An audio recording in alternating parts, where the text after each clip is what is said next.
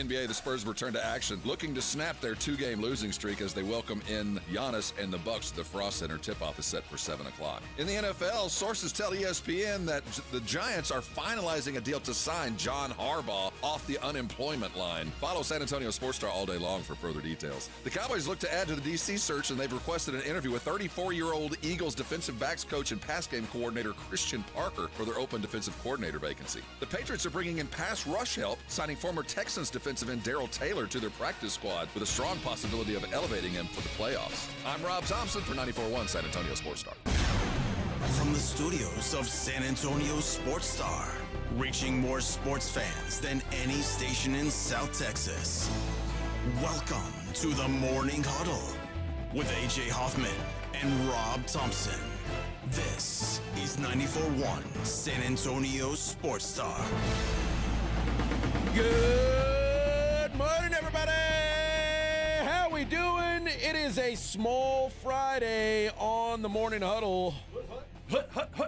Hey now. I'm AJ, your old buddy.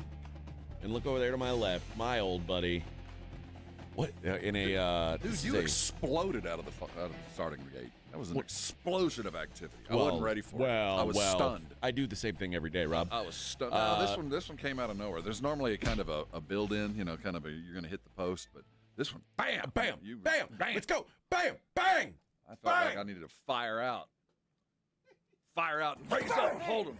Bang. Shuffle. I'm gonna throw you in that friggin' pond.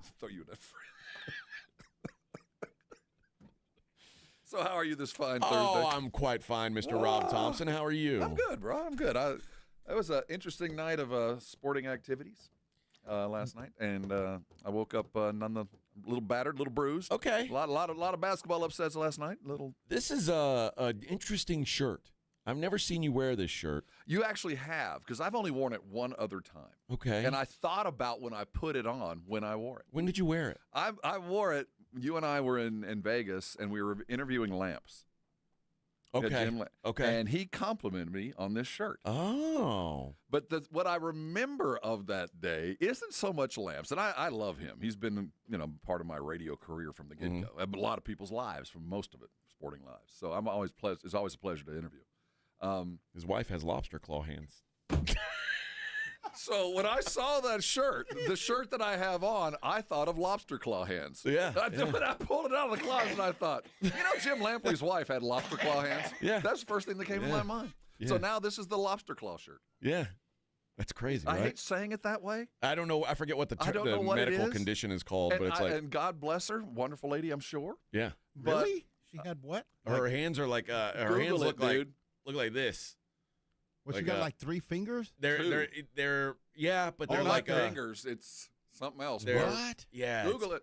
But anyway, it's so funny that you brought that up, because I was like, I think I've only worn this shirt once. That's your lobster claw hand shirt. And it's the lobster claw shirt that I put on today. So if you type in Jim Lampley, the first thing is Jim Lampley wife hands. Dude, man. It's his ex-wife. Her name's Bree Walker. So if you want to look up that, let me go get it. It's called ectrodactyly, also known as lobster claw syndrome. Dude, causing missing or fused fingers and toes. And Are her feet like that too? I don't know. That's weird. It'd be hard to find some shoes.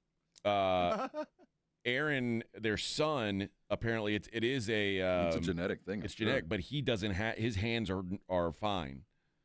But they said apparently their story gained notoriety due to the controversy surrounding her decision to have children with the inherited condition, with Walker becoming a prominent disability rights advocate. Good for her. Yeah, but she was like on TV, and she was with like, if you see her now, it's kind of she's an older woman, and she's one of those women who's tried to do a lot of things to try and stay looking young. But in her day, didn't work out well. In her day, she was a beautiful woman. She just had lobster claw hands. I didn't know that, and I'd seen pictures of them together, but she wasn't waving. Yes. But since you brought it up that this will forever be the that's the Lobster shirt, Claw huh? shirt. Yeah, this was the one. He goes, I appreciate the corduroy short or something like that. I'm like, Yeah. And it kind of got tucked back in there, and I put it on today thinking that very thing. Not a shirt I ever I would ever. It's a warm shirt. Yeah, it is warm looking. Mm-hmm. It's a statement. It's a statement. It's soft. Yeah. Where did you get that? Or who got it for you? I know I got it. I'm trying to think. Probably, it's someplace probably online. Okay. Quince, maybe. I don't think. I mean, it's something I would never even think to a corduroy shirt. Yeah. But if Jim Lampley likes it, then he complimented me on it. What else can you do? Hey, all right. But I would wear that. You should have worn that shirt more often. And then add to it the lobster claw thing. Yes, now it's got a memory with it. That's always good to have a shirt with a memory. What a show we've got planned for you today, friends. What a show. There were sports events happening last night, and a lot of upsets in college hoops. It's such a pleasure to have a pretty big event, and we'll talk about Harbaugh maybe getting that gig happening before we come on air. Normally that's the kind of thing that hits the wire is about 10:05. Yeah, they did us right today, so we appreciate that. We'll talk about John Harbaugh and what looks to be his next stop, which is kind of exciting. And if that's the first domino, I think we see things start to fall into place. I think so. On top of that, we've got yesterday, if you remember, was the deadline. Oh, that's right. For college football players to announce for the draft, and some big news. Both stayings and goings. Yes. Dante Moore took the advice of Stephen A. Smith to not become a New York Jet. Stay home, brother. It's Stay home. Life in Oregon is way better than life as a New York Jet, apparently. So that's what Dante Moore has decided to do. How does that impact the rest of the draft? Because obviously the guy he was the number 2 quarterback prospect behind Mendoza, and there were some people who like him more than Mendoza. It's amazing what one game will do. Can you imagine if the people, there's people around him probably was telling him, you probably shouldn't have played, man. You probably cost yourself. I can't imagine that. Because I think he would still be the number 2 pick if he came out now. You think? Yeah. You just have to play for the Jets. Yeah, I guess the Jets are just, that's enough. And, the Nike money's good, too. I think right after the Jets turn in their pick, Dante Moore should call and say, I declare. Well, now I'm in. But, to add to the craziness of this story, not only is he staying because he doesn't want to go to the Jets, Oregon has signed Dominic Raiola. That's a built-in kind of controversy there. Well, I don't know. Obviously, they both know what they're getting into. But I think it's much like when people thought after Quinn Ewers went to the Final Four that when he came back, it was going to be a controversy. Mm-hmm. No. Dante Moore's not coming back without some assurances that he's the man. And he just got him to the Final Four. He absolutely should be the man going into this thing. And Raiola, who, quite frankly, hasn't accomplished much of anything. No, he hadn't. But this is why you go to Oregon. Used to have 5 stars. Yeah. But you go to Oregon to accomplish those things, and now he's going to have to put a year off on that. Yeah, but he's coming off a busted leg. Yeah, there's a little bit there. So maybe man. First of all, hats off to Dan Lanning. How did he manage this? Well, because my God. Then hats off to Phil Knight if you're wondering how he managed it. There's a lot of schools with money, but you talk 2 of those guys into coming. That's a pretty good job of salesmanship. Well, I think Raiola's probably looking at it as well. Okay, Lanning's last 2 quarterbacks, both in the NFL now. Dante Moore is about to be a top 5 pick. Maybe I can get my name in that ring. I think he will. That's why I get it. I just thought he would do it knowing he was going to play this year and not wait on it. No, we'll see how that shakes out. Victor Brown back in the saddle. Look at you, Vic. How you feeling, buddy? He's inside saddle, not full on strap. Yeah. No, I'm about 55%. 55. That's not a great percentage. No, but it's better than 0 the way it was yesterday. Were you a 0 yesterday? Oh, I was negative yesterday. Now, is your house officially under quarantine? Are people allowed to come and go? Or is your wife back to normal? Are there hazmat suits? She's 2 days ahead of me, so she's still very sore from coughing. Same thing I am. And she hasn't been to work all week since Saturday. She's been home since Saturday. and she's staying home today again. Oh, I bet they're getting away with murder at that store that she works at. There's People stealing. There's just people walking out with stuff. Yeah, because Vic's wife is like not only the manager, she's also the head of security. Yeah, and she will whoop your ass. You try to steal from that place. She'll bounce your ass right onto the parking lot. Damn. Yeah, that's they're missing out on her. It's what's going around, and I think one of her employees had it too. I think that's where she got it. But is it just you and her in the house right now? Yeah. My daughter's moved out, and then both my sons have moved out. But that's good. At least you're not. So now you can just lay around naked. Oh yeah, we do that already. My first thought was to blame your daughter for getting you sick, right? Because not only does she have 2 kids that she brings around you all the time, she also works at a daycare where there's even grosser kids probably. Oh, it's just a virus farm. Yeah, that's all that And is. the sad thing is, eventually, you do build up an immunity as the spouse or the person that lives in the same house as a teacher, but it takes twice as long. Yeah, it takes a little bit. My wife built up the immunity, and she would still get me sick for about 5 years, and then finally I built it up too. See, my wife doesn't leave the house. Now you bring it in. Now you're the one who's going to bring it in. No, it's my son's. Oh yeah, those that's right. snot-nosed teenagers. Yeah, I sit in a room when I work. I sit in a room with you. So, you know what I mean? When my older son works, he's working around a bunch of dudes.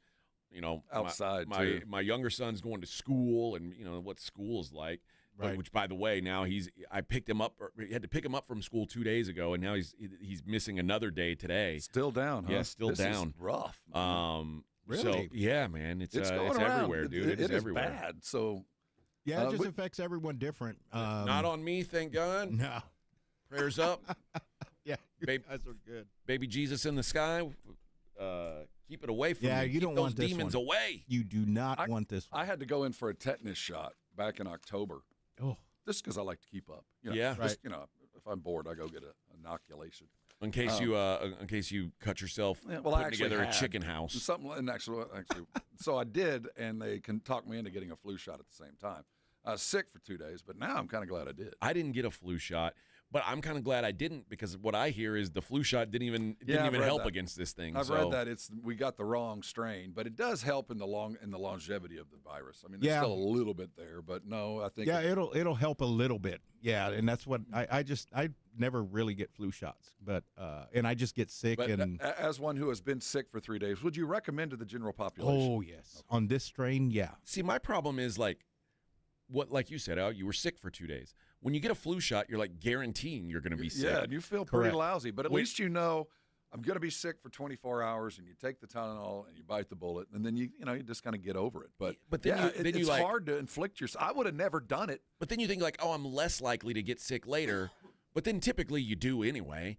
And then in my world of thinking, I'm like, well, I'm not going to get the auto sick. I'll just wait until I get the regular sick. Until you get it. And then once you get it, like I did get the flu, like the Victor Brown strain, where I was on my back for 4 days. And after that, I promised myself, if I remember, if I have the wherewithal, if I'm in the vicinity and I'm reminded, I'm getting a shot. Did you get COVID?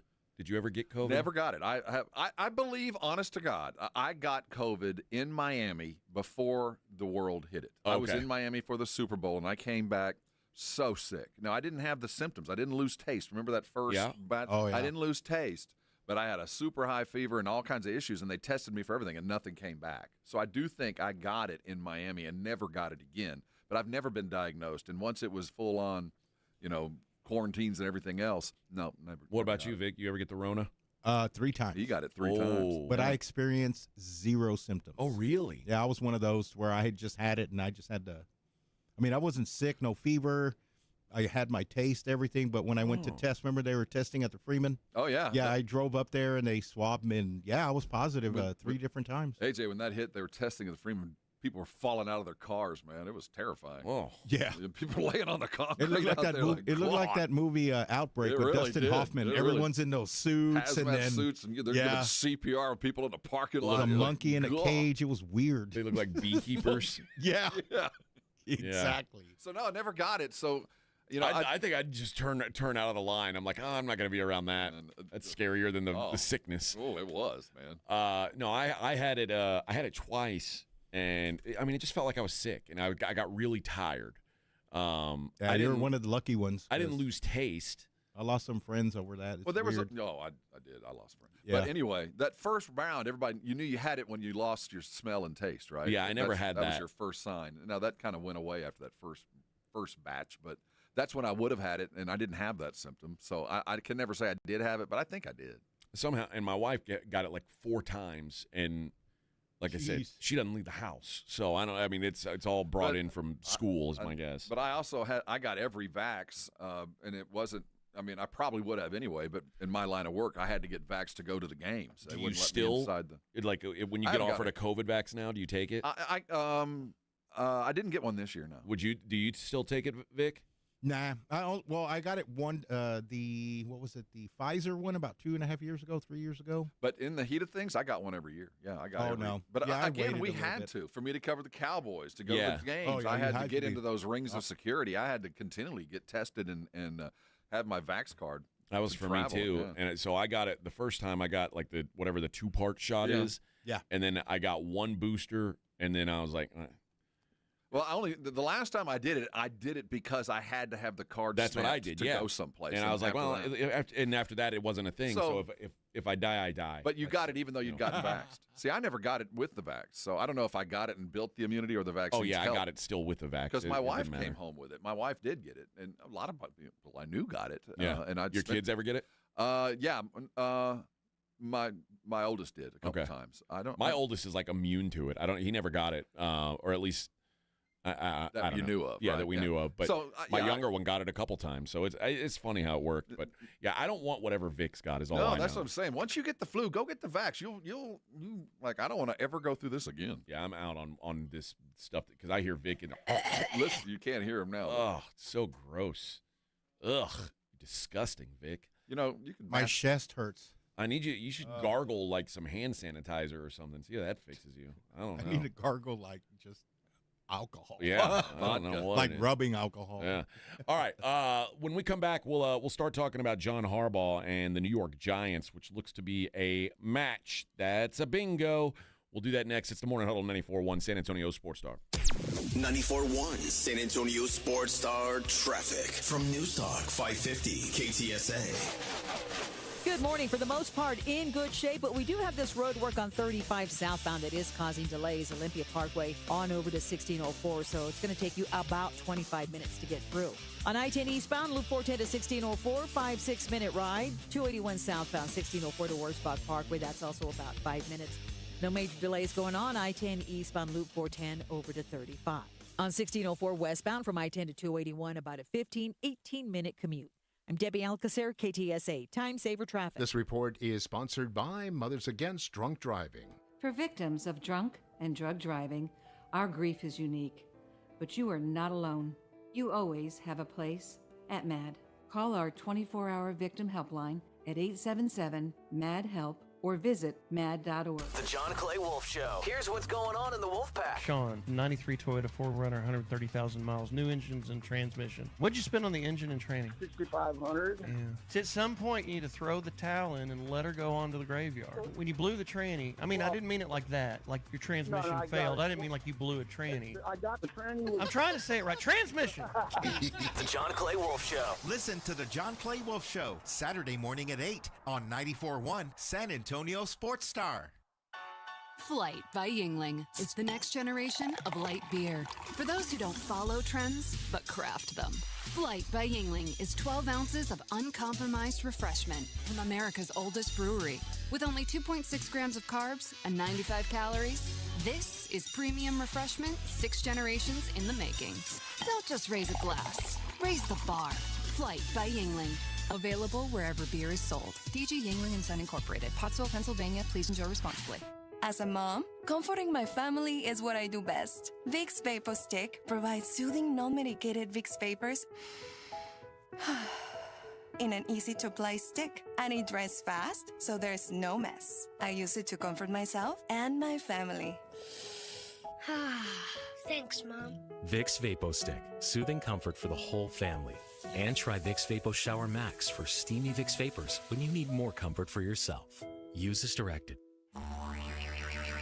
You know the Roo Pub has proven to be the best place to watch games with those 3 massive 170-inch screens and TVs all around. All the games, all the fights, and when you show up at the Roo Pub, show up hungry. The food is fantastic. Open daily at 11. Great for lunch, great for dinner, great for late at night, and the best place to watch a game. Just down from the big blind, right next to the Angry Elephant. The Roo Pub, 281 in Redland Road. We'll see you at the Roo.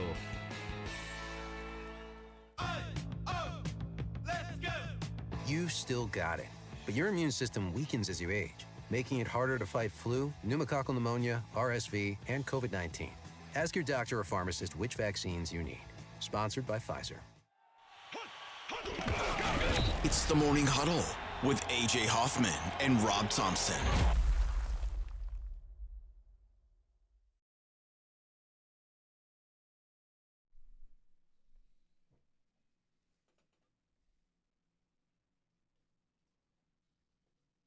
Oh, the sweet, sweet sounds. The only way is one. Oh, that sweet Canadian sound.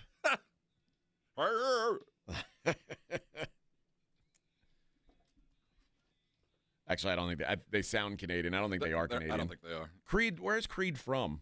Florida, I thought. Are they? I know Stapp seems to be a Floridian. He looks like Florida guy. Yeah. I don't know why I always think when I hear Creed, I'm like, oh, they're Canadian, but they're not. Creed was one of those bands that much like Nickelback. Very much like Nickelback. I'm not a big Nickelback guy, but if you like Nickelback, I'm not gonna make fun of you for liking Nickelback. So Creed and Nickelback though were these two bands that if you liked them, or now in hindsight people are like, oh, how can you like that? But somehow they both sold bajillions of records. Have you seen the Nickelback? There's a documentary about why do people hate Nickelback so much, and you look at the music they put out, you go, wait a minute, I don't know why people listen hate to them it, so but much. they listen to it in private, so no one would hear it. Well, there is the beans and toast kind of. They're like, there is that kind of. I don't want people to know. Lyric. I don't want people to know I'm listening. But to this. I remember when Creed hit. What were you, about 8th grade? How old were you when Creed hit? Creed hit when I was in the Army. I'm pretty sure it was after. What year it was probably 2000, 99 or 2000. 2000. When was it? Was it that late? I just remember people jamming, singing the words and go, wait a minute, this is like a Jesus song. This is like Striper. It might have happened my senior year. There might have been some Creed exists. Yeah, I think the first big Creed hit, people were like, wait a minute. I think it was, what was their first We're hit? rocking out, and this is a Jesus song.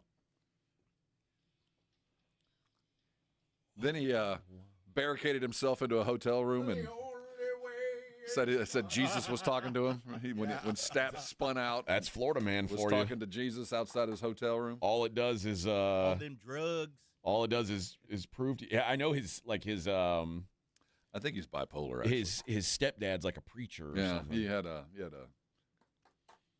little episode. Yeah, some time in Trembling Hills, and he's all better now. Good, man. Good for them. Good for them. Good for Creed. A band that will. They're touring. Are they really? Yeah, they're still bouncing around. Let's go. Yeah, man, I would actually. I'll go, man. Let's go. It's a perfect Aztec show. Vic, you can go if you're not sick. Oh, speaking of, we had a conversation. I think only white people go to Creed shows. I get very it. True. It's all good, Vic. You don't have to. Yeah, that'd be weird. We had a conversation a couple of weeks back about Sunken Gardens Theater. I read something about the Sunken Gardens yesterday. It appears they're back in business. They're hosting an Ozfest show coming up. Ozfest? Well, it's kind of an Oz tribute thing that they just announced that they're going to host it. So, hey, for those, Sunken Gardens been out of commission for a minute for hosting big shows or decent shows. If it is in fact truly back, that's a good deal. That's a good place to go see. Let's see. Somebody sent me a message yesterday and said Grunge Fest, Rob and AJ's next concert. Oh. It's Alice in Chains, which it's spelled ALYSON. So also CHAYNS. Tribute to Alice in Chains. Rusted Cage, a tribute to Soundgarden. It's all the same dude. And Lemon Yellow Sun, a tribute to Pearl Jam. It's all the same dude. It's gotta one be. band, right? I bet it one is. Dude. And it's March 28th at the Aztec. I might go. That'd be a good thrash. I might go. If it is all one dude, I'll be pissed. Put on my flannel, smell like patchouli. develop a small heroin addict. And, You'll be fine. You'll go and you'll enjoy the blend in. show. Yeah. You'll blend in. Yeah. Well, you could go to that one, Vic. You're allowed to like those kind of bands. Oh, yeah, but Your culture won't allow you to like Creed. no, No, Creed or Nickelback. Yeah, you'd be you're out. right. You'd be out of the Latino club. They wouldn't allow it anymore. So Unless you're playing like bass. in Or the band. drums. Yeah. The drums maybe. Maybe sound tech. yeah. All right. John Harbaugh looks like he is going to take the head coaching job of the New York Giants. The first domino to fall, and Best coach, best job. I mean, second it's- best job. Well, it's the best. The job that he got fired from is the best Yeah, job. that's what I'm saying. It's So, the second best job, but yeah, it's a match. My thought, this hasn't been said publicly, but we were talking about it before the show. My thought is they told John Harbaugh, look, we haven't fired Joe Shane yet, but if Y'all we don't need get along. if we need to, or it's not your thing, we'll make sure we find someone who works for you. And sometimes that's what you do when you're recruiting someone like that. And John Harbaugh probably said, all right, let's do it. And I make fun of Joe Shane. I don't think you ever get out from underneath signing Danny Dimes the way he did, but he has acquired some talent. He hasn't been awful. So I do get that he gets another year. I just don't see how you survive this. I think he's probably already kind of freshening up the old resume and getting his curriculum vitae out to the right folks because it ain't gonna last. He's the monster that is Harbaugh has arrived in the building, and you're not gonna survive this, man. No. So unless you get it right. Well, he might be Zelig. He might blend in, but I don't think so. But I think we agree this was the best coach available, the best job available to him. This feels like the right match. And now, if again this hasn't been finalized, I think all they're doing is crunching numbers. But Harbaugh was supposed to interview in Tennessee and Atlanta. Mm-hmm. He ain't going to those places. They're not going to let him out the door. The Giants made sure this must be some sort of Godfather offer. They're not going to let him out the door. And if they're like, hey, we don't want you to go on those interviews. How about we add this to it? Exactly. Okay. Little sweetener. Here's your pin. We don't want to get into a bidding war. We just want to win the bidding war now. And they have the wherewithal to do that, and he has the wherewithal to ask for it. So it's going to be a whopper of a contract. I'll tell you, Cowboy fan, I'm worried. It's bad news if you're a Cowboy this is fan. Not a good thing. The last thing that the Cowboy fandom world needs is continuity in New York. Well, the good news is Philly and Washington both seem to have dopey coaches, so it's not that big of a deal. Well, I mean, it's still, I don't like the idea of having Harbaugh in the NFC East for the next 8 years, 9 years. Things just got a whole lot harder. Yep. So I agree with you completely. This is one I feel like the Giants are going to be on the right path. Feels at a very minimum. Parcellian, doesn't it? Now the question becomes what job is next to fall? Who's the next domino? I'm sure Atlanta and Tennessee both are going, what the hell, man? Now the panic button starts to. So dollar values have now doubled, and time frame is quickened. Yeah, you're gonna make the first offer better be a good one because they're gonna move on. Well, that's the thing. Like, if you're Atlanta and Tennessee, or if you're really any other team, you say, man, he didn't go anywhere else. That means when we get somebody in, and if we like him, we got no time. We better have some money. Which, by the way, isn't always the right thing to do, because sometimes you end up putting a ring on a girl's finger that you don't really want to be married to. And I could see that happening at one of these other jobs just because they're like, what if someone else likes him? Mm-hmm. You know, like that's entirely possible. Obviously, Harbaugh's a case where you know a little bit more about him than some of these other guys, but there's some dudes like, Jesse Minter, who knows if he can, if he's a head coach or not. But like somebody's going, oh, we got to have him. Somebody else will get him if we don't. And I'll be very curious the dollars. I don't think it matters. I think the jobs that are open, I think there's a slotted value that you kind of expect. And I think I expected that the Baltimore gig probably wasn't going to be the highest paying gig, but probably be the best. And the Giants and Atlanta probably would, and Miami, you land there, you feel like you're going to get paid on top of the situation you're in just because of the nature of the owner. Yeah. So I think every coach just got a little bit of a raise this morning because Harbaugh signed fast. Thanks, Coach. Yes, go ahead. Appreciate you. Yeah, but that's also, I mean, that's kind of the benefit of signing with a big market team. Absolutely. They got money to throw around, and that owner is willing to throw money around. And they need it. I mean, it's the right guy at the right time, and I'm sure that's how it was proposed. You were meant to be here. And also, their last hire, Dayball, they went with a guy who had not been a head coach before. Mm-hmm. And usually it goes back and forth, right? Like you have a guy who's not a head coach, and then you're like, oh, we got to get a guy who's got experience. And then after you've had a guy who's had experience, it wouldn't shock me at all if the Ravens go after a first-time head coach. I wouldn't. That's their forte. Some GMs, some owners have a real knack for finding the young, hot coach. Because remember, Harbaugh, Mike Tomlin also were first-time head coaches. So John Harbaugh was a special teams coordinator. And, you look at the guys, like somebody took the attempt on, early on Shanahan. Now, he had a name behind him, but somebody gave him the promotion. Lynch gave him the promotion to San Francisco. What a brilliant hire. You hire one coach and don't worry about it for 15 years.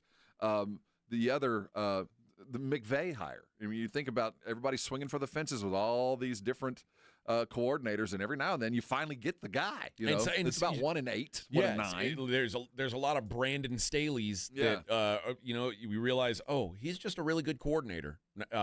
Brandon Staley's, maybe even Mike McDaniel is going to fall into that long term. But yeah, if you hit on one, you look like, we're the most forward-thinking organization. We're the smart guys, and never have to worry about it again. Yeah.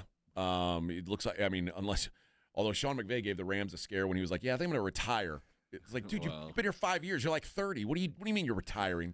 Yeah. I might retire unless you find your wallet. But it looks like Seattle found a guy like that. It looks like in Mike McDonald. So it's some of these it can happen. Maybe even Houston with DeMeco Ryans. Do you think the odds are? Is it harder to find a head coach or a quarterback? A quarterback. It is a quarterback. Yeah. I mean, because there are 1 in 30 and 1 in 10. But also, if you don't have a quarterback, it doesn't matter if you're a good head coach or not. You're still a loser. True that. You know what I mean? I've seen a lot of good quarterbacks succeed with dummy head coaches.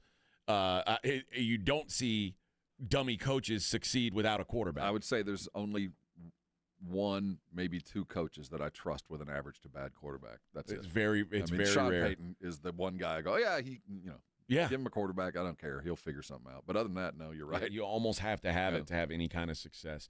All right, let's take a break. We'll be right back. It is the Morning Huddle 94.1 San Antonio Sports Star. 94.1 San Antonio Sports Star traffic from News Talk 550 KTSA. Good morning. For the most part, in good shape, but we do have this road work on 35 southbound that is causing delays. Olympia Parkway on over to 1604, so it's going to take you about 25 minutes to get through.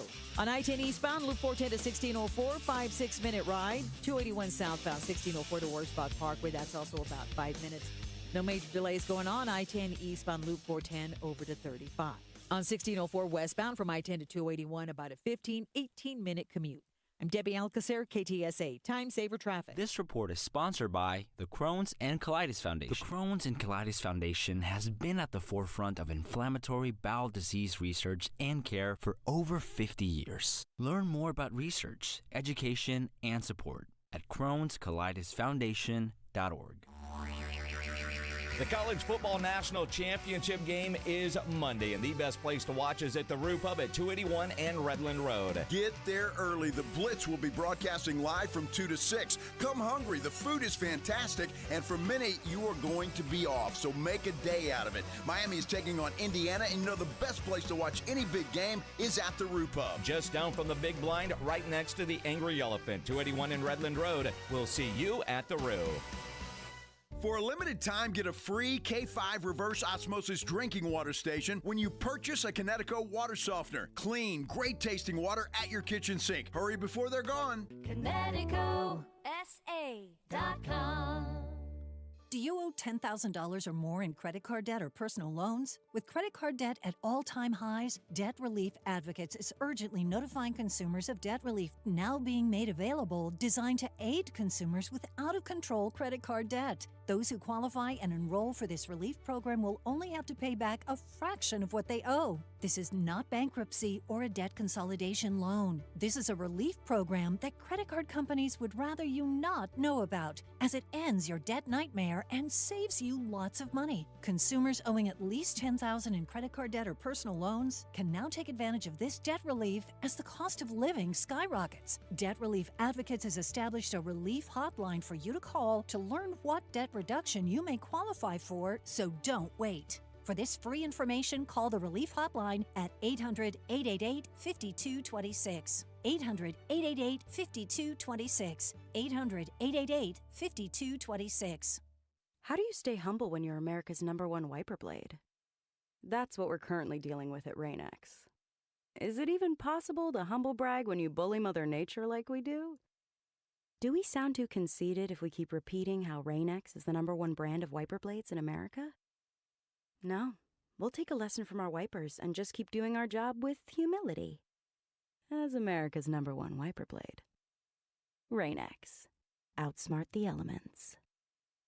It's 2026. New year, new you, new resolutions to keep for a couple weeks. Whether you're trying to eat healthy in the new year or not, your best choice is Omaha Steaks. They have multiple bundles to choose from. They have an all-protein pack if you're trying to slim down or eat clean, consisting of butcher's cut filet mignon, air-chilled boneless chicken breast, boneless pork chops, classic burgers, and more. Everything you need for your freezer and meal prep. Or grab one of the other bundles that include potatoes au gratin and caramel apple tartlets. That sounds good. Omaha Steaks offers unrivaled quality and variety, and every bite is backed by their 100% guarantee. Every steak is perfectly aged to maximize tenderness and hand-cut by master butchers in America's heartland. Save big on gourmet gifts and more holiday favorites with Omaha Steaks. Visit omahasteaks.com, and for an extra $35 off, use promo code SKY at checkout. Terms apply. See site for details. That's omahasteaks.com, promo code SKY. You still got it, but your immune system weakens as you age, making it harder to fight flu, pneumococcal pneumonia, RSV, and COVID-19.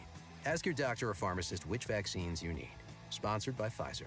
It's The Blitz with Jason and Joe. Afternoons at 2. Coming up on the Blitz, the Spurs are back home and they get Giannis and the Milwaukee Bucks. We're going to preview that for you. Plus, the Houston Texans, one game away from the AFC Championship game. Will they make it? We'll talk about it with the General, John McClain, at 5:15. And will some of these openings get filled soon? We're talking NFL coaching searches. The Blitz starts at 2. The Blitz with Jason and Joe. Afternoons at 2 on 94.1 San Antonio Sports Star.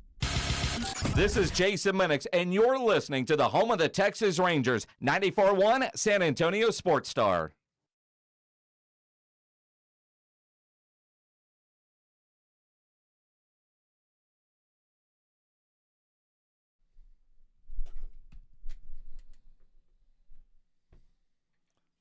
Wop, wop, wop, wop, wop.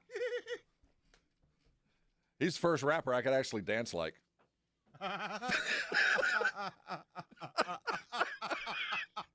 He has white guy rhythm.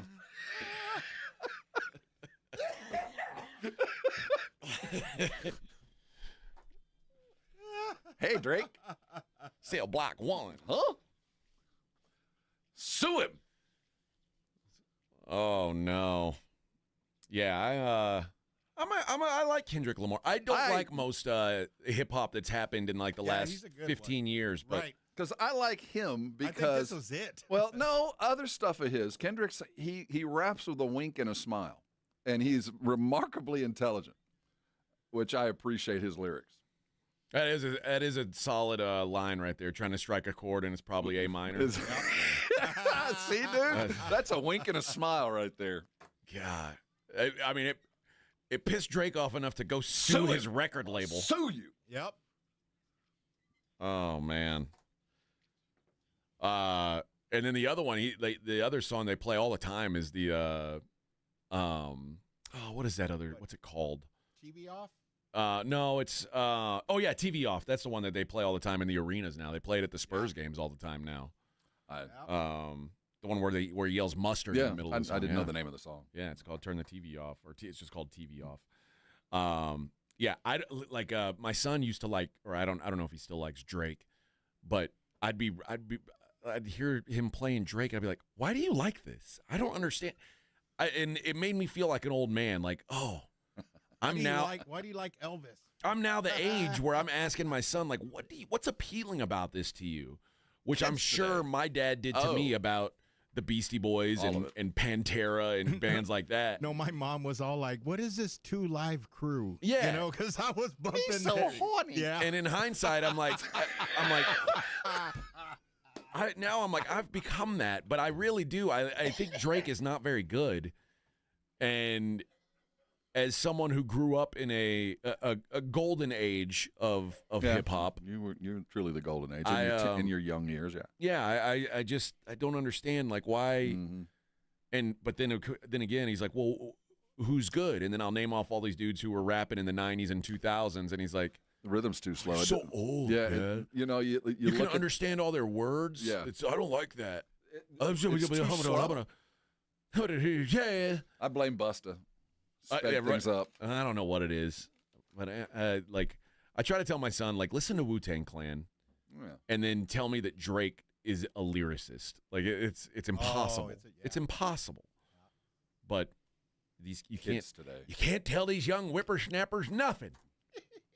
You can't tell them nothing. They think they got Riz. They think the Drizzy Drake is a good one. They think they got Riz. They don't know Riz. They don't know Riz. They don't know Riz. I don't know Riz. No, I don't either. But it sounds cool. Yeah. Sounds good. Sounds like I'm down with that. Very Rizzy. I don't know. Maybe. So as we were discussing now, the question then is what happens next in this coaching cycle. My guess is the most likely guys to go are going to be the hottest names. The Mike McCarthy, I think Mike Tomlin, if he wants to coach again, those guys may be snatched up pretty quickly. Well, the good news about those guys is if you're hiring, there's not a lot of interviewing. I don't need to get to know you. I know who you are. And there's enough people around this league that also know you that I can talk to. I mean, I need a closing discussion, but for the most part, I know what I'm hiring. Yeah. The Steelers' job is, I'm so torn on if it's a good job or not, because obviously the stability of it is so awesome. Like you know you're going to have patience. Like you know you're going to have time to build what you're doing. The cons are this roster sucks. It is TJ Watt, Cam Hayward are really good. They are probably on the downslope of their careers, though.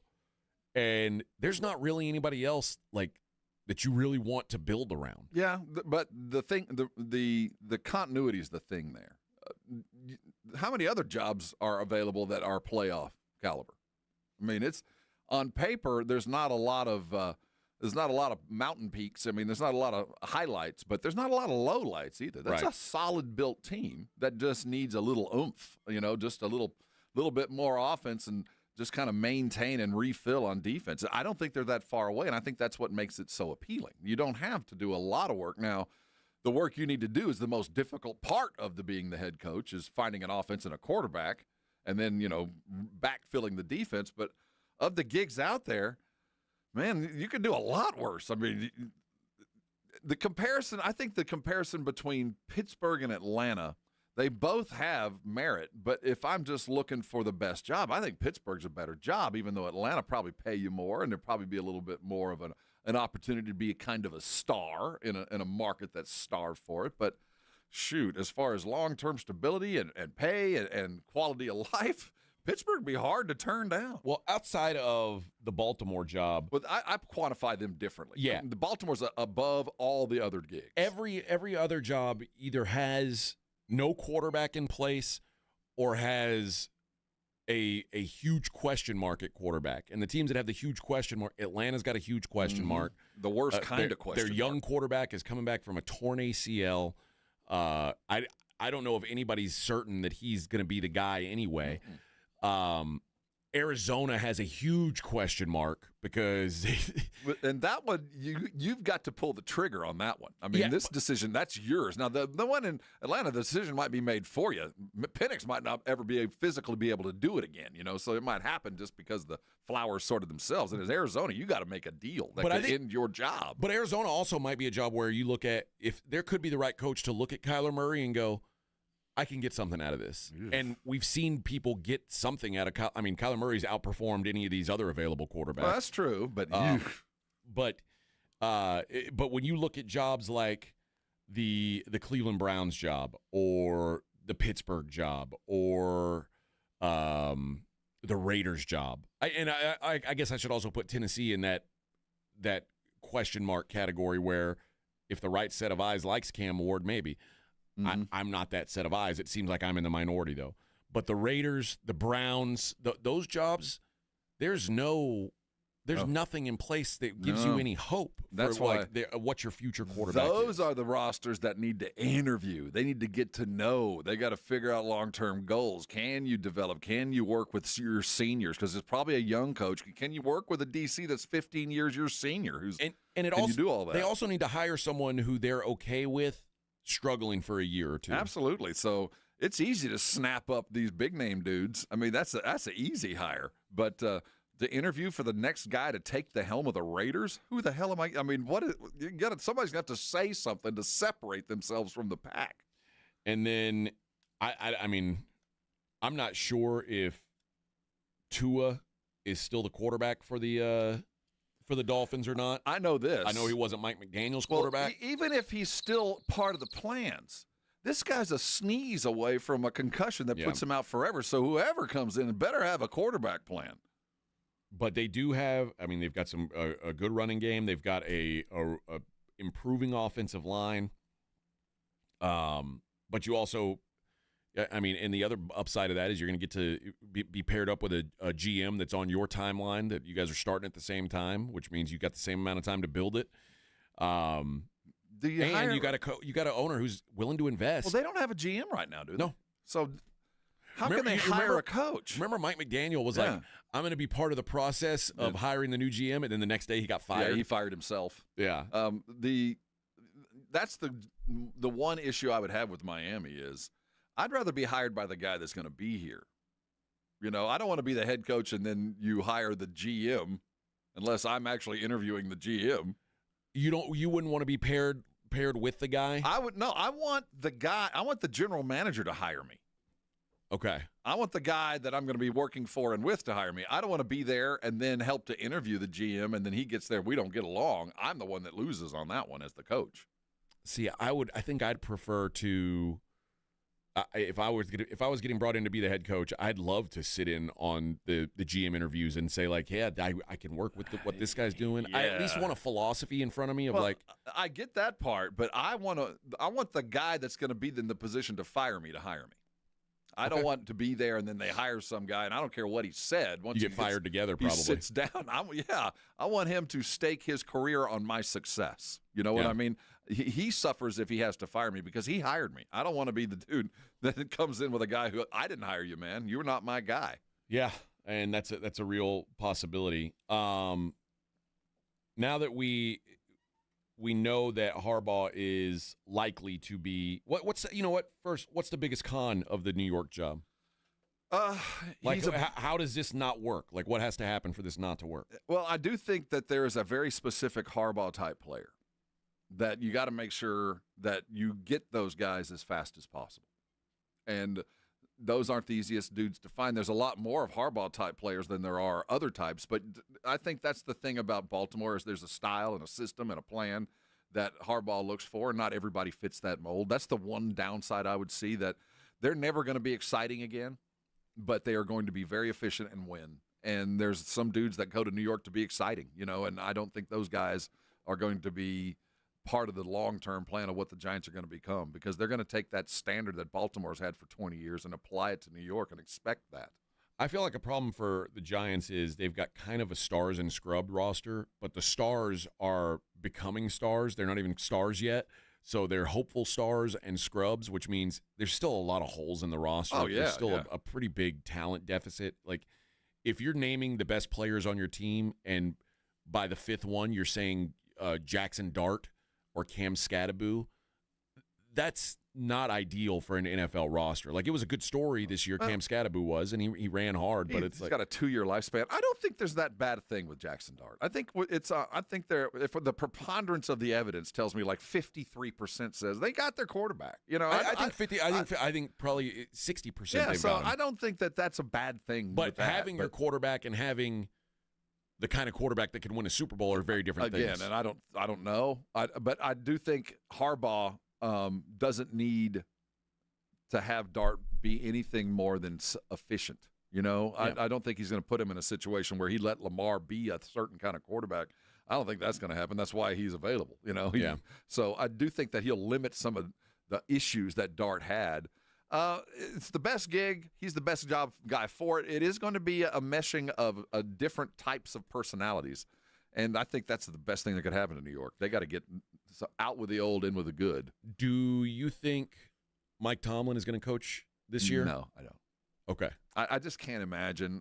Because, first of all, there's the rebound syndrome that I don't want to be the rebound team for Tomlin, who gets there and realizes there's a reason things went stale in Pittsburgh is because I just quite frankly don't want to do it. And I don't want to be the guy that hires him a week and a half after he steps down, you know. So I think if I was advising him, and even if I was hiring him, I'd want to make very sure, are you in for this? You know, because this is a whole different ball of wax, and I'm not sure I would want to jump into that this soon, though. It'd be very hard for me not to hire Mike Tomlin if he was sitting across from my desk. I mean, love me or not, I'm willing to give it a shot. Yeah, I'd certainly want to. I'd certainly want to have that conversation. Like, are you sure? I am. I hope you are. Yeah. Like someone said, Mike Tomlin can be on TV. I don't know. Mike Tomlin's built for TV. I just. If I was him, and he probably is going to call a bunch of coaches and talk to a bunch of dudes and ask the ones that when you took a year off, was it worth it? Did you survive? Did you go stir crazy? Did you truly recharge the batteries? Did you find your love, or did it start to slip away and you felt like I better start coaching or I'll never do it again? I mean, there's a lot of questions to ask for a dude that, quite frankly, doesn't have to do anything. The predictions on USA Today, they predicted every coaching landing spot, and they were right on Harbaugh. Arizona, they've got Robert Saleh. Perfect. Atlanta, they've got Clint Kubiak. I'll assume good. That's offense for sure. Baltimore's Kevin Stefanski. Wow. Okay.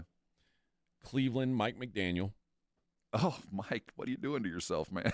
What are you doing? You barely survived Miami. Good you think luck. you're going to get out of Cleveland alive? Mike McDaniel, like when he the times that I remember Mike McDaniel looking the worst is when he was in cold weather. Yeah, and now he's just going to be up there in Cleveland, just the dead look in his eyes. Vegas, Jesse Minter. Miami, Mike Tomlin. Would that interest you? Would that be an Absolutely, it interesting would. You job? want to talk about? Why don't you leave Pittsburgh and come down and live on South Beach for the next couple of years? It'd be hard. That alone would be appealing. Yeah, maybe. I just felt like if you stepped down truly, if you did just leave the gig and you weren't asked to leave, why would you jump back into a tough because job? like you said, sometimes it's just a matter of scenery. Yeah, and maybe, but that normally is told to you. You know, normally the owner says they don't listen to you anymore. You don't realize it. They're just not performing. And if you realize it, you got other issues. Of all the jobs that I think Tomlin should take the Miami job. Why not? Pittsburgh says Brian Flores. Perfect fit, but I think that's a Band-Aid, not a long-term fix. Tennessee says Mike McCarthy. I'd flip those. Pittsburgh, Mike McCarthy. Yeah. Tennessee, Brian Flores. Yeah. If I was playing Puppet Master and Goodell, I'd send them different places. Okay. Yeah, McCarthy with the year off, a lot of his name has started to flash again. I hope he gets one. I do too. Yeah. I mean, I thought when the Cowboys fired him, I thought he was like the day they fired him, he became the best coach available. And I'm anti-retread. I really am. I want new guys to get an opportunity. But McCarthy, I think, still has something to offer the game. Of all the guys we just went through, only Jesse Minter and tell me about Jesse Minter. He's the DC for the Chargers. Mm-hmm. I know that. I remember he played. A player, played for a long time.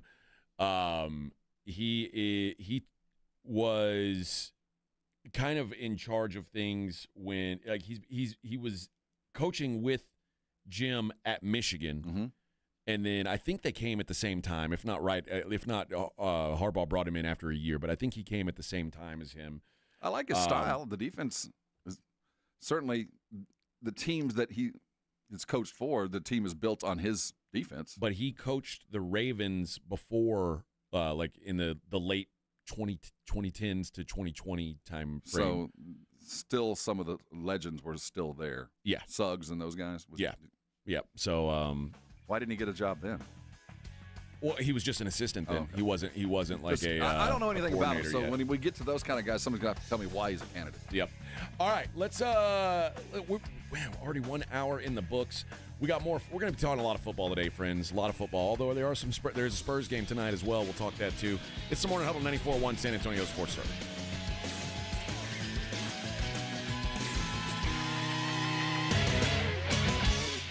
When you think San Antonio sports, think 94.1 San Antonio Sports Star.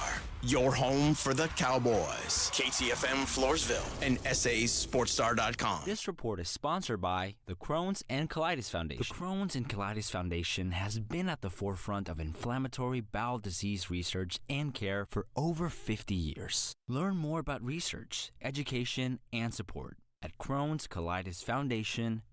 Running a business means wearing multiple hats. So if you're like me, you probably started out using your personal phone, taking client calls and texts nonstop.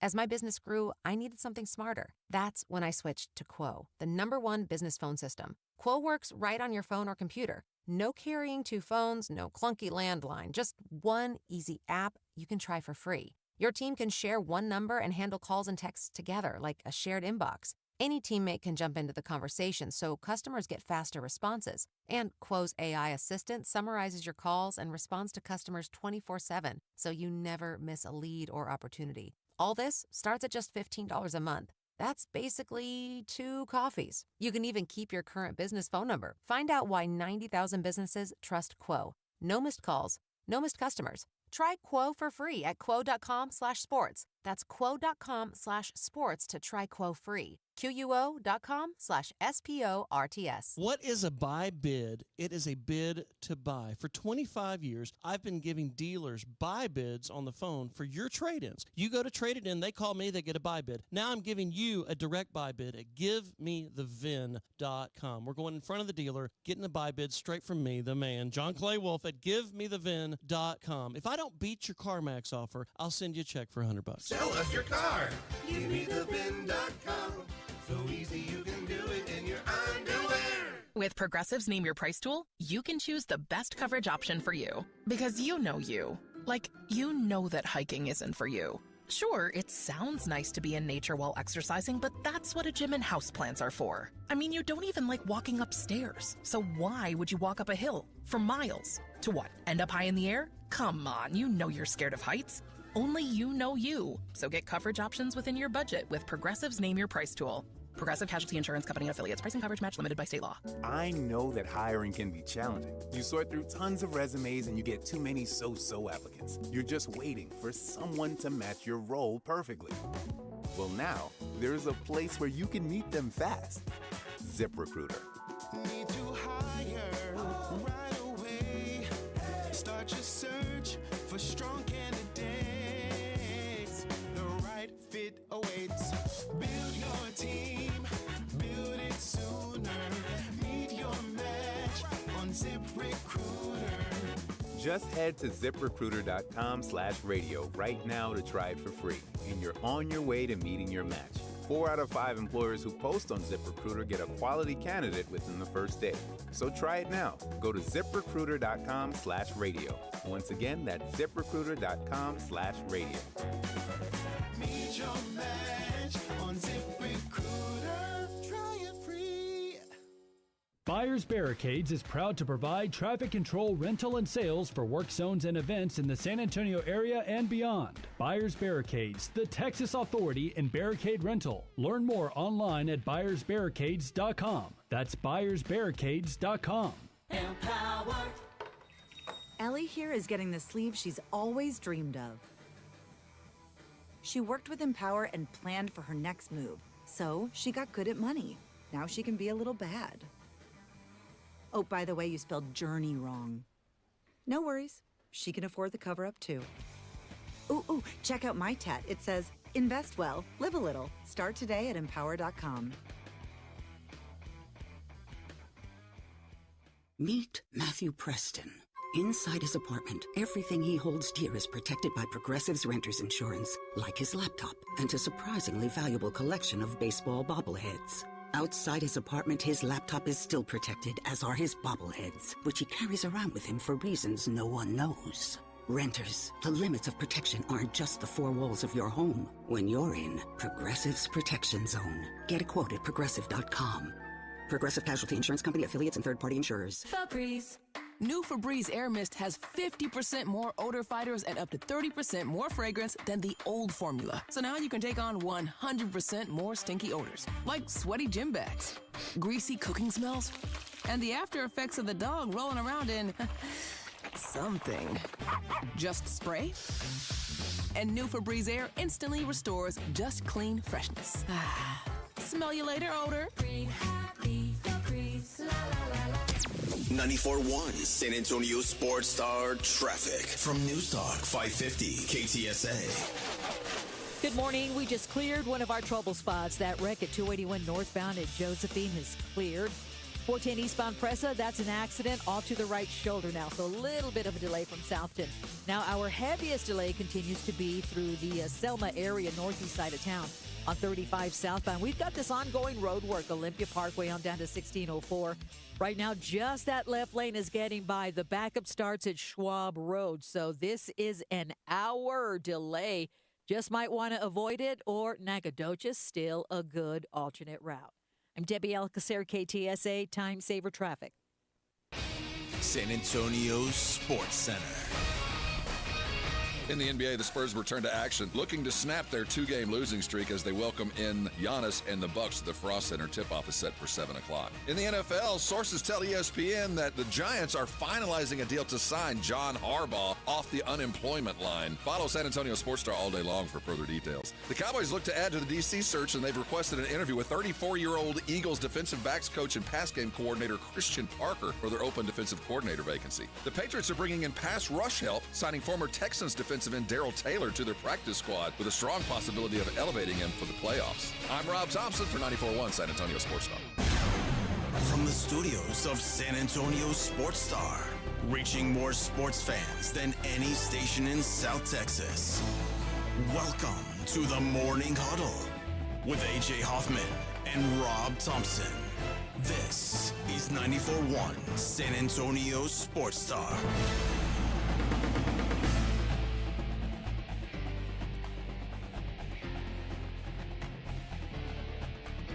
Hey now, good morning. It's the Morning Huddle 94.1 San Antonio Sports Star. How we doing out there, friends? How we doing?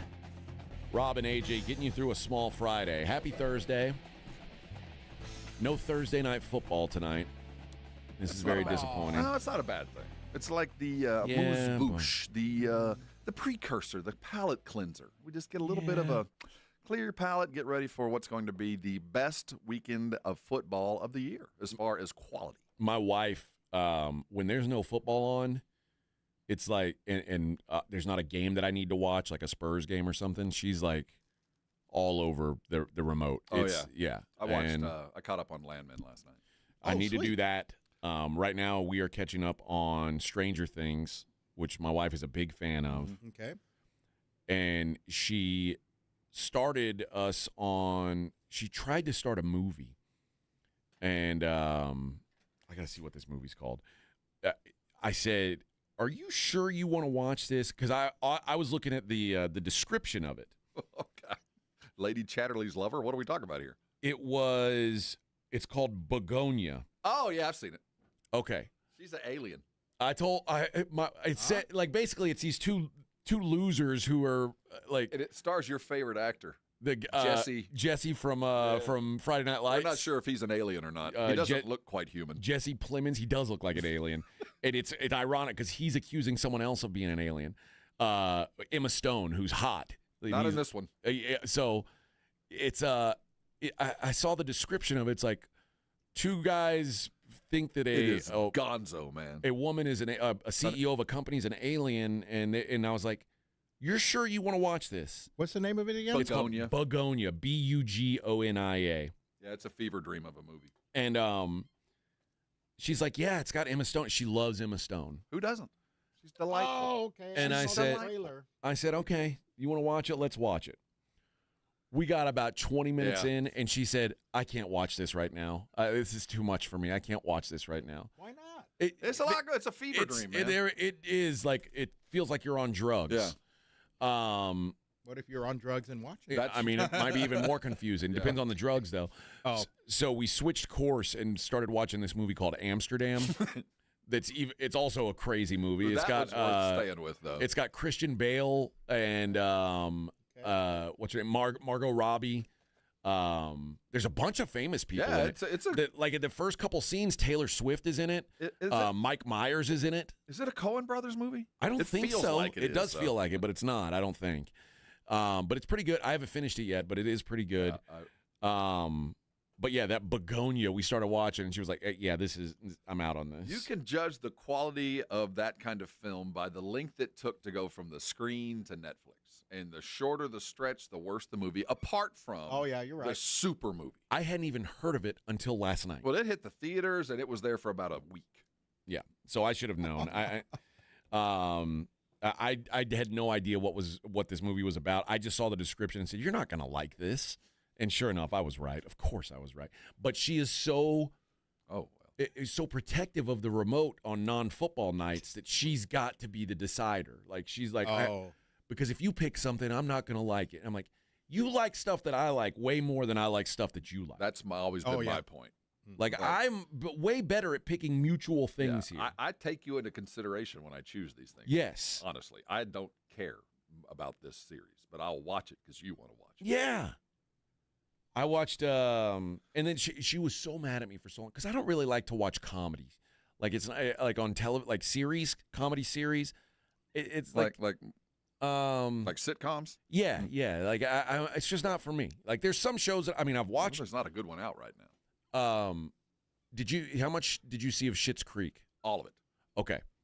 I was very, I was pushing against it. I gave a lot of pushback. I didn't want to watch it. But it's funny.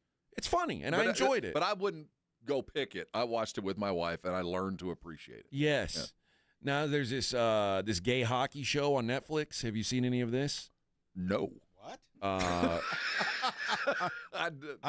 don't think they promote themselves as a gay hockey show. Heated Rivalry.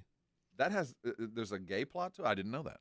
I think the full plot is about I don't know. Yeah, gay hockey players. But I wouldn't have picked that no matter what. And I'm like, I don't know. I don't know if I want it's got to be really funny for me to Righteous Gemstones. I watched, because I literally laughed out loud. I don't know how many times, and my wife was that kind of comedy show. My wife's not interested in. Really? No, that's too crass. Did you ever watch Arrested Development? Yeah, I don't really like it. Didn't like that one either. It's too highbrow for me. Like it's like what smarmy people think is funny. I guess I'm smarmy. Yeah, you're smarmy. Like what's the guy's name? Paul Thomas Anderson, or those comedy movies that are like sometimes you watch them and you go, is that funny? And then you're like, everybody's like, oh, that was so funny, and you almost have to say it, otherwise. I'm trying to think of the movie of Paul Thomas Anderson. I know Paul Thomas Anderson movies, like that's not who I'm thinking of. Paul Thomas Anderson's actually good. He did There Will Be Blood.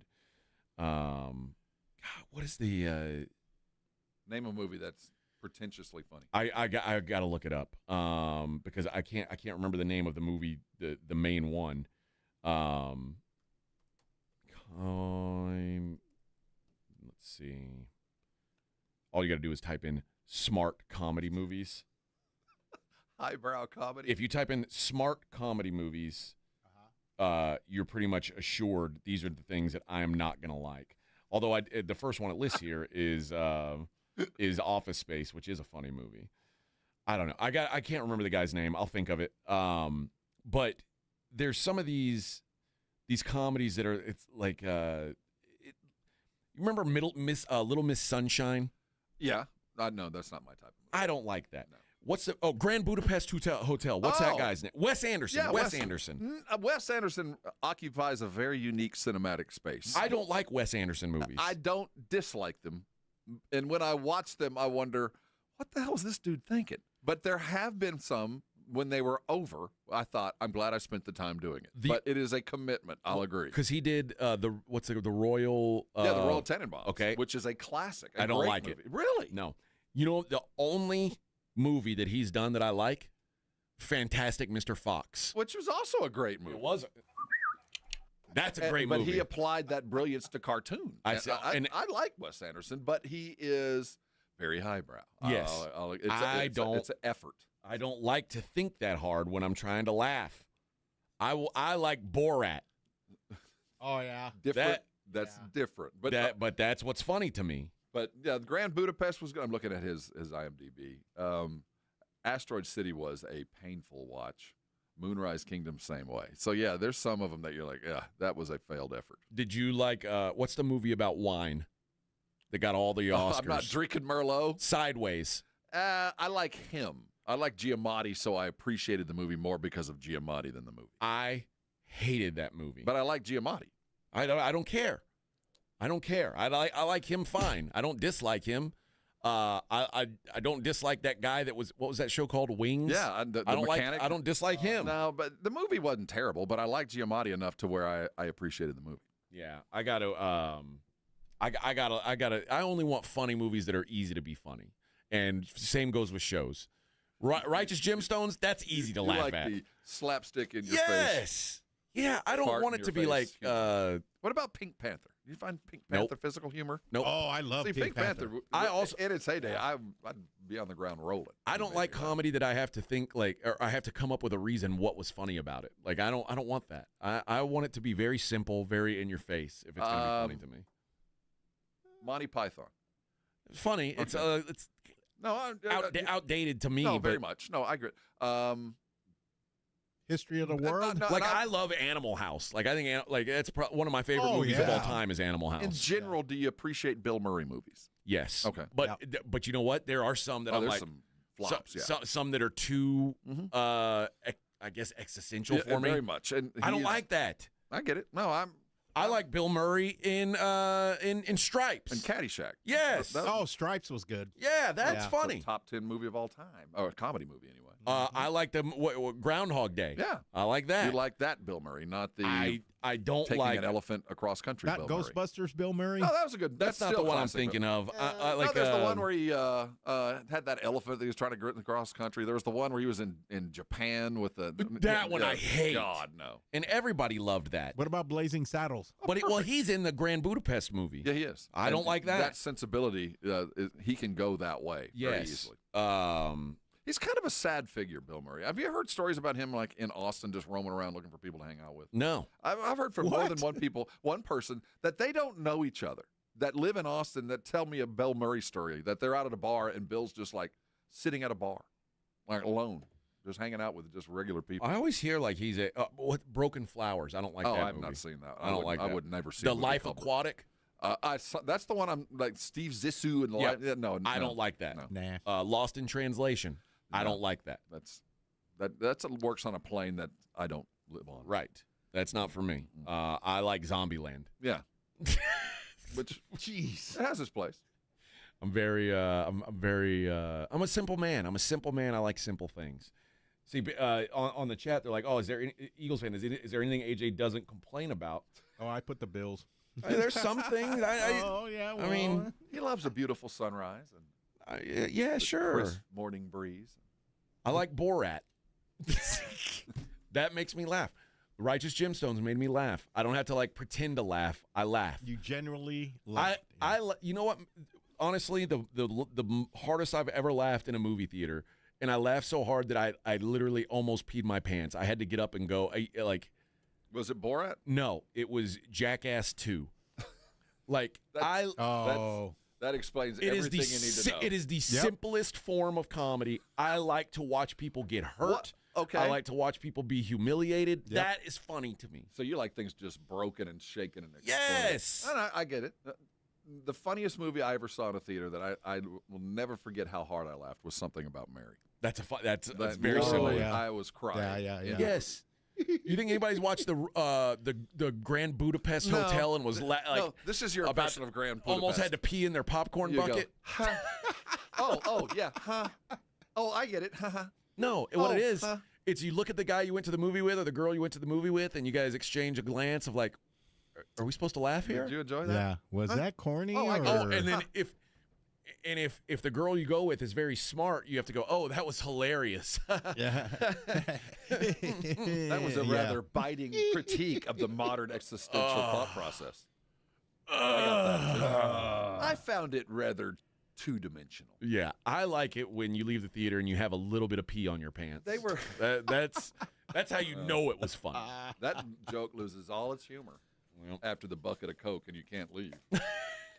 After the bucket of Coke and you know the fight scene's coming. Yeah. Sometimes I leave with a little pee. All right.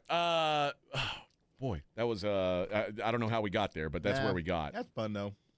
Sometimes you just need to know things about, that it's on our minds, the important things that are on our minds. I felt the producer was a little obtuse in his thoughts. I thought so too. I thought but he tried a little hard there. Who are we to judge? When we come back, we're going to talk about the decision that got made at Oregon yesterday, which is a surprise, but maybe not a surprise. We'll talk about that. Morning Huddle 94.1. The football playoffs are here, and there is no better place to get in on the action than Underdog Fantasy. Of course, that's where you want to be playing your playoff games. It is so simple. You pick your favorite players. Are they going to go higher or lower on their stats? The game is easy. And if you're right, you can win up to 5,000 times your money. Now, I'm riding with my guy, with my boy, Josh Allen. In Josh, I trust. I think he's got a big day coming his way. But I also think that R.J. Harvey, the running back for the Broncos, probably going to have some success against a Bills run defense that's not all that great. So I might go higher on him. And if I get that right, I'm going to cash in no matter who wins the game. So even if the Bills lose, I'll at least have some money in my pocket. What are you waiting for? Download the app today. Use my promo code Alamo. Score $75 in bonus entries when you play your first $5. That's promo code Alamo. Underdog. Make picks and win money. Must be 18 plus and present in Texas. Terms apply. See assets.underdogfantasy.com/web/play and get terms _DFS_.html for details. Concerned with your play? Call 1-800-GAMBLER or visit www.ncpgambling.org. Finding great candidates to hire can be like, well, trying to find a needle in a haystack. Sure, you can post your job to some job board, but then all you can do is hope the right person comes along, which is why you should try ZipRecruiter for free at ZipRecruiter.com/radio. ZipRecruiter doesn't depend on candidates finding you. It finds them for you. Its powerful technology identifies people with the right experience and actively invites them to apply to your job. You get qualified candidates fast. So while other companies might deliver a lot of hay, ZipRecruiter finds you what you're looking for. The needle in the haystack. See why 4 out of 5 employers who post a job on ZipRecruiter get a quality candidate within the first day. ZipRecruiter, the smartest way to hire. And right now, you can try ZipRecruiter for free. That's right, free at ZipRecruiter.com/radio. That's ZipRecruiter.com/radio. ZipRecruiter.com/radio. ZipRecruiter. Well, family, this new year is off to a great start. Everybody, how are those New Year's resolutions? Dear, my resolution is to cut my damaged hair and just start over. Dad, my resolution is to take better care of my skin. It's so dry. Ew. Pops, my New Year's resolution is to work out at the gym. Go up and drink a gallon of bottled water every day. My resolution is to take up skydiving. Mom, you're 96. Don't you make me get it. Family, my resolution is to replace all our appliances that have been destroyed over the years by hard water. Sounds like your family needs to start the new year off with installing a Connecticut water system and get a head start on all those resolutions. This guy's making sense. There's a reason why we say Connecticut is the last water softener you'll ever own. Call us at 656-PURE. We'll change your water, and it'll change your life. The last water softener you'll ever own. ConnecticutSA.com. License number 38961. Texting enrolls you into recurring automated text messages. Consent not required to purchase. Message and data rates may apply. Man, I love seeing the old gang at these reunions. Did you see Brian? He's in better shape than he was 25 years ago. How is that even possible? Yep, I ran into him a few weeks ago and had to ask. He told me he started taking Nugenix Total T2. The testosterone booster? Yeah, but it's way more than that now. It also skyrockets your nitric oxide in as little as 3 hours. I started taking it right away and I'm already seeing results. I was wondering what you were doing. You seriously crushed me in that pickup game last week. Yep, after 40, energy, strength, drive, it all starts going downhill. But with T2, I feel like my old self again. Stronger, leaner, and my energy is way up. My wife even noticed a difference. They're giving out complimentary bottles right now. Just send them a text. Text ROCK to 321-321 for your complimentary bottle of new Nugenix Total T2. Text now and you'll also get a free bottle of Nugenix Thermo X, our most powerful fat incinerator. That's ROCK to 321-321.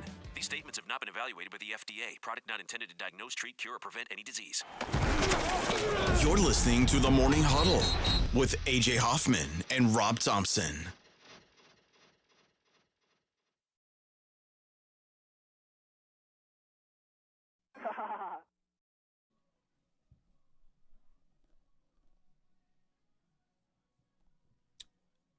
All right. 7:20 on the Morning Huddle. Interesting decision made yesterday by redshirt sophomore quarterback Dante Moore, who announced that he will be returning to Oregon and skipping his early entry opportunity into the NFL draft. This is kind of surprising to me because he very likely would have been the number 2 pick. It's hard for me to picture a world where he wasn't the number 2 pick. He was ranked as the number 2 prospect. Well, the number 2 quarterback, not the number 2 pick overall. No, well, when you... I get it, and the number 2 quarterback normally is the number 2 pick overall. It normally is, but, I mean, a lot of it depends on how the order shakes out. But when the draft order is Raiders, Jets, Cardinals, all teams that need that's the top 3. They're all quarterback hungry teams. Generally, those quarterbacks go early. No, I agree. I shouldn't have said anything. You're right. He's probably the number 2 pick. Now I don't know what the Jets do at quarterback because I don't think they're. Ty Simpson, who decided to stay, and we'll get to him in a minute. I don't think you could take him with the number 2 pick, but well, it's a move, especially because, like you mentioned early, Dylan Raiola, who is already committed to Oregon, now Raiola is going to sit behind Moore for a year and I guess figure things out. They've got a new OC there, and this is not unusual. I mean, Dan Lanning's brought in. Well, it's a little unusual. Oh, I mean, bringing in Raiola is not unusual because, I mean, Dan Lanning's been a guy who's brought in transfers and sent them straight to the NFL. So, I can't, in my experience, and I know that college football is not the same game as the situation I'm going to talk about. The world is different, but there are some basic premises. Remember when A&M brought in Kyler Murray and Kyle Allen, and it was a recruiting coup. I mean, they brought in 2 of the top 10 quarterbacks in the country in the same year. Yeah. Now, granted, redshirt rules are different, and while they were probably getting paid about what these guys are getting paid now, we didn't talk about it. But, but what happened was they were both alphas, and one was being told to be a beta. And they were talking to, when you're in college, you got to start dealing with parents. And it turns out the OC then, at the time, Spavital, a guy named Jake Spavital, had promised Kyle Allen a bunch of stuff. Kevin Sumlin had promised Kyler Murray a bunch of stuff, but they were not the same things. Right. It just seems to me that this is a prescription. Kyle Allen had little baby doll hands. He had and Kyler Murray was a little baby doll. Yeah, it's funny, but Kyler Murry's hands were bigger. That's weird. All of that rolled into a mess. It just turned into a mess. And if you're going to do this at Oregon, you better put that red shirt on Raiola immediately. There should never be a question next year if Dante has a problem, throws 2-3 interceptions, has a bad game or 2 in a row. The Dominic Raiola break glass in case of emergency better be double protected. Yeah, Dylan Raiola. Dylan Raiola. Whatever. If you have two quarterbacks, you got none. Yeah. And if Dante has any kind of problems, and then there's this argument of whether to take the red shirt off. Well, now they've changed the rules. In that red shirt, you just don't play one game, and that's okay. But you'll have a quarterback controversy built in. I mean, the only thing good that can happen is it better stay good all year long. Yeah, I don't get it. I just don't understand how this is going to work out. How Dylan is willing to take a seat and forestall his future by a year. I can't imagine this works out. I think we couldn't imagine it before, but now that these guys are getting money to show up and sit. Well, I think the key is that 9-game you can still play with the red shirt on. But Oregon probably thinks they can win a national championship. Why would they be playing rotating quarterbacks? Why would you bring in two? I think you brought in Raiola because you weren't sure what Dante Moore was going to do, and now Dante's coming back. I just think this is a mess that everybody's going to be happy and glad hand and say, "Oh, this is going to work out well. We're going to push each other and all that." As long as nothing goes bad, as long as you're winning football games, this will be great. But if Dante rolls out and has an Indiana game, I guarantee alumni are going to be talking about, pull that red shirt off him. Better get him in. Dante, throw him to the wolves. It's not all that different from when Quinn Ewers announced he was coming back, and everyone just assumed it was going to be Arch. Because Raiola, when he announced, they were like, "Oh, this is the heir apparent." Yeah, but Raiola's played and won in college. Arch was coming out, and Raiola hasn't won in college. Well, he has. He's won football games, is what I'm saying. Okay. He has. I mean, he does have some collegiate experience, enough to which we know there's a future there. Arch was coming out of. There were some other issues at play. There were. This just seems like you're writing a prescription for a problem, an issue. And if you win football games, you'll never have an issue. But if you lose a couple and your quarterback lays an egg like this in a big game again, I promise you, the calls to get Raiola in, and then Dante, he's going to regret his decision, because once you get sat down there, you ain't coming back. I don't think he's. First of all, I think Dante Moore is just way better than Dylan Raiola. I thought he was. And you're letting one game against the best team in the world completely shape your view of him. Why don't you tell that to Dante? I mean, why are you telling me that? You're letting one game. I don't think he's. I think he wants to keep playing college football. Okay. It's not like he's playing for free anymore, Rob. No, I know, but again, we talk about the ultimate goal is the second contract, and you're forestalling that by a year. You could get hurt tomorrow. I mean, there's so many reasons to go. Why are you staying? Because you could be playing on the Jets. Well, that is probably at the end of the day a deciding factor that I think it plays a role. I do. But I certainly would have considered it. I can just tell you, if you're this just normally doesn't work out. It just doesn't. Here's the other side of this story. Yesterday, because yesterday was the deadline for these guys to announce, Ty Simpson passed on coming back to college, and reports are both Miami and Ole Miss were offering him north of $6.5 million to play football for them next season. $6.5 million, and Ty Simpson said, "No, I'm going to go to the NFL." If Ty Simpson was getting offered $6.5 million, I would imagine Dante Moore's getting at least that. Oh, I'm telling you, this sounds good and it looks good. It's never worked. It just doesn't. There's too many personalities at play. There's too many things that happen. I want Raiola to sit, learn under Lanning, come out next year and be the number one overall, and that's his plan. But things happen between now and then. Of course. The best example of a guy who could have come out and stayed and it hurt him is Matt Leinart. Remember Matt Leinart? Right. If Matt Leinart would have come out after his first title, or after the title that they won, he would have been the number one pick, and it wouldn't have been a question. Instead, he decided, I want to come back to school. I want to take a ballroom dancing class. He loved being in college. And he was getting paid. And we just didn't talk about it, sure. But he had money in the bank. Oh, you telling me USC was cheating back then? Are you crazy? So it's the same situation. I just don't see it working out. But then when Matt Leinart, after a full season, and then after the cycle of all the workouts and stuff, he ended up being the 10th pick in the draft, and it ended up changing his career kind of. Who knows what kind of success he would have had? I don't know. Had he gone into the draft a year earlier, that would have been if I'm not mistaken, that would have been that was the year that the Niners took Alex Smith. So I mean, the world of the NFL is totally shifted if Matt Leinart goes to the Niners. And both these kids might be level-headed and see the future correctly, and they're going to plan their work and work their plan, and this might work out perfectly.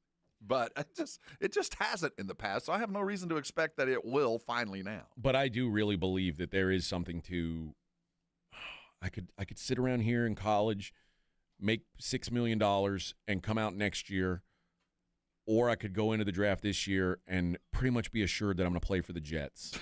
You have to throw that in as a really decider. is. Like that, it tells you a lot about that franchise. And I mean, you could say the same thing about the Raiders, but I don't know how many organizations are there like that in basketball where it's like the Wizards are one. Yeah, that's probably it. I think they're right the now. only one that it's like, oh God, Brooklyn's probably getting close, but like there's a few organizations that you avoid at all costs. We don't want to be there. Like and these agents know they're not dummies. Yeah, but normally you're able to money whip that. You're able to. The league is built to protect the sucks. That's why we have the draft the way it works, and it's never going to change. So you can fight the system, but the system will wear you down. You're going to suffer for it. But if you see Geno Smith and Sam Darnold and all these guys leaving the Jets and actually going on to have careers, you go, man, what's going on there? Zach Wilson lasted a year and a half. I mean, it's a wasteland. And you have to be on your game to expect to be able to be successful. And given those, I do get that being a part of it. But if that's the reason you're doing it, just to avoid a franchise, you better come back. You better be John Elway. You know what I mean? You better prove the fact that you're worthy of that. And they're not going to put him in that kind of situation. I guess this Dante kid and this Raiola guy have the level-headed, have their plan, and Dan Lanning is a hell of a salesman, man. Yeah. Hell of a salesman. Well, I mean, remember, Dante Moore sat out last year. He fully understood the case. He understood that Dylan Gabriel was the starter, and he transferred from UCLA to Oregon anyway. And then now it's not dissimilar, I guess, with Raiola saying, okay, I'll transfer in, knowing that Dante Moore's the guy. I'm just shocked. I really am. I would have thought that I legitimately felt like yesterday afternoon I'd hear that Raiola had pulled and is going someplace else, that Miami had come in with a late offer, or, Ole Miss had come in with a late offer. I mean, I think that's where he was going. Well, at that point, it would have been like the kid at Washington. You're under a contract now. What are you going to do? Where are you going to go? You look at this situation, and, man, it would be a very adult process if it worked out. Ja says, can he change his mind?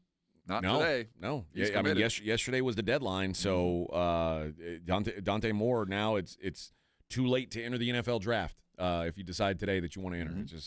It's not going to happen now. So I don't know, man. Maybe he's looking at it as, I'm here at Oregon getting good coaching. Yeah. I feel myself improving. I feel like I need to do more things before I'm ready to be in the NFL, because, quite frankly, he could look at a guy like Cam Ward and go, I don't want to go through that. I want to be more prepared when I get to the NFL. It's a very adult way to think for a guy who has been told you're the greatest in the world since he was 12. But he's only 20 years old. Yeah, no, I just know the mentality of what five-star athletes are, and they've been coddled from the moment they showed they could throw a dart. And they've been told, you're the best. Every coach has told them you're the best. Things have been built around them, and now you're going to go sit and hold a clipboard for a year? I know you're getting big checks, but it just seems so counter to me. But the world has changed, and that's the smart thing to do, man. It is. Take the money, get better, and be better when you go to the pros. Moore was the number one player in his class, according to Sports Illustrated, the year he came out of high school. He was the 5-star of 5 stars.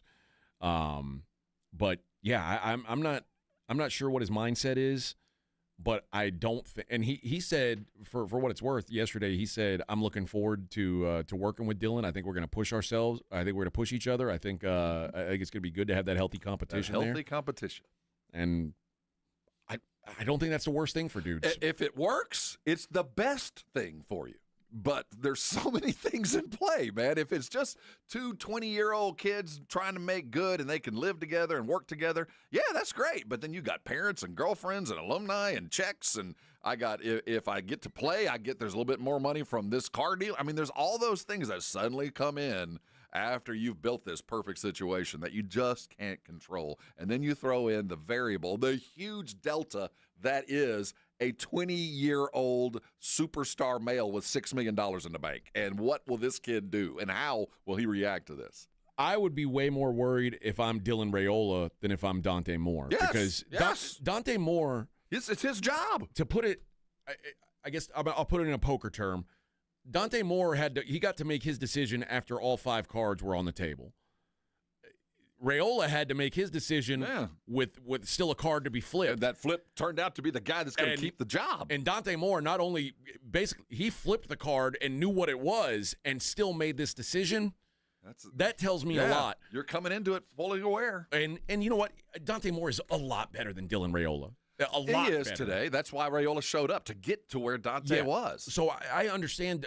One thing you said about 5-star athletes, one thing I know about these guys is they always think they're better than you. Yes, that's why they're there. Yeah, and they are not afraid to compete with you because they generally believe or genuinely believe they are better. Well, they are. That's why they've never lost. These guys at that stage have never been beaten at anything. I think Dante Moore, who, by the way, has played a football game against Raiola, said, I'm better. Yeah, I ain't worried about you taking my job. And I respect that. Yeah.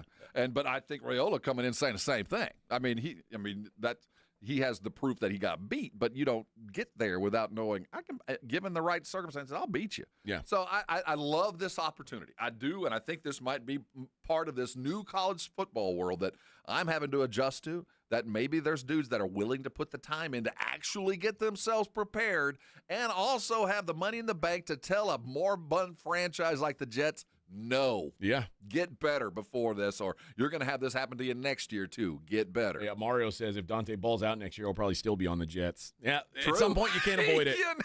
That's but if the Jets take you number 1, what are you going to do?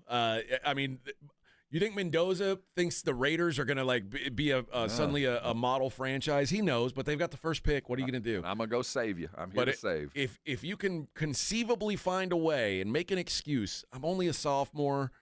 I'm 20. I got time. I'm going to make good money at Oregon. I don't have to play for the Jet. I think there's a way that you can really justify it in your head. But if you're Jets play one manager, I'll get you next year, brother. I'm going to be back right here at number 1. So, and then if I'm Dante Moore, I said I'll be a redshirt junior next year. I got one more year after, Bubba. We can play this game all day. I can keep going, man. I'll go to Canada. Dante Moore's going to be like Diego Pavia, why do you want a 7th year of college football? I don't want to play for the Jets, man. The Jets have the first pick again. I got to get out of this. We'll get you next year. We'll be right here tomorrow. Let's take a break. We'll keep talking football. Morning Huddle 94.1.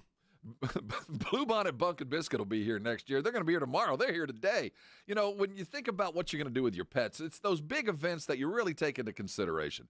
The big game's just around the corner. You're probably hosting a party, and if you are, what are you going to do with your dog? Does he lose his mind every time somebody rings the doorbell or something goes on outside? Do you need a little bit of training to kind of make it easier to live with your pet?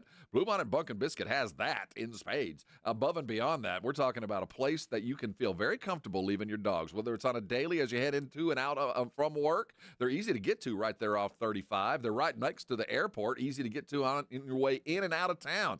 And while they're off, what about getting them groomed, getting them trained, and have a little bit of fun? That's what Bluebonnet Bunk and Biscuit does.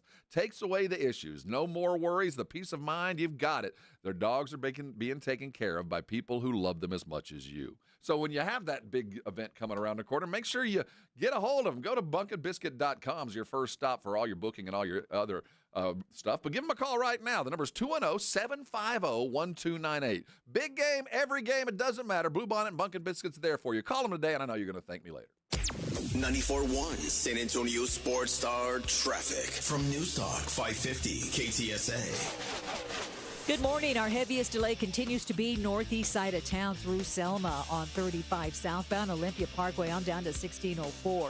This road work has only the left lane getting by. Traffic is crawling along. It's over a 90-minute delay now, so you might still want to try Nacogdoches as a good alternate route or just wait it out. And backup starts at Schwab Road.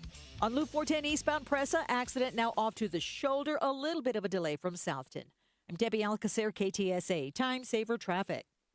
This report is sponsored by the Crohn's and Colitis Foundation. The Crohn's and Colitis Foundation has been at the forefront of inflammatory bowel disease research and care for over 50 years. Learn more about research, education, and support at Crohn'sColitisFoundation.org. Hello, this is Jason Thompson, and as you know, I've been practicing law here in San Antonio for more than 30 years, helping people and families injured in traffic collisions.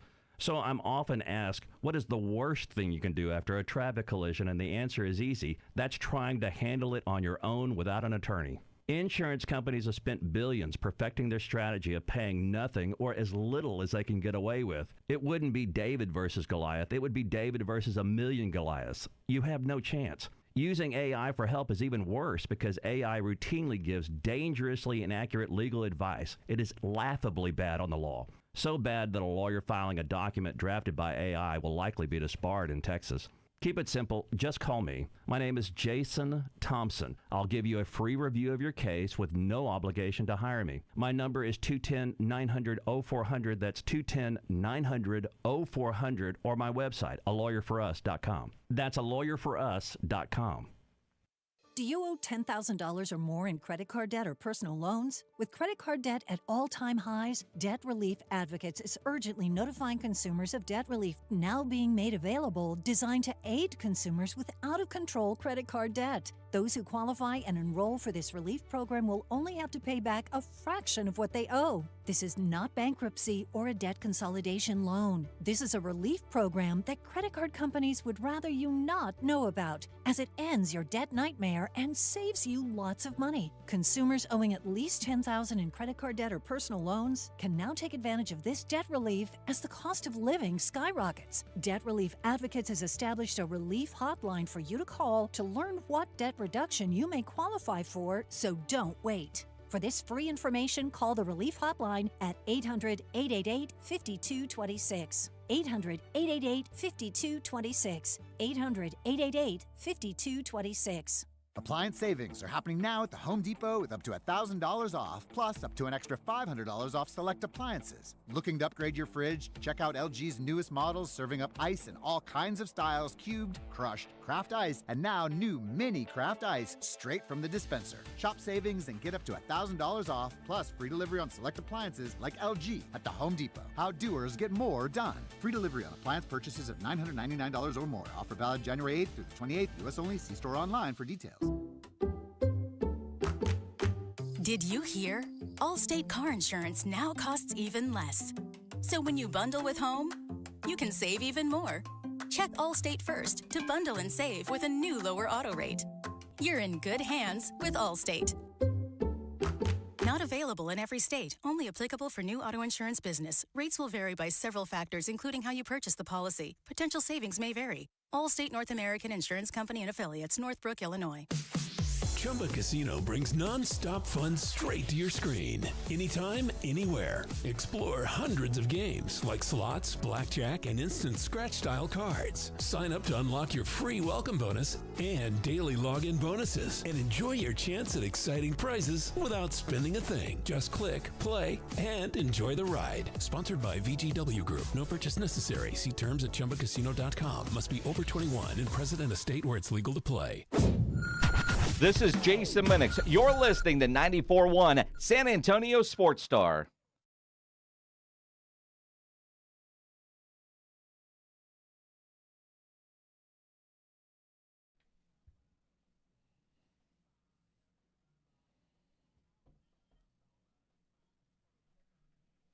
All right. I found an updated mock draft after all the announcements from yesterday. And it's got Mendoza 1 still to the Raiders. Mm-hmm. Now number 2 to the Jets, Arvell Reese, linebacker. Which, okay, I guess. You know what? I'll believe what number 2 is going to be when they hire their coach. Yeah. I don't. The Jets have their coach. They didn't fire Aaron Glenn. Well, that's right. Aaron didn't get fired. I don't believe they're going to draft a linebacker. I don't either.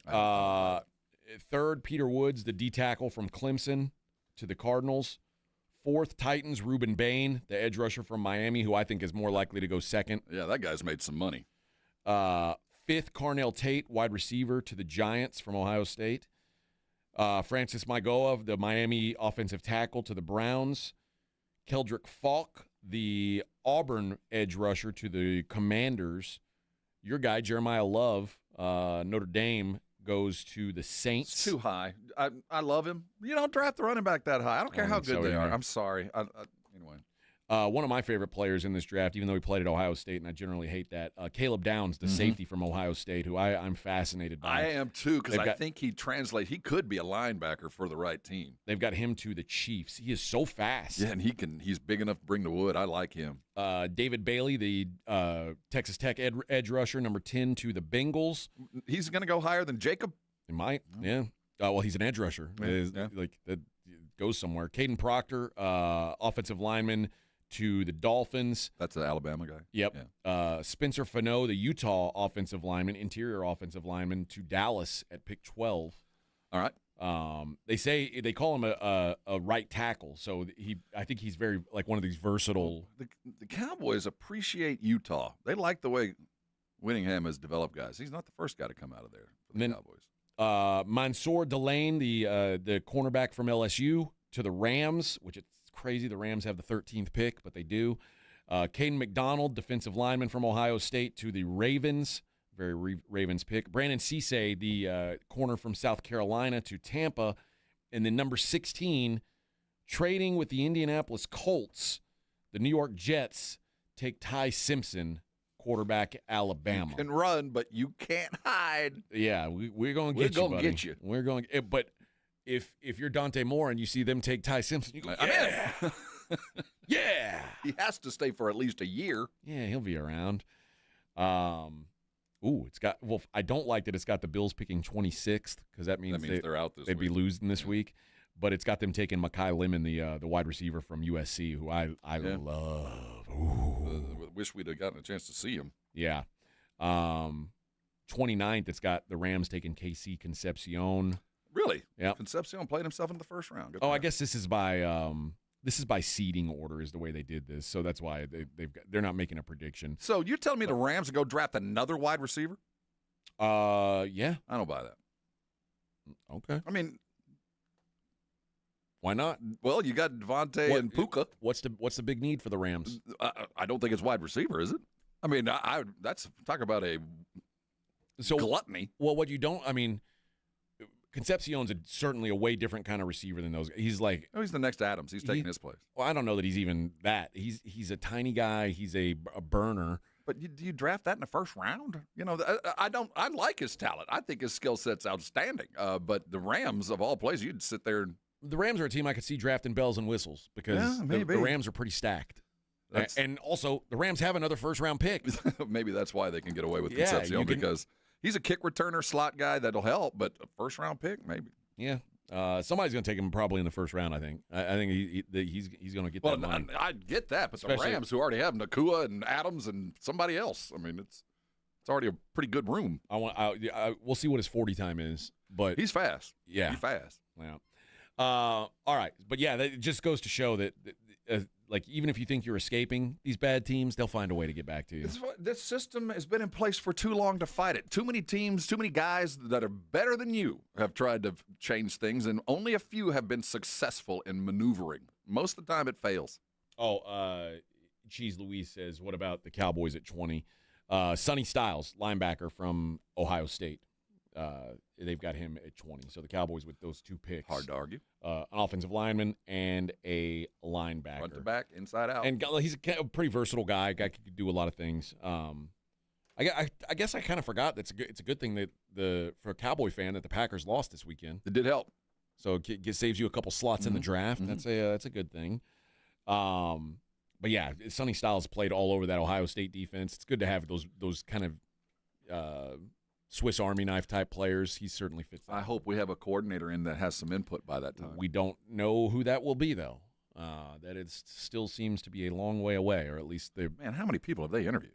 I mean, we're up to 10. I think they're probably some of these guys are probably waiting to see if they're going to be head coaches or not. Probably. Like, if like Brian Flores, I don't know if they've talked to him. I would assume they have, or I would assume they've at least reached out. Yeah, but that's not a hard interview. You know who he is. But Brian Flores is probably saying, I'm let me interested, hold out. but let me see. And if most guys who are going to draft Brian Flores know exactly what Brian Flores is about, yeah, we'll call you or call us when you decide, and we'll hire you. We don't need to talk to you. Yeah, but he's not coming to the Cowboys. When you're interviewing guys like Christian Parker and Charlie Bullen, he's not on your list. You're right. That's so far away from Flores. I mean, they're light years away in experience and all the things that the reason you hire him. Charlie Bullen does not bring that kind of weight. Doesn't mean he doesn't bring skill and idea and all that, but Brian Flores brings a whole lot more than just defensive coordinator. All I know is Charlie Bullen. The only thing I know about Charlie Bullen is he coordinated the Giants' defense.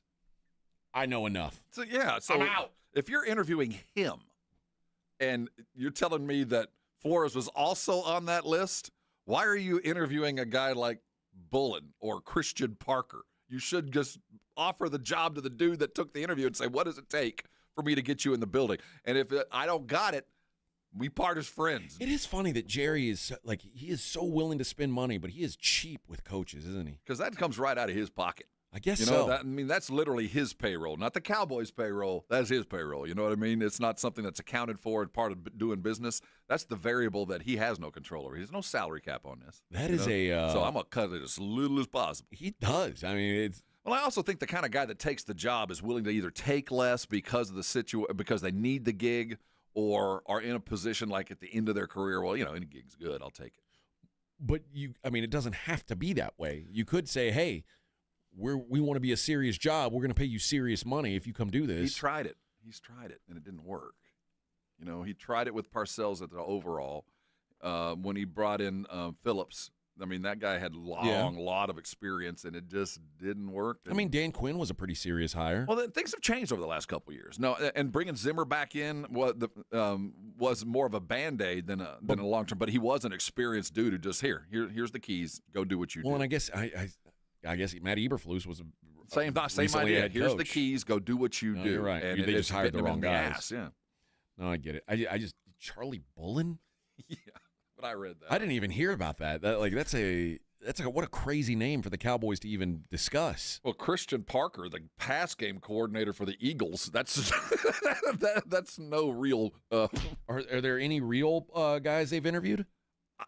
The list. Or is that the only names you've heard? Well, I've said the names. We're up to like 10 guys, man. There's been a lot of names that we've all recognized that have been at least reached out to or talked to, but and they're not of the caliber or at least the level of Flores. I mean, they're looking at newbies. Let's see. Cowboys defensive coordinator interviews. The Cowboys were expected in recent days to interview 3 more guys. They've interviewed their current D-line coach, Aaron Whitecotton, Ravens DC Zach Orr, former Cardinals head coach Jonathan Gannon. Yeah, saw that on Tuesday. Durante Jones, the defensive pass game coordinator for the Vikings. These are not names that are on the same list that Brian Flores is on. Ephraim Banda, the Browns safety coach. Broncos defensive pass game coordinator Jim Leonard. Whitecotton apparently is the only in-house candidate that they've looked at. And his defensive line, while undermanned, was not overwhelmingly. No. Yeah, I don't know. See, that's why I don't think Flores is imminent to come to the Cowboys. They're looking for a guy who'll take a little bit of money and learn at the foot. I do think hiring Jonathan Gannon would be a good move. Like if they that's a name that I go, okay, that would make a lot of sense to me.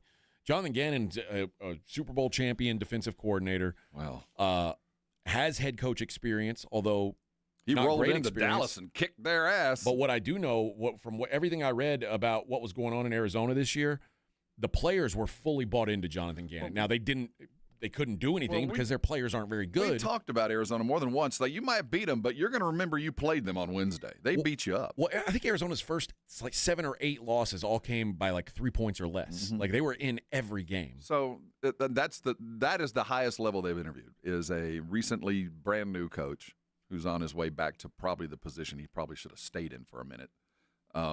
Flores is not coming to the Cowboys. You don't think so? No, unless, again, they know who he is. They know how much it's going to cost. We're going to interview everybody. And if you're still available at the end of this, maybe. But I just can't imagine. Yeah, that's of all the names I'm reading here, Gannon is, I think, certainly. But I bet you pointed out, I think he's probably waiting to see if there's another boat come down the river. Yeah. It's his future. He is not yet. They have not yet interviewed Christian Parker.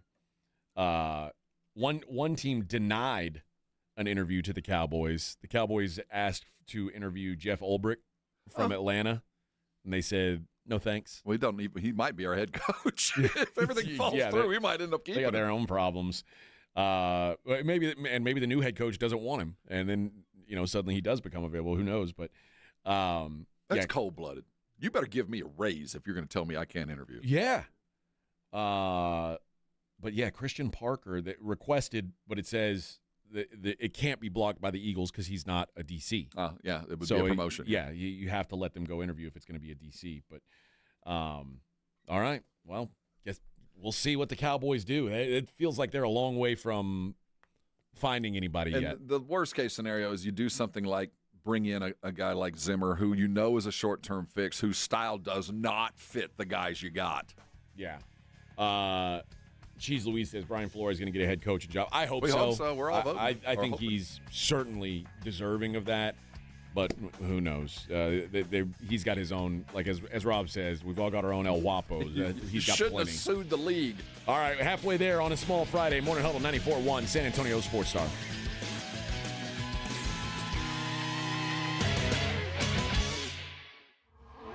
This is the Morning Huddle with A.J. Hoffman and Rob Thompson.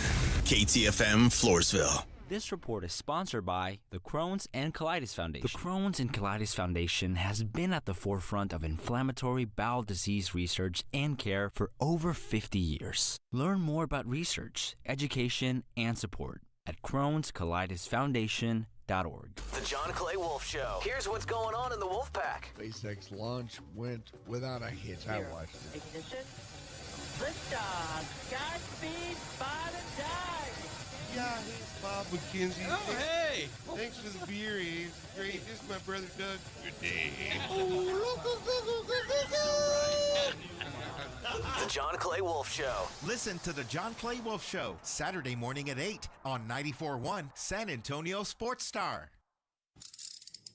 If you get arrested, get out of jail fast by calling AA Best Bail Bonds, 210-225-2121. Text bail to 474747 or online mybestbailbonds.com. You don't have to call attorneys or anybody else. Don't be forced into a PR bond. If the jail offers you one, make sure you understand the conditions before accepting it. AA Best Bail Bonds. Nobody beats their price. They have payment plans. Call 210-225-2121 or mybestbailbonds.com. License number 149. Shop the Sherwin-Williams Winter Sale and get 30% off paints and stains January 9th through the 19th. Whether you're refreshing your interior or exterior, we've got the colors to bring your vision to life. And with delivery, getting everything to your door is easier than ever. Shop online or visit your neighborhood Sherwin-Williams store. Retail sales only. Some exclusions apply. See store for details. Delivery available on qualifying orders. Oh, could this vintage store be any cuter? Right? And the best part? They accept Discover. Accept Discover? In a little place like this? I don't think so, Jennifer. Oh, yeah, huh? Discover's accepted where I like to shop. Come on, baby, get with the times. Right, so we shouldn't get the parachute pants? These are making a comeback. I think. Discover is accepted at 99% of places that take credit cards nationwide. Based on the February 2025 Nielsen report. I'm Ed Evans, CEO of Consumer Cellular. No, we're not one of the big guys. Truth is, we don't want to be. If you're over 50, Big Wireless probably has you paying for more data than you might need. You could be throwing away thousands over a lifetime. Our entry-level data plans start at just $20 a month. And for a limited time, switch and get your second month free. Call 1-888-FREEDOM, visit consumercellular.com or a store near you and get your second month free today. Plans include $5 credit for auto pay and e-billing. See site for additional details. Welcome back to Winter Hack Radio, the place for clever hacks to survive the season. Icy driveway? Well, try spreading sand or birdseed to help with traction. Snowy puppy paws? Well, grab a whisk, brush it off, done. Catch COVID-19? Well, just get... Actually, there's no hack for COVID-19. But if you test positive, prescription medications for COVID exist. Ask your doctor if they're right for you. Visit PfizerForAll.com to learn more. Sponsored by Pfizer. Ready to kick off the fun? Chumba Casino is your go-to game plan during halftime or overtime. From spinning slots to instant scratch-style cards, it's like running the perfect play, all from home. New players score a free welcome bonus and daily logins with a shot at some serious prizes every time you play. Get in the game and visit ChumbaCasino.com today. Let's Chumba. Sponsored by VGW Group. No purchase necessary. See terms at ChumbaCasino.com. Must be over 21 and present in a state where it's legal to play. Ah, the most beautiful time of year is upon us. Tax season. And Tax Slayer is here to help you file. We guarantee 100% accuracy and your maximum refund. Those are some good numbers. And you can trust me, because I'm a talking calculator. Did I mention Tax Slayer even has support from real US-based humans? If you have any questions along the way, beat the rush and start for free today. Tax Slayer. File fearlessly. 94.1 San Antonio Sports Star traffic from News Talk 550 KTSA. Good morning. Still have major delays on the northeast side of town on 35 southbound, FM 1518 all the way down to Evans. 120-minute travel time. This is road work. Only the left lane getting by. That wreck at Schertz Parkway just cleared. But still massive delays. Nacogdoches still a good alternate route. We checked in with TxDOT as to when they might be picking up this road work, and not yet. So pack your patience. I-10 westbound, Probant, disabled vehicle left lane. I'm Debbie Alcacer, KTSA, Time Saver Traffic. San Antonio Sports Center. In the NBA, the Spurs return to action, looking to snap their two-game losing streak as they welcome in Giannis and the Bucks to the Frost Center. Tip-off is set for 7 o'clock. In the NFL, sources tell ESPN that the Giants are finalizing a deal to sign John Harbaugh off the unemployment line. Follow San Antonio Sports Star all day long for further details. The Cowboys look to add to the D.C. search, and they've requested an interview with 34-year-old Eagles defensive backs coach and pass game coordinator Christian Parker for their open defensive coordinator vacancy. The Patriots are bringing in pass rush help, signing former Texans defensive end Darrell Taylor to their practice squad with a strong possibility of elevating him for the playoffs. I'm Rob Thompson for 94.1 San Antonio Sports Star. Sports Center is brought to you by Buyers Barricades, the Texas Authority in Barricade Rental. BuyersBarricades.com. From the studios of San Antonio Sports Star, reaching more sports fans than any station in South Texas. Welcome to the Morning Huddle with A.J. Hoffman and Rob Thompson. This is 94.1 San Antonio Sports Star.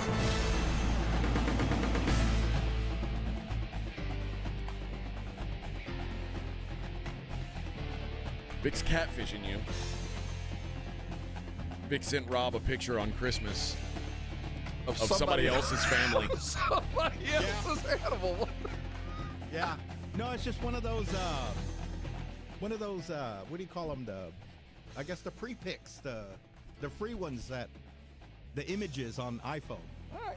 Yeah. I think that's what that was. That's weird, Vic. That's weird behavior.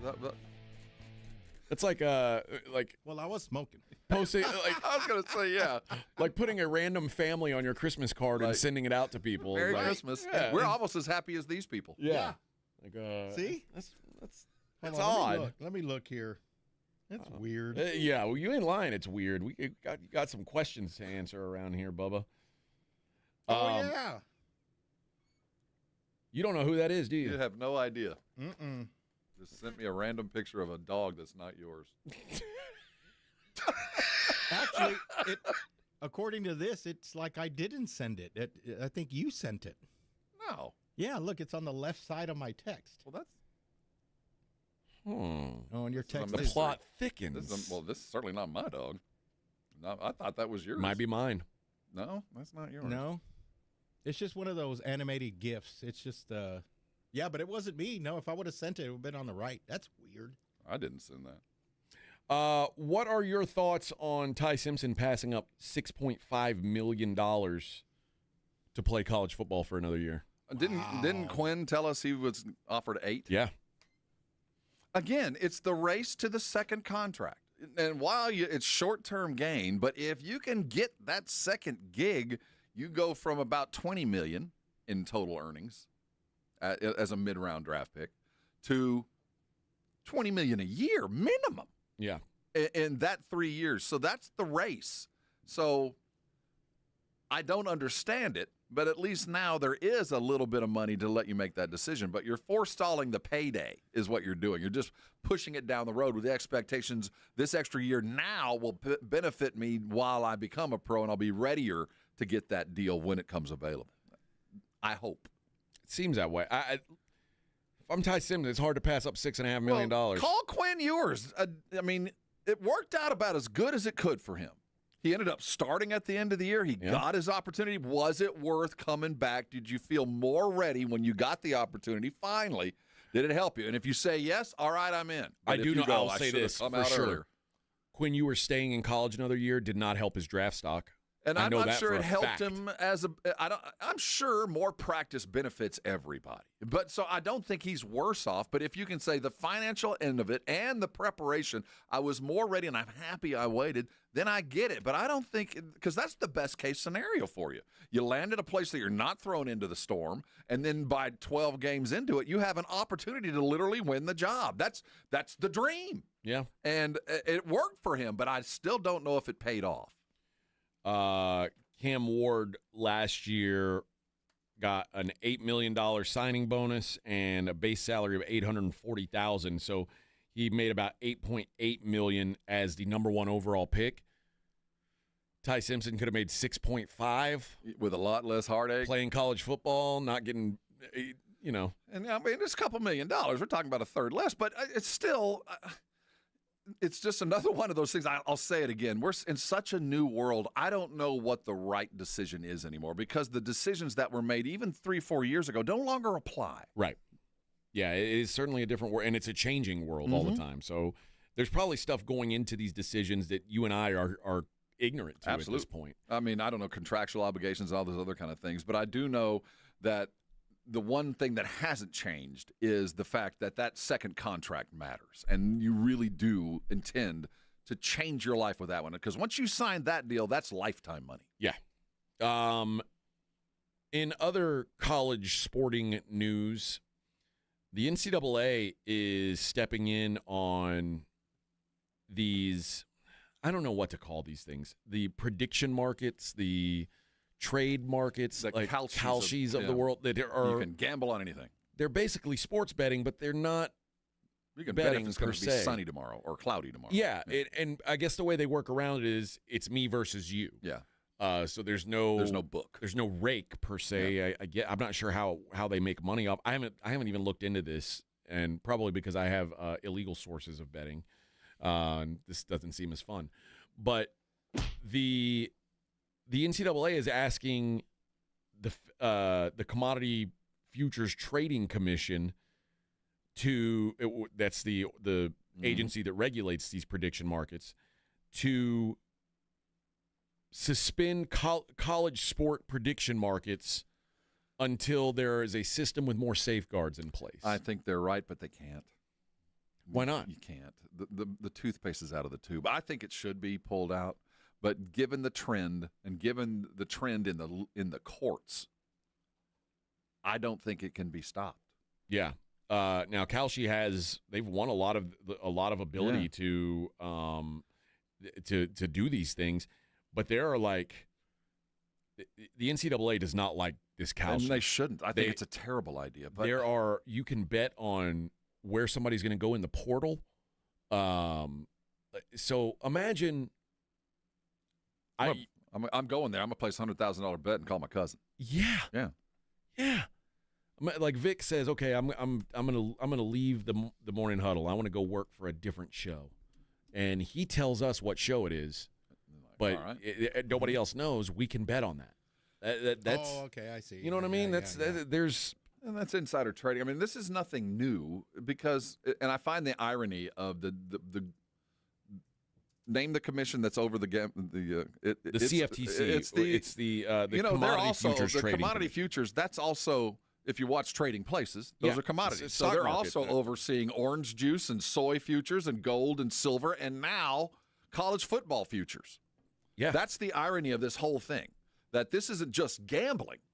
That this is part of our society, because when you are in the market, you're gambling. You're gambling that this corporation is either going to be worth more tomorrow or less tomorrow or the same. You're gambling that. It's gambling. So we're taking that and applying it to all of society, and it's not going to go away. This is just what we have become, and it's terrifying, but I don't know what the NCAA can do. Well, this would go away, and everybody thinks that legalized gambling is the devil.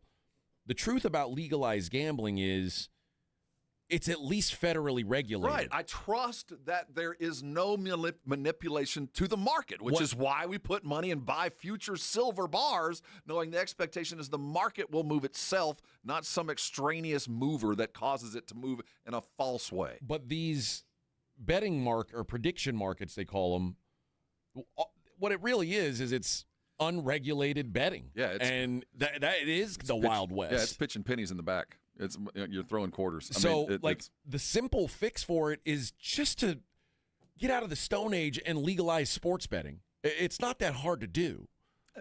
No, it's not that. But there is such an endemic thing, and as long as that sin thing that sits out there, that it's not. It's not about legality. It's about morality. And as long as the morality hangs out there, the legality will not occur easily. And the other thing about sports betting is you have to be 21 years old to sports bet. To get on these prediction markets, you only have to be 18. Yeah. And what age are most college athletes? 18, somewhere baby. between 18 and 21. And that opens up another can of worms that, the way it works is you're basically trading contracts with other users. Mm-hmm. Like, if I think the Bills are going to win and you think the Broncos are going to win, I'll bet you 100 and you bet me 100. Now, if there's a point spread, I might say I think the Patriots are going to win and you think the Texans are going to win, for instance. Maybe I'll put up 120 and you put up 80. We'll build in the we'll build in the juice between the two of us. But it is like, I understand what the NCAA wants. They would like it because it does open up the can of worms that these guys are going to basically fix games. And yes, and we know it is. And without a real regulating or a real regulatory board to investigate these things, there's not much to be done about it. And you hope the market takes care of itself, that there is so much risk involved that there's no money that appears. You can make it legal. It's just nobody wants to do it. But what happens with this kind of thing is it becomes a symptom of a greater thing, and we start dealing with massive losses from a very specific part of our society. Mm-hmm. And it's one of those things that we know the problem's coming. The storm is headed our way, and there's nothing we can do about it. And the way that the Kalshis of the world make money is every time you place a wager, they charge a transaction fee, and that's how they make their money. So they're basically a broker. And you're never going to be able to make it illegal because they will change the dynamic of how it's done. You can't make enough laws. You'll just keep making laws, and they'll just find another way to find it. It's like steroids. Like they're okay. That's illegal. Well, let's get in a lab and create something that they can't find on the test. That's the Delta 9, you know what I mean? Delta 10 exactly. weed thing, and it's the same thing that's going to go with gambling. That's why I say there's not much that can be done other than education and as tight a monitoring as you can possibly afford. That's it. It's funny because, like, the NFL's gone before Congress and said they're worried that this is, like, dangerous for their sport. And then Congress looks at it and says, you're right, there's nothing we can do. And on the other side of the spectrum, the UFC, the NHL, like, they have, like, embraced. They not only have embraced, they've got, like, advertising deals with these with Kalshi, Yes. or Polymarket, which is the prediction market company. So I guess everybody's approaching it differently, but the fact that the NFL, if the NFL can make money off it, they would. Yes. And I think the NFL could make money off this. The NFL realizes that the risk involved is probably not worth what the downfall of this could look like. And the hope of that is that the NFL and the major, whether it be soccer or whatever your next level stuff is, that you will fix your problems. And once you fix the Kalshi, they supply the monitoring. Like we trust Vegas. They monitor themselves, and they want to make sure, just like we do, that everything's on the up and up. Until that Kalshi can do that, they're not going to touch them. But I think Kalshi's going to do everything they can to get access to this golden cow that is the NFL. So I hope that the financial incentives of self-monitoring are enough for them to take care of their own house, because the way that this is expanding, we can't fix it to where there's safety unless you are all in on it as the supplier. Unless you find a way to regulate. Yeah, you're going to have to regulate yourself and do it perfectly. And if you do, then there's a lot of money out there for you. But right now, I don't trust it, and neither should anybody else. I just find it's a money grab because it's unregulated Wild West stuff. It is. Well, I'm not scared to gamble, but I do think that there are going to be game-fixing we know it. Nightmare scenarios that come out of this. But the good news is I feel like we're hearing about enough that we're probably getting about 70% of it. I do. I think there's probably a lot of nickel-dime stuff that we'll never hear about, the little $50 wager here and there.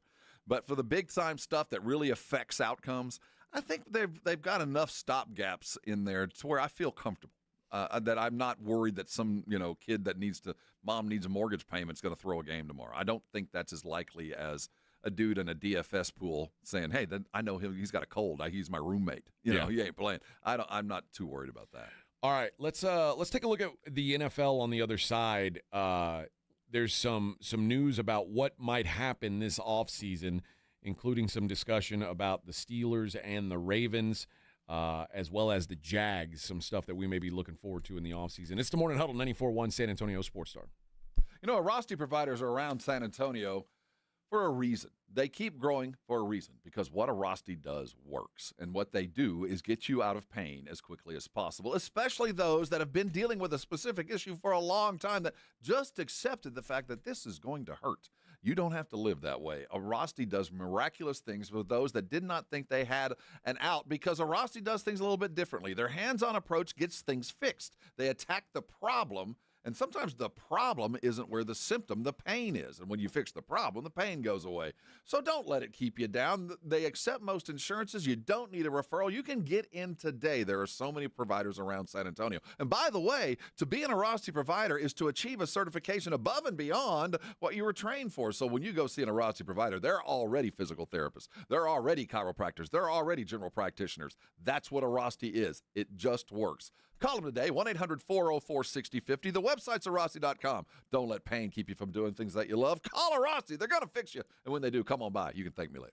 Cold and flu season has arrived. You can trust Exergen's new TAT 2000 C Plus thermometer to give you accurate and reliable temperature readings for the whole family with just a gentle forehead scan. And right now, the new Exergen TAT 2000 C Plus is available on Amazon for less than $20. Hello, this is Jason Thompson, and as you know, I've been practicing law here in San Antonio for more than 30 years, helping people and families injured in traffic collisions. So I'm often asked, what is the worst thing you can do after a traffic collision? And the answer is easy. That's trying to handle it on your own without an attorney. Insurance companies have spent billions perfecting their strategy of paying nothing or as little as they can get away with. It wouldn't be David versus Goliath. It would be David versus a million Goliaths. You have no chance. Using AI for help is even worse because AI routinely gives dangerously inaccurate legal advice. It is laughably bad on the law. So bad that a lawyer filing a document drafted by AI will likely be disbarred in Texas. Keep it simple. Just call me. My name is Jason Thompson. I'll give you a free review of your case with no obligation to hire me. My number is 210-900-0400. That's 210-900-0400, or my website, alawyerforus.com. That's alawyerforus.com. Well, family, this new year is off to a great start. Everybody, How are those New Year's resolutions? Dear, my resolution is to cut my damaged hair and just start over. Dad, my resolution is to take better care of my skin. It's so dry. Ew. Pops, my New Year's resolution is to work out at the gym. Go up and drink a gallon of bottled water every day. My resolution is to take up skydiving. Mom, you're 96. Don't you make me get it. Family, my resolution is to replace all our appliances that have been destroyed over the years by hard water. Sounds like your family needs to start the new year off with installing a Connecticut water system and get a head start on all those resolutions. This guy's making sense. There's a reason why we say Connecticut is the last water softener you'll ever own. Call us at 656-PURE. We'll change your water, and it'll change your life. The last water softener you'll ever own. ConnecticutSA.com. License number 38961. Hey, the big game's almost here, if you know what I mean. And if your dog goes wild every time the doorbell rings, it's time for a new game plan. Whether you scored a brand new puppy over the holidays or your current MVP needs better discipline, Bluebonnet Bunkin' Biscuit's ready to help coach him up. Sign your dog up for professional training sessions focused on winning behavior. From boarding and daycare to expert training, Bluebonnet Bunkin' Biscuit is here for you. Call them today at 210-750-1298. That's 210-750-1298 today. You're locked on the Morning Huddle with AJ Hoffman and Rob Thompson. It's showtime!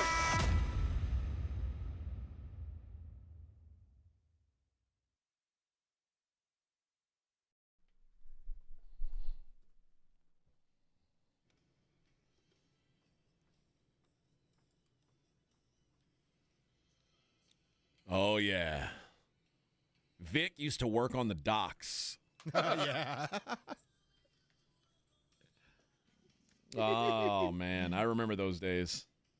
Now he's down on his luck. He wasn't doing what you think he was doing. Yeah. No. He had a different job on the docks. AJ's doing, that's how you get around gambling. You know, you kind of just say the words. Yeah, you don't it's a sing workaround. It. Yeah, it's a workaround.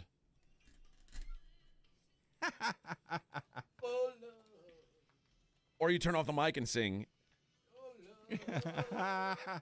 That way I'm the only one that suffers. See what I'm dealing with right now? You have no idea.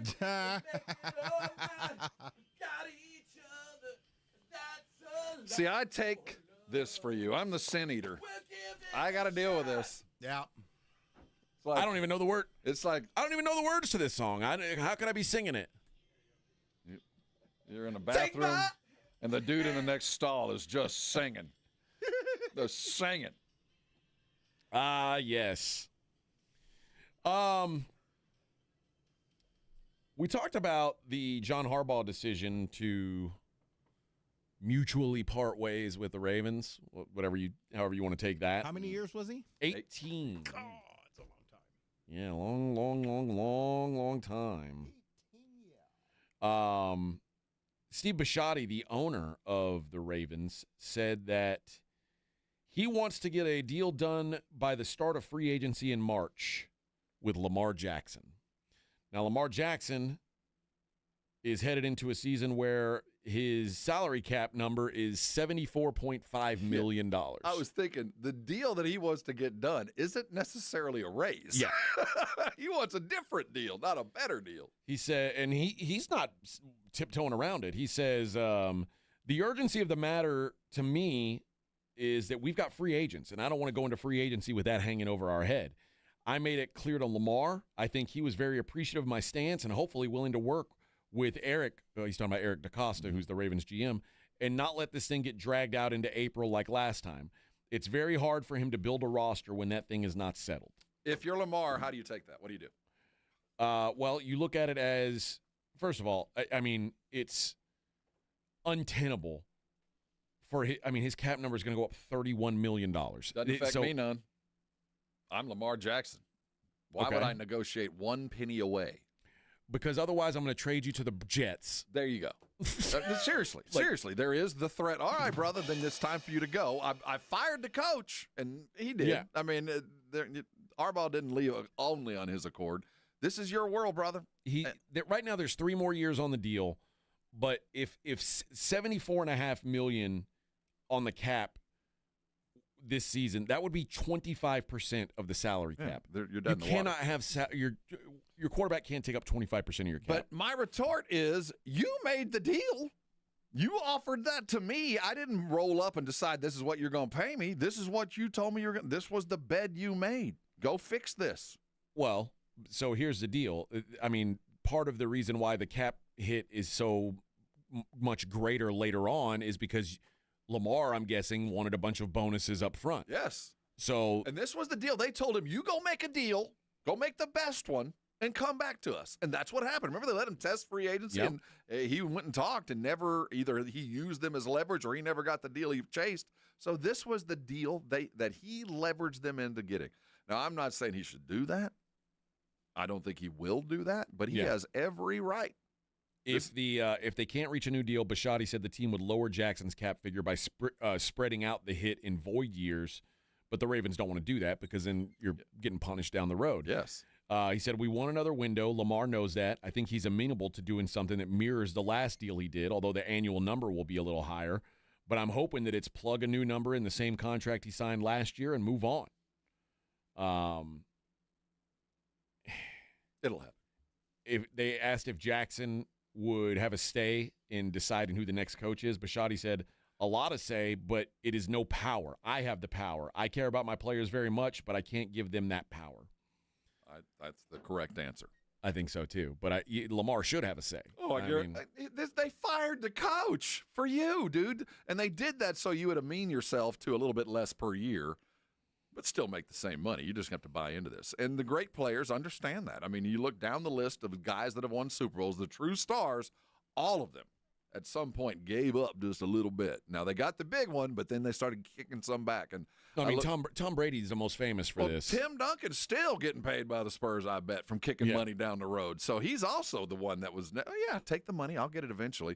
I just don't know how much Lamar trusts Bisciotti. He should trust him implicitly, but I don't know if he does. I'll tell you who the guy who Lamar should be modeling this after, because there's one example of a guy, and it's kind of forgotten because of how he got to that point.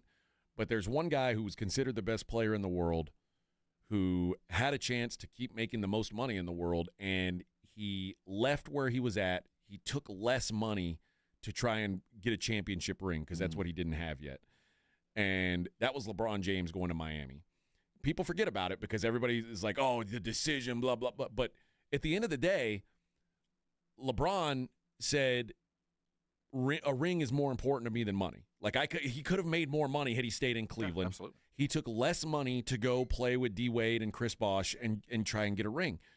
At some point, for Lamar Jackson's legacy's purposes, he might have to take a little bit less money if he wants to. And I don't know what his drive is. I don't know what drives him. Like, how do you define success? Because success might be dollars and cents. 100%. This also applies to Josh Allen. Mm-hmm. This also applies to Joe Burrow.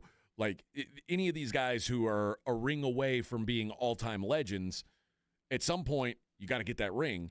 And the clock's ticking. And Lamar, I would imagine after this season, Lamar feels further away from it than he has in the past. So how far away do you have to feel from it before you start thinking, well, if I ain't going to get that, I am going to get paid?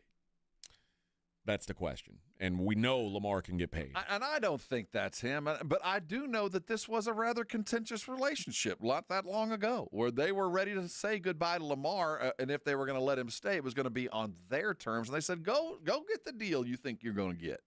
So I don't know how much he trusts Bisciotti, but I do know this. No matter what, Lamar and Baltimore will forever be entwined. You might as well finish this thing out. Yeah. You know what? I don't care where you go. You'll always be a Raven. On the other side of the AFC North, the Pittsburgh Steelers, the Mike Tomlin who famously said the standard is the standard. Mm-hmm. Well, now Art Rooney has come out and said the standard is to try to compete to win a championship every year. And he expects that there will be no rebuild.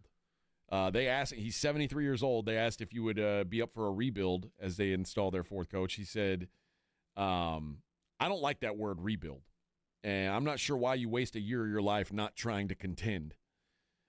I'm not going to say, well, we're going to take a couple years, try to figure this out, and then we'll try to compete. I think you try every year. Some years you have the horses to really get there. Some years you don't, but you try every year, in my view. Now, the interesting thing about them saying that, or about Art Rooney saying that, is when they got Ben Roethlisberger, it wasn't having a top 5 pick. He was the 11th pick in the draft. And it wasn't thought automatically that Ben Roethlisberger was this Superman franchise quarterback. There was a lot of questions. Miami of Ohio, Yeah, there was a lot of questions about whether or not Ben Roethlisberger was going to be, anything. And it turned out Ben Roethlisberger became a Hall of Famer. Well, he became Ben Roethlisberger against the Cowboys that year after an injury. He got in the game, won the game, and the rest is history. So I understand the Steelers' standpoint of you don't have to have a top 5 pick to find your quarterback. We just have to find the right guy, and we have to nurture him in a way that we develop him into what we want. But that's not how that's tanking. That's not – you're not trying to win if you're trying to develop at the same time. I get what Rooney's saying. But you're going to have to – I don't think that's true. You bring in a rookie quarterback, you're going to lose rookie games. But that's part of the development. And the league is set up for mediocrity. You can say, I don't want to tank. No, you're right. But the problem is you've been mediocre. You have followed the NFL process, and you've been just good enough to stay good. Art Rooney can say, I drafted Ben Roethlisberger, and he went 13-0 as a starter his rookie year. Yeah. And that's what happened. So you say you lose rookie games, and he said, "Well, I've done it before where we didn't have to go through that. They blundered into glory. It's just a lot harder. It's a lot easier said than done." And I think he's setting a standard. But when I hear him say that makes it feel more and more like I'm bringing in McCarthy. I'm bringing in Flores. I'm bringing in a dude that has been there and done that. I don't have time to wait. So that's why when I hear Rooney say that, I don't expect a downtime. Well, McCarthy's like, I ain't got much time either, right? I'm here to come to work. So I do think that whittles down a bunch of coaches when you say that. Well, and remember, Mike McCarthy's a Pittsburgh guy. All of that. That's why I think this is a perfect fit. And especially when I hear Rooney say that, well, dude, there's only a couple coaches out there that fit that build. Yeah, I don't think he's sitting on his laurels. I do think that he understands that he's got a he's got a job that is desirable. I think he also understands the limitations of his roster. Oh, yeah. He has to. But you also don't have time to upgrade your limitations and have your coach learn how to do it. I mean, that does save you some time when you bring in a coach that has been there and done that instead of an OC that's learning or a DC that might. And I think also when you go through 17, 18 years of one quarterback being your quarterback, and now you've seen what life is like on the other side of that and what you've tried to do since been retired, it's hard, man. It's really hard to win anything if you don't have the right guy on the field leading your team. They've drafted, they've free agented, they pulled dudes. I mean, they've tried every possible avenue to find a quarterback over the last 5 years and it hadn't worked. And from 2004 when he got drafted to 21 when he retired, with maybe like the 1 year that he was injured, I know they struggled, but for the most part, it was consistent, solid quarterback play. They've not had that since. That's a priority, certainly. But I think that Art Rooney's been around the game long enough to understand. And, again, you have to be a patient man. You have to understand things like this. If we don't get the right roster in place, it doesn't matter who we hire as coach. If Aaron Rodgers is our who insert Tom Landry. If you want to say Tom Landry couldn't have won a Super Bowl with Aaron Rodgers playing quarterback for that team this year. Like whatever great Bill Belichick, at some point you're limited by the players you have on the field. Yeah. And Art Rooney has to know that he's pretty limited by the players he's got. And no right owners now. ever come out and say, we're going to tank for 2 years. No. We're going to bring in a young coach, and we're going to be awful, but I'm going to expect him in 3 years to start with. No, we're going to just change the tires doing 40 miles an hour and keep moving. That's what he has to say. But anybody who looks at that roster got to have to be honest with themselves and their owner. Like, dude, we got some work to do. I've been here. I've done this, but it ain't going to happen tomorrow. Yeah. C-Note says, I don't care what y'all say, LeBron's a weak crybaby superstar. You could think that. Yeah. Then he says, took his talents. He did. And then he says, well, that's good because I got 2 Lamar jerseys. Lamar's got a little bit of that crybaby superstar in him. Don't forget it. We heard, again, we talked about it last year. Pay me. Nah, go find your deal. Go find your deal. We'll figure it out. You go find the deal, and we'll see if we want to match it or not. Now, the Steelers also, they're in an interesting position as well, them and the Ravens. It's funny how their off seasons are being rebuilt the same way. It is karmic. It is kismet. It is perfect NFL lineage of history that these two coaches came in together and left together, and the stories that chapter of Pittsburgh, Baltimore will hold for future generations. It's the first time anything like this has ever happened in my memory in the NFL. And finally, in eliminated team news, James Gladstone, who's the GM of the Jacksonville Jags, they had a news conference at the end of the year, and they asked him about Travis Hunter.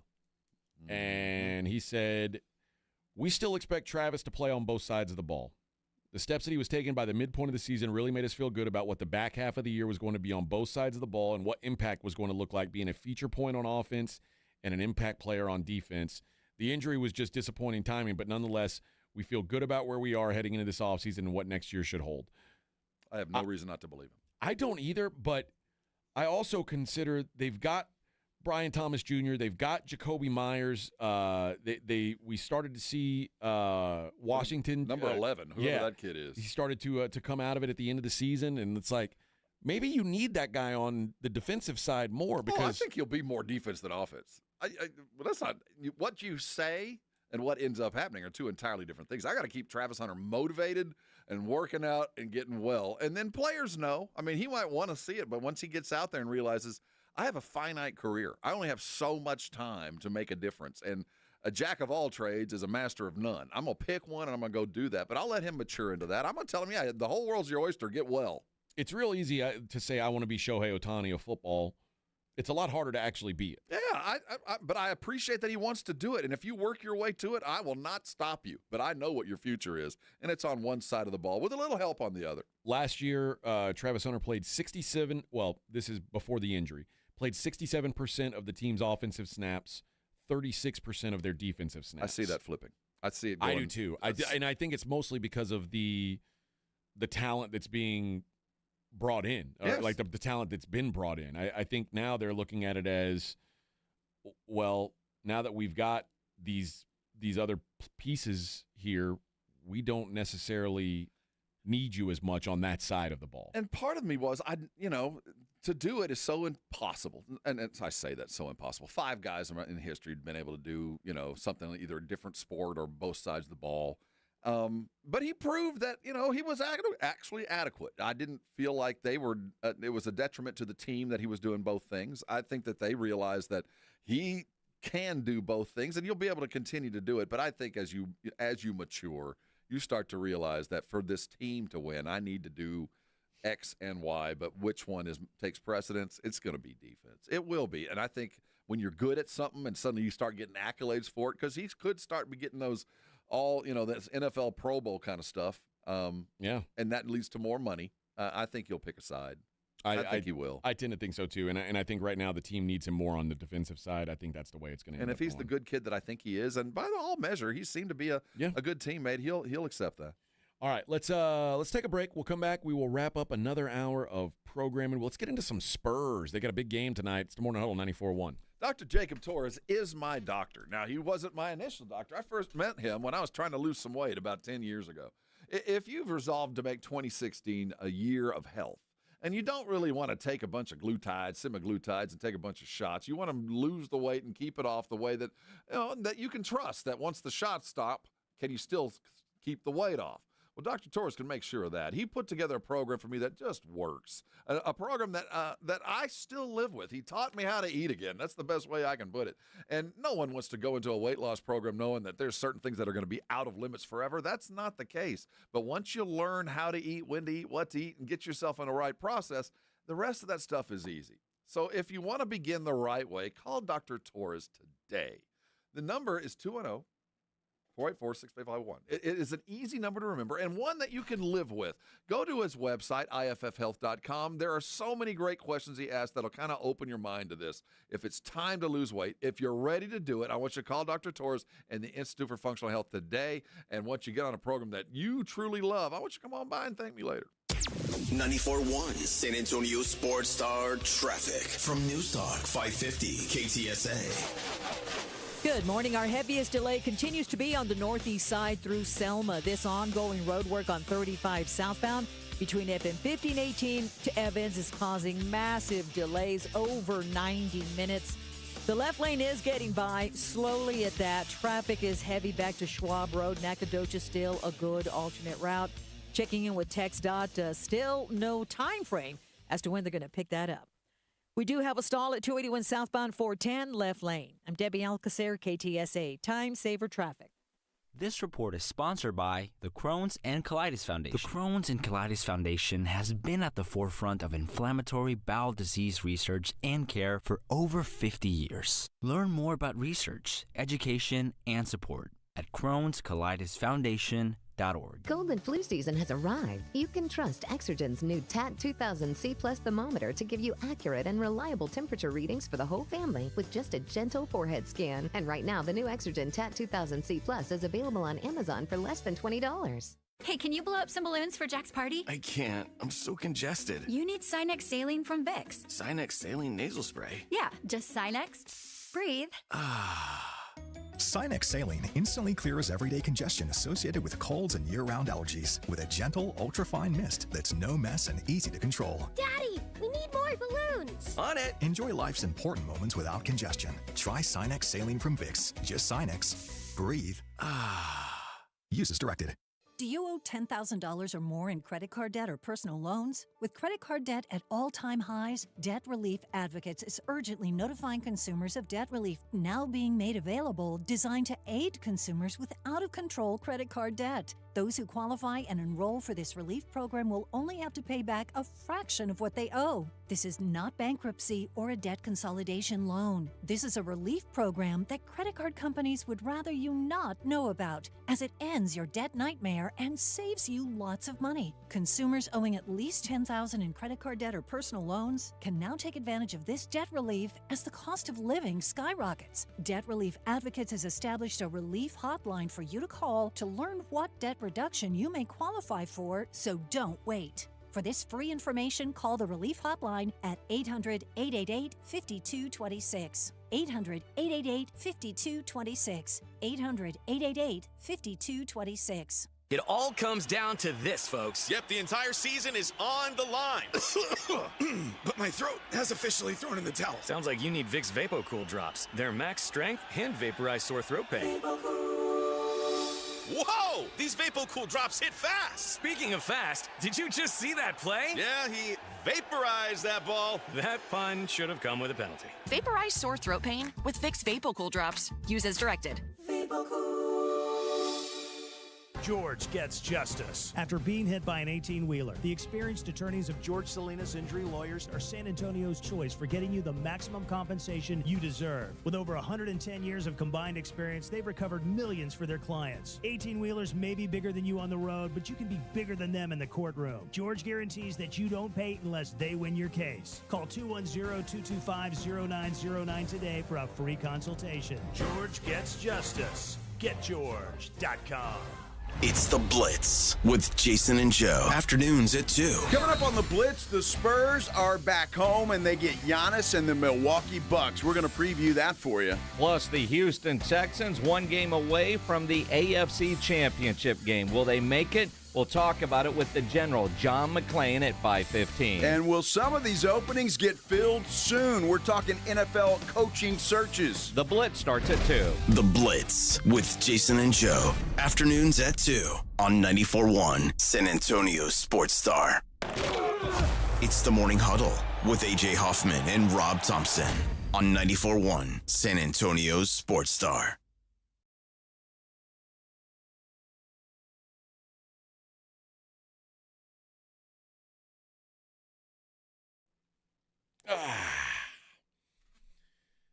Good morning, everybody.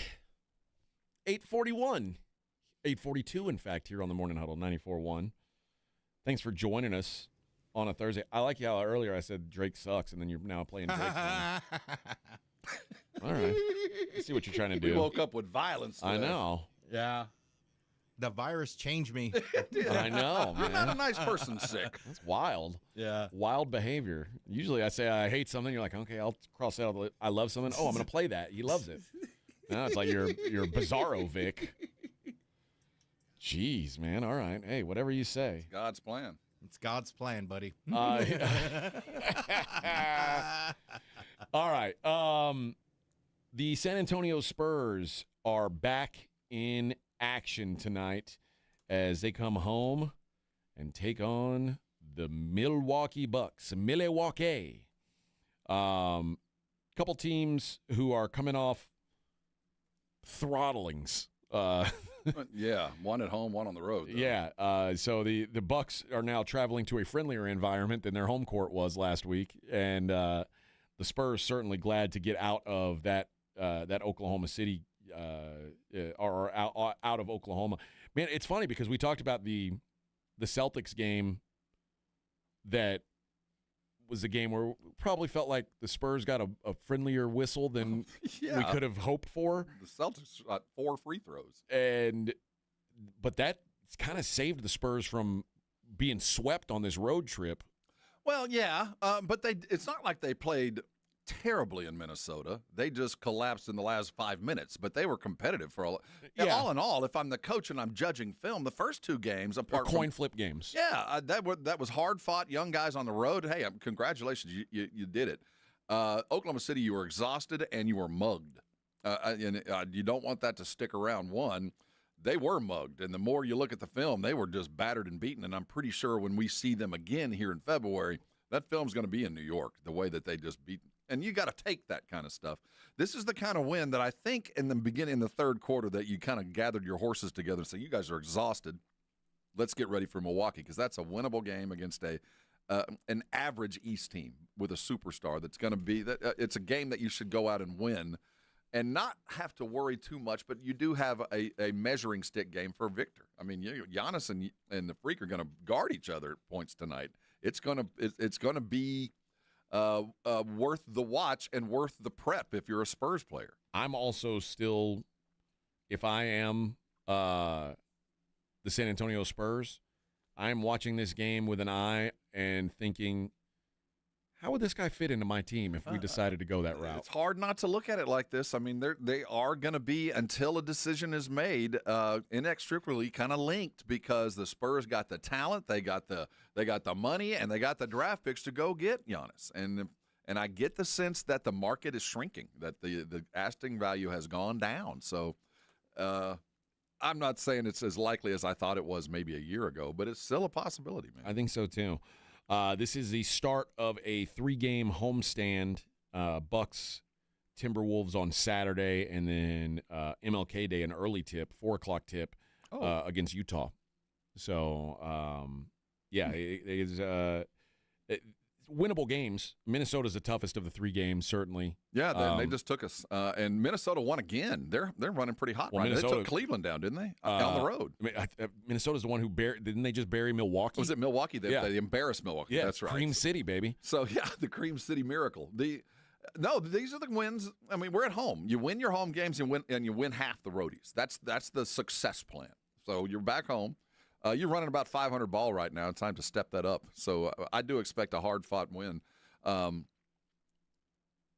do want to start worrying about – well, I don't want to start, but I do think we need to really start considering Devin Vassell has been out a month, man. Yeah. This dude's been gone a long time. We asked Dr. Garrett yesterday, the adductor, not abductor, the adductor, the groin pull, this is such witchcraft. I'll tell you, for a team that's shooting terribly – the first fix is to get that dude back on the court. Yeah. The second fix is put an egg under Harrison Barnes' bed. It's something with Harrison. Yeah, something's a problem. And it's showing on the court. Quite frankly, the Spurs, if you recall, remember they didn't lose their first game until like the 6th game of the season, if I'm not mistaken. They started hot. They lost their 7th game it was the game to the Knicks in the whatever they call it, the in-season tournament final. Right. And then they went on a 5-game win streak that lasted till Christmas Day. And then they beat Oklahoma City that day. They had on Christmas Day they were 23-7. Since Christmas Day, they've lost 6 games. That's something we haven't really been talking about because the hot start was so good. Right. But now they're 27-13. They're 4-6 in their last 10. They've lost as many games since Christmas as they did between the start of the season and Christmas. That's concerning. It is. The Spurs are not playing great ball right now. And I know that there's going to be ebbs and flows with the young teams. This is a pretty bad ebb. And it's bad for a lot of reasons. One, you could build an excuse in. We got a lot of injuries. We haven't had a starting lineup together since Christmas Day, it feels like. So there's that. Then there's we've lost to some good teams on the road, so it's not humiliating to lose to Oklahoma City. It's not humiliating to lose in Minneapolis. I mean, that happens. You only win half your roadies. But the way we're losing, we've forgotten how to shoot. It's a jumble on defense, although the defense has been effective. I mean, I'm not saying that I'm mad at the effort because while the shooting has gone down, apart from that Oklahoma City last 5 minutes where they gave up 15 points where they probably wouldn't have, they're holding teams under 110 points. They're scrambling on defense. They're doing all the stuff that good teams do. They just can't hit the side of a barn. But there's been some of these games, like the Utah game that started this streak of bad, where you give up 130 points to the Jazz. And even in some of their home, wasn't it? Yeah, in some of their wins. Remember when they beat the Knicks here? It was 134 to 132. 132 is a big number. I don't care who you're playing. They gave up 113 in the win over the Pacers. That's the Pacers. But I will live at 110. 110 to 113, that's a winnable formula. Anything more than that, I'm just saying 113 against the worst team in the league. But they did win. And so but you're right. But I will say over the last 3 games, and that Oklahoma City score, the last 5 minutes we had punted. That was just freebies. But prior to that, they did to the Lakers was good, although the Lakers were shorthanded. But they did it. They go into Boston, you hold them under 110. You go into Minneapolis and you hold them under 110 or right at 110. So defense, at least that's telling me you're working hard. You might not be doing it effectively, but you're working really hard. Now it's time to work hard and win, and not have to work so hard on defense to hold them to one shot. Get the rebound and get down the court, but make buckets. And I know that's so hard to just say, go make your shots, but at some point you got to make your shots. You're professionals, or we'll find somebody that can. Yeah. The other thing is, if you go through, and like if you can do this on ESPN, if you look at their schedule, and you can see as you scroll through it, it says team high in points as you go down the schedule. And if you look at the first several weeks of the season, like if you lead up to Christmas, if you go all the way to Christmas, you've got in the first 30 games, 20 of the first 30, your high score was either De'Aaron Fox or Victor Wembanyama. As it should be. In this stretch of downward play, it's Wemby, Champagnie, Fox, Cornette, Wemby, Johnson, Fox, Wemby, Castle. It's a jumble. Like, you don't know. It feels like they don't know who their offensive identity is right now. It gets worse. I think our best player is still De'Aaron Fox. I still think he's our best player. He's not acting like it right now. No, this is why. Under 20 points in 5 of the last 6 games. And in those games, we're 2 and 4. It's not entirely on him, but when you combine his inability to get buckets, the absence of Devin Vassell, and Harrison Barnes just absolute gone cross-eyed, that is a perfect storm. Well, I mean, not only did we just lose, we lost all 3 of these. And add in the limiting of Wemby's minutes right now. So all these combined, you can find excuses. I don't think it's hard to dig out of this hole. I don't think we're that far away because, again, we only need 2 of these guys to wake up. We got 4 that can do it. We just need 2 of them to do it. And right now, they're all asleep. Every one of them. Wemby's been effective, but his minutes are limited. Steph Castle has been exhausted, although last game kind of picked something up. Harrison Barnes showed us a glimmer. He get 10 points the other night? I mean, it wasn't over like he had been the previous 3 weeks. So I do think there's a trend up. But the fix is, as I started, get Devin Vassell back on the court. He has become one of the leading mid-range shooters in the league. He's in top 10 shooting percentage in the 18 to 22 feet range, the DeMar DeRozan land. And Devin Vassell has fallen in there and gets buckets there, and that's opening up his three game. It's no surprise that his absence has correlated directly with our offensive decrease. Which is funny, though, because I remember in the first 10 games, like where Vassell was kind of an afterthought. Like Keldon was getting the lion's share of those bench minutes, and it was like, do they even need Devin Vassell anymore? And then now we're seeing what life is like without him, and clearly he matters. Yeah. He does, and it's not do or die, but it is right now. I can't wait to get him back on the court. It does affect the rest of the offense, his ability to hit those weak side threes and the weak side mid-rangers and those deep threes that on that second kick. And he has been extraordinarily good at those particular parts of his game, have improved immensely. I also think until Wemby is off, and I don't know if he'll be off a minutes restriction, I think we're going to continue to see these late collapses because teams look at it as, okay, we're through three quarters. He's got 8 minutes. We're still in this game, and they're not going to keep him out there all that long. Right. Let's go. Now's our chance to make a run. Like, you give teams hope that you would have otherwise snuffed out by having the best defender on the planet in the game in late game situations, and when he's on the sideline, it's like you're going to see these teams make runs. I've got a 12-minute quarter, and I know I'm only going to have to deal with him for 8 minutes. I just got to weather that storm and hope that 4 minutes that I've got him. Or you say 8 minutes. I mean, for the Thunder, what we saw was they tried to get Wemby the rest in the third quarter. And the run happened. And then they're blown out, and then the fourth quarter doesn't even matter. So you wait for and it's unfortunate, but that's the situation that you develop as the Spurs watching those minutes because other teams are watching those minutes too. Absolutely, and it just, all it does is it shows holes, and it gives teams an opportunity to poke at that weakness. So those are the things I think going wrong right now. I think it's a good chance for them to get right tonight. They'll get right at home against the Bucks. If they don't, who are having like internal issues going on, where Giannis, I think they want to trade Giannis, and Giannis is saying, "I don't want to get traded." He's booing his own fans. His fans are booing the Bucks. There's a lot going on with the Bucks right now. Not a team I would be looking to back. But if I'm betting the Spurs, here's what I'm doing: I'm betting the Spurs in the first half because I know I know what it's going to look like. Right.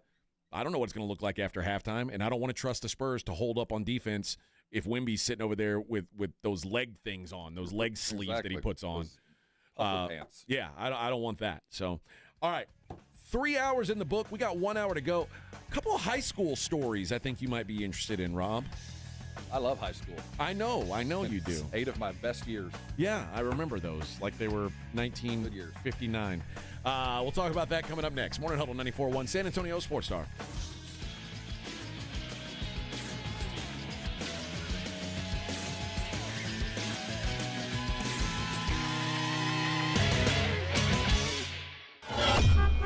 On your ride to work, it's the Morning Huddle with A.J. Hoffman and Rob Thompson, KTFM Floresville. This report is sponsored by the Crohn's and Colitis Foundation. The Crohn's and Colitis Foundation has been at the forefront of inflammatory bowel disease research and care for over 50 years. Learn more about research, education, and support at Crohn'sColitisFoundation.org.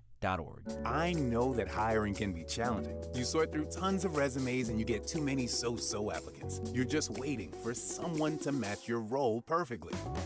Well, now, there's a place where you can meet them fast. ZipRecruiter. Need to hire right away. Start your search for strong candidates. The right fit awaits. Build your team. Build it sooner. Meet your match on ZipRecruiter. Just head to ZipRecruiter.com/radio right now to try it for free, and you're on your way to meeting your match. 4 out of 5 employers who post on ZipRecruiter get a quality candidate within the first day.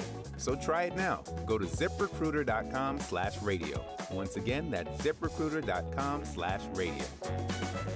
Meet your match on ZipRecruiter. Try it free. Let me ask you a question. Is your roof ready for anything? Well, Stevens Roofing, a locally owned company, has been serving our community for decades. Whether it's a commercial project or residential, or repairing your old roof, or maybe installing a new one, they've got you covered. And now Stevens offers solar. Stevens Solar Solutions can save you money and energy. Stevens Roofing, quality craftsmanship, solar solutions, and local expertise under one roof. Call 210-785-0994 or go to stevensroofing.net. Meet Morgan Jones.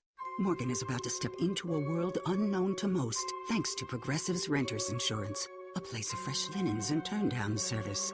You see, Morgan temporarily vacated her apartment and has gone to a hotel because a pipe burst in her apartment. A pipe that made her sense of reality and apartment ceiling all come crashing down. Luckily, Morgan checked into Progressive's Protection Zone. Get a quote at Progressive.com. Progressive Casualty Insurance Company affiliates and third-party insurers. Paid for by Christian Care Ministry.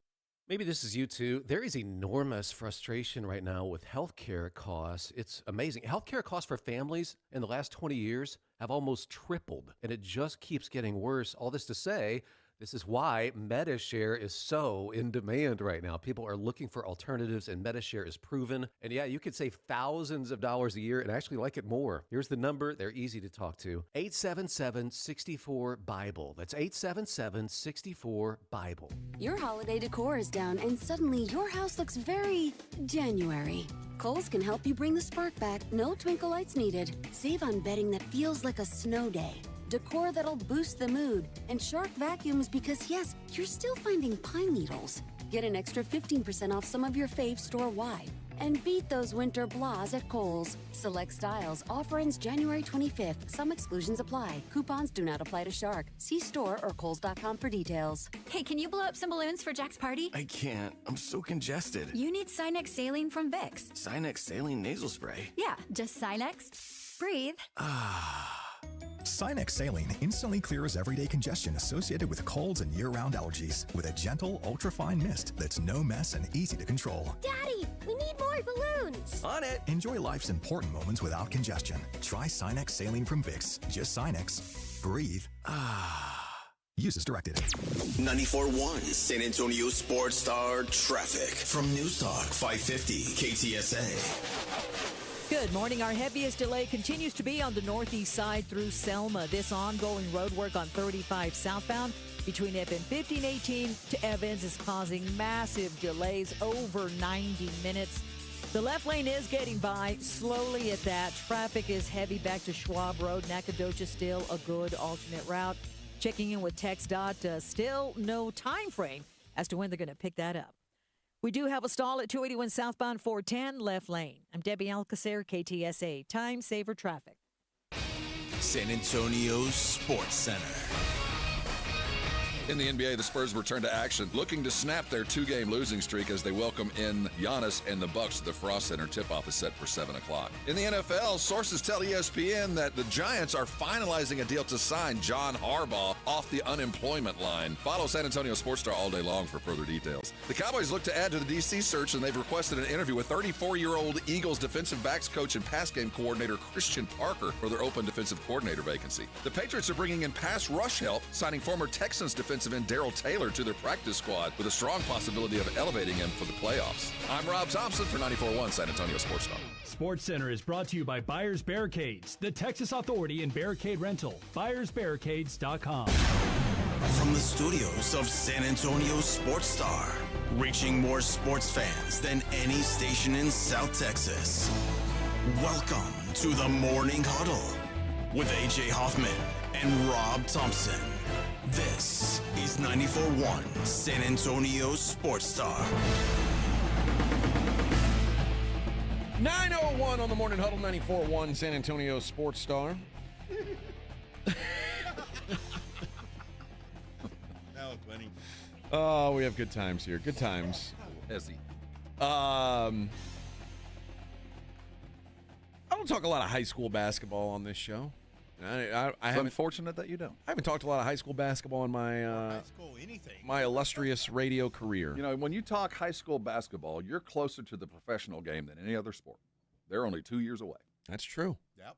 That's true. Well, Major League Baseball, they might be a professional Or hockey. player. Hockey might be a little bit closer, but when you talk about a high school senior of merit, 5-star, Yeah. they're a year and a half away from being worth $10 million and playing in front of your favorite TV. Yeah, no, you're right. I don't think any of these guys are going to be playing, though. The Johnsonburg Rams. Where is this from? This is Pennsylvania. Huh? Johnsonburg Rams were playing the St. Mary's Flying Dutch.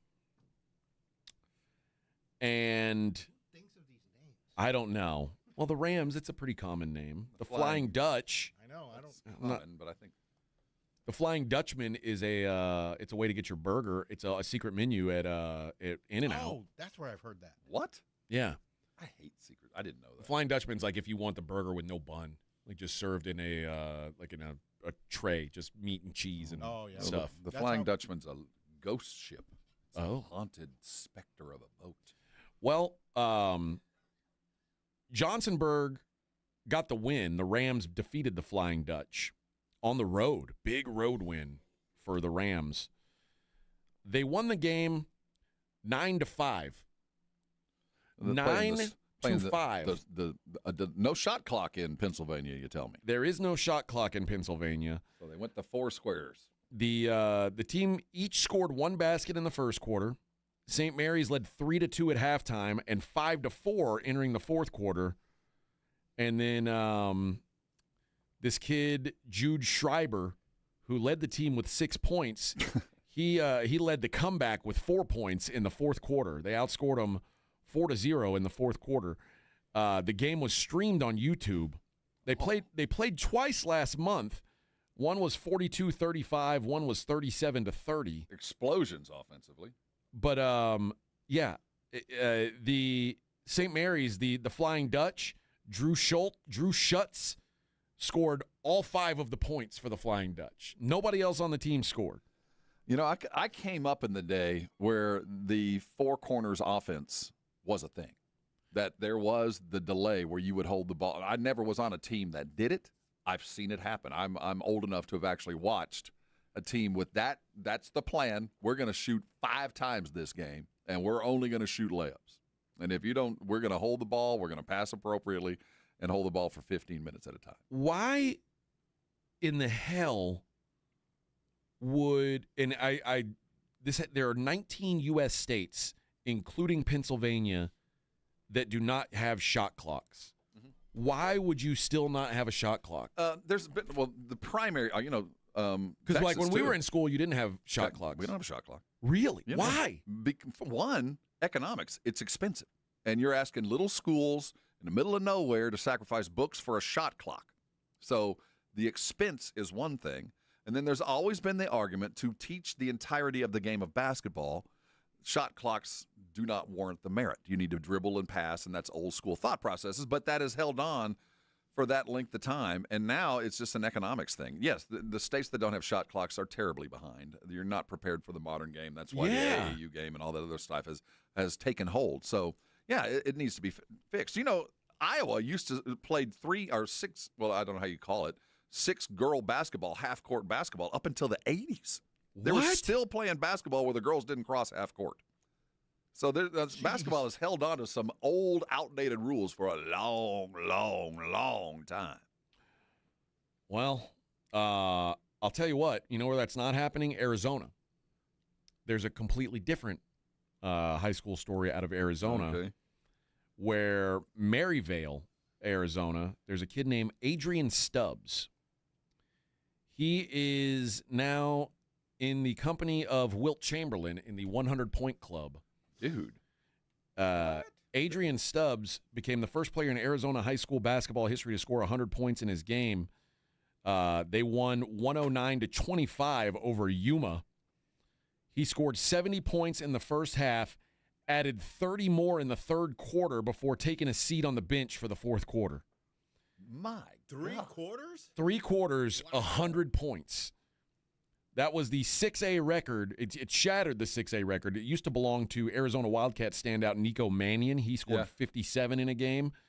His dad. The state record was 75 points. That had stood since the 1966 season. Stubbs' previous career high was 56, which was 1 point shy of Nico Mannion's 6A record. But that is unbelievable. I don't know how you have enough time. He's averaged 24 points a game this season, but he hardly missed a shot. He was the majority of his conversions came on mid-range jumpers. He hit 6 threes and went 16 of 23 from the free throw line. Now, how tall do you think Adrian Stubbs is? I mean, I've got a picture of him here. No, and he's a guard. He's not 5'10". I thought he was going to be 6'10". No. And he has the what do they call that haircut around here? You have an Edgar? Yeah. No. I think that's No, it's borderline. That's close. Yeah, he's got some bangs though. It's borderline. I mean, it's like if it got bowl long cutting, back, but it's a little. Se mira como un tacuache. Yeah. But he's got a little tiny mustache. But 100 points. Peach fuzz. And this was a 6A game. This wasn't a little school. No, 100 points in 3 quarters. Wow. I just looked up his recruiting. He has no recruiting. He's 5'10". He's a 0-star. Yeah, he's 5'10". I think there'll be some coaches calling today. I think so. Yeah, and he'll probably play it like a Northern Arizona or someplace like that. But 5'10", there's a place for you someplace. I don't know where it is. Somebody will find a place. Hey, wasn't Spud Webb 5'8"? Hey, Adrian, I'm open. Hey. No, actually. Oh, you only got 96. You Oh, ball okay. hog. Go ahead and shoot it. I'm sorry. He's just a ball hog. So I'm open. Well, it's funny what it says here. It says Stubbs got off to a hot start with 35 points in the first quarter. 35 points in the first quarter. And his teammates got out of the way as he continued to drill seemingly every shot he put up. He scored every single one of Maryville's points in the first half before Travis Dean and Mekhi Teich contributed 2 points apiece in the third quarter. Thanks, Adrian. He said, I think I had 35 at the end of the first quarter. My coach gave me the green light. I was going to go. That was probably the most unselfish game from teammates I've ever seen in my life. Without them, this would not be possible. Truth. All those passes, all the steals, it's a huge shout-out to them. I know you got 60. I'm open. And it says in this story, it says his only scholarship offers to date are from junior colleges. Yeah, he's a 0-star recruit. Hey, Incarnate Word. Yeah, I mean, give it a shot. What do you got to lose? I'm not a hater. What do you got to I'm not a hater. UTSA? Yeah, come on. I mean, the most important skill to have is being able to gotta shoot, make it in the basket, right? That's a pretty big deal. Pretty much the point of the game. But at 5'10", you're gonna have to shoot from a long way away. Yeah. All I know is UTSA is sitting at 4-13. These are the 4 teams that UTSA's beat this year. You ready? Okay. Georgia Southern, that's their best win, by the way. Denver, the frontiersman of Denver. Southwestern Christian. Well, and they lost to Rice last night. And Biblical Studies. Remember we talked? Oh, that's right. So they lost to two church schools. No, they beat 2 church schools. They beat Southwestern Christian Academy and Biblical Studies. What do they have against God?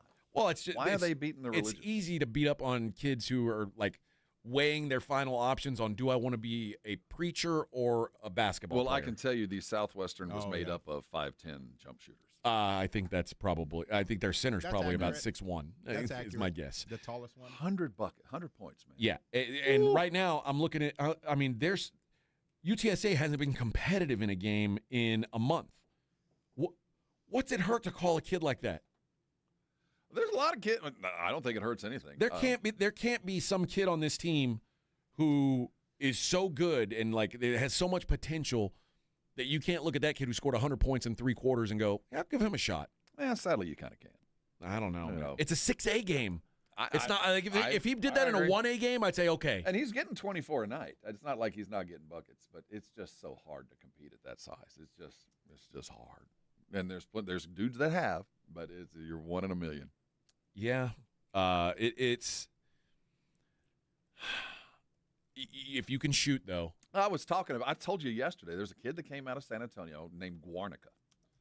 Back in the that's a painting by Paul Guarnica. His name went to Lee. Was just like this, about 5'10". He was open when the moment he walked in the gym. Yeah. Went to Northern Colorado. He left San Antonio as the all-time scorer in San Antonio history. More than Shaq, more than Edmondson, more than Artie Griffin, all the studs that have come before. Robert Bell. And went on to Northern Colorado and had an acceptable good career. Averaged about 6-7 points a game. It's just, you're leveling up to a place where you've never been before. And I'm all about getting 100 points in high school, but it's still a different world. But like Tyler Eulis played at Kentucky, and he was like 5'9". Like I said, there are some but you're literally 1 in a million. Yeah. What was the kid's name? The guy just at Marquette a couple years ago. Marcus Howard. Yeah, well, I mean, we could go all the way back to he was like, and Spud. There's dudes that have made it, but it's just really, really hard. Marcus Howard was like 5'9" and led the Big East in scoring. Who's the kid that Minneapolis drafted that we almost took, the point guard that came out of Kentucky? Same thing, 5'10", yeah, lightning quick. No, you're right. It's just hard to find space. I don't know. It just feels like you, especially if I were he's going to play in college.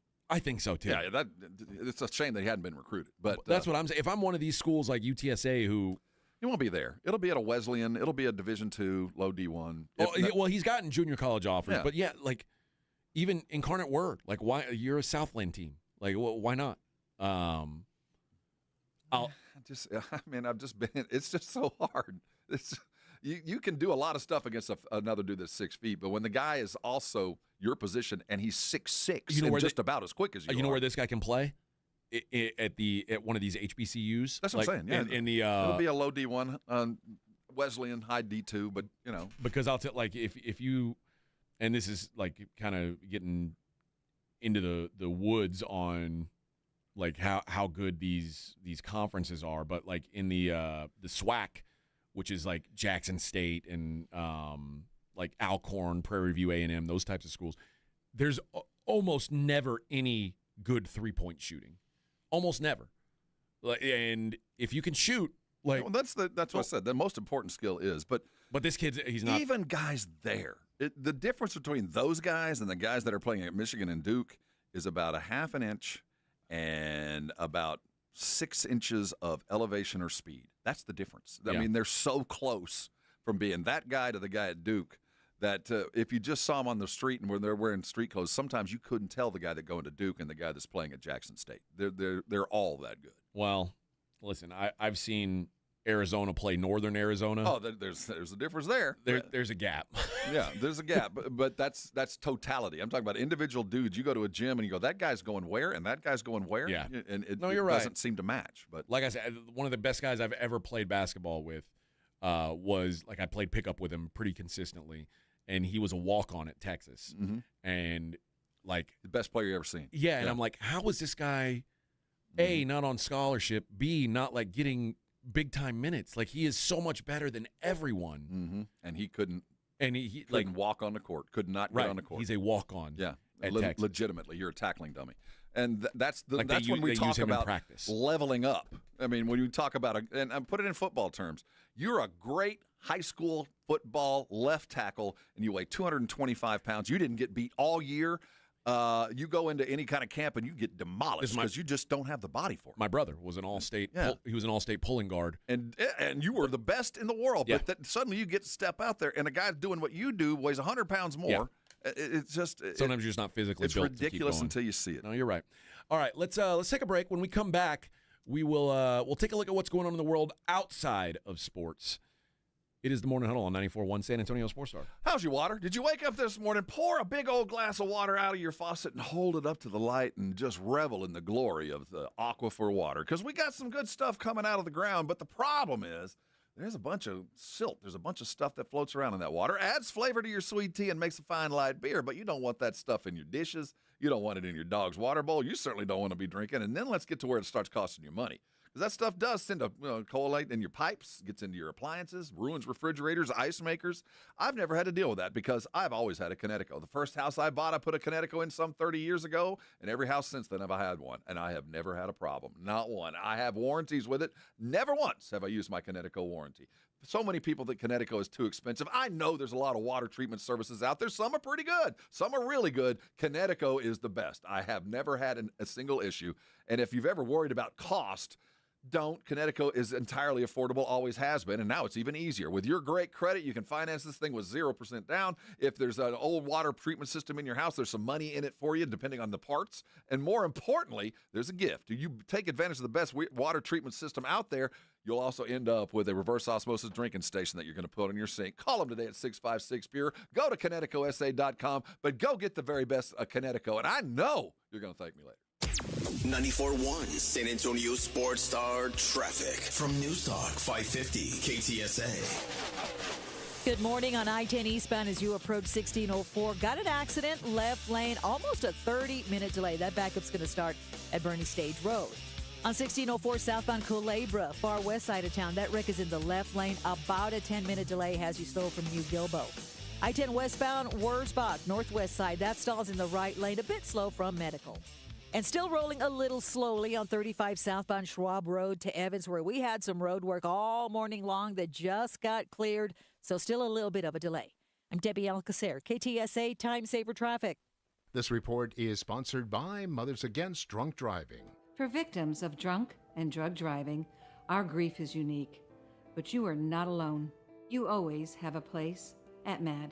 Call our 24-hour victim helpline at 877-MAD-HELP or visit mad.org. This episode is brought to you by Prize Picks. Whether you're starting a new routine or making a player pick for the first time, there's something that can't be too hard, but in life and on Prize Picks, it always feels so good to be right. With high-pressure playoff matchups, bowl games coming, tournament time, it is time to jump right in. When it comes to playoffs, you go with stars. Stars always produce. In the NFL, they get those stars because they're stars. And as we get closer and closer, I love Josh Allen. Josh Allen is a man alone on Buffalo. Whenever you get to the more, you go with Josh Allen. In basketball, oh my goodness, Luka is balling. You can't go wrong with Luka. And I want to tell you about a brand new part of Prize Picks. It's a new feature, early payouts. If your player gets off to a hot start, you now have the option to cash out on those winnings before the game even finishes. I want you to go download Prize Picks and use the code Alamo, and you're going to get $50 in lineups after you play your first $5 lineup. That's Alamo for $50 in lineups, and all you got to do is play 5. Prize Picks, it's so good to be right.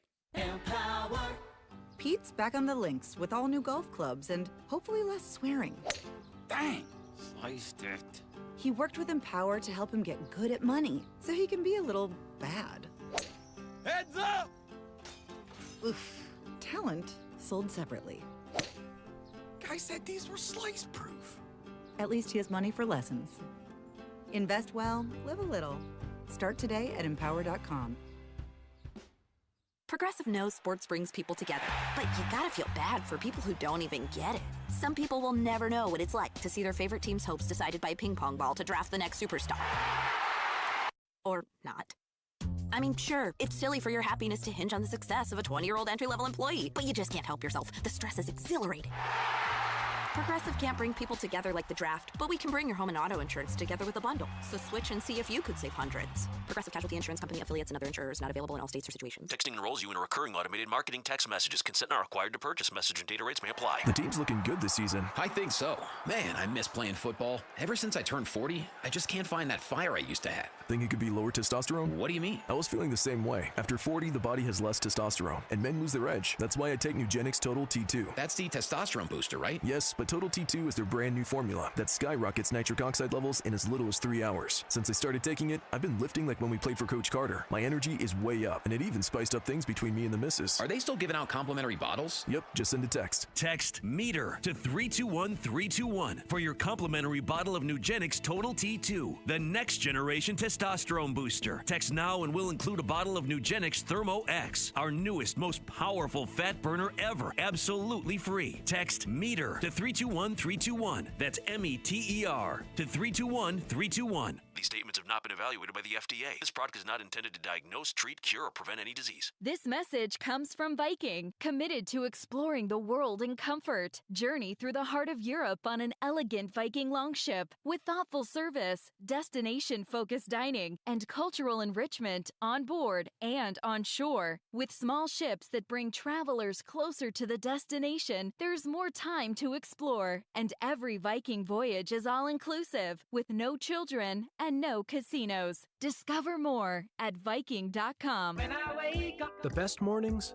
in the morning light, start with Wrangler. I pull on my jeans and I feel alright. Jeans, jackets, and shirts that get your day started. Good mornings make for better days. Wrangler, for the ride of life. It's the Morning Huddle with AJ Hoffman and Rob Thompson.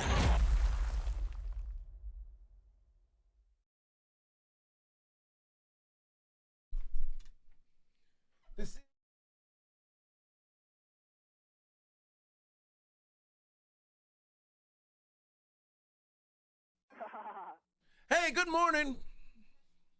Not me singing before I turn the mics on. It kind of was, but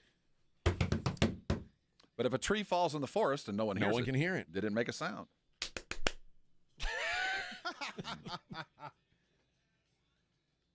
Ah, yes.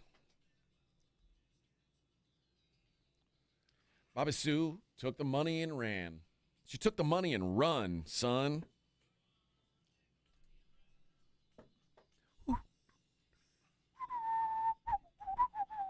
Am I allowed to whistle? Sure. Yeah. No, I don't think I am. I don't think I am. I don't think he'd like that either. As long as you got a voucher. Yeah. Oh, did you hear him say I can whistle, Vic? I never said. I didn't hear voucher. I didn't hear that. Yeah. Oh, I thought you heard him say I could whistle.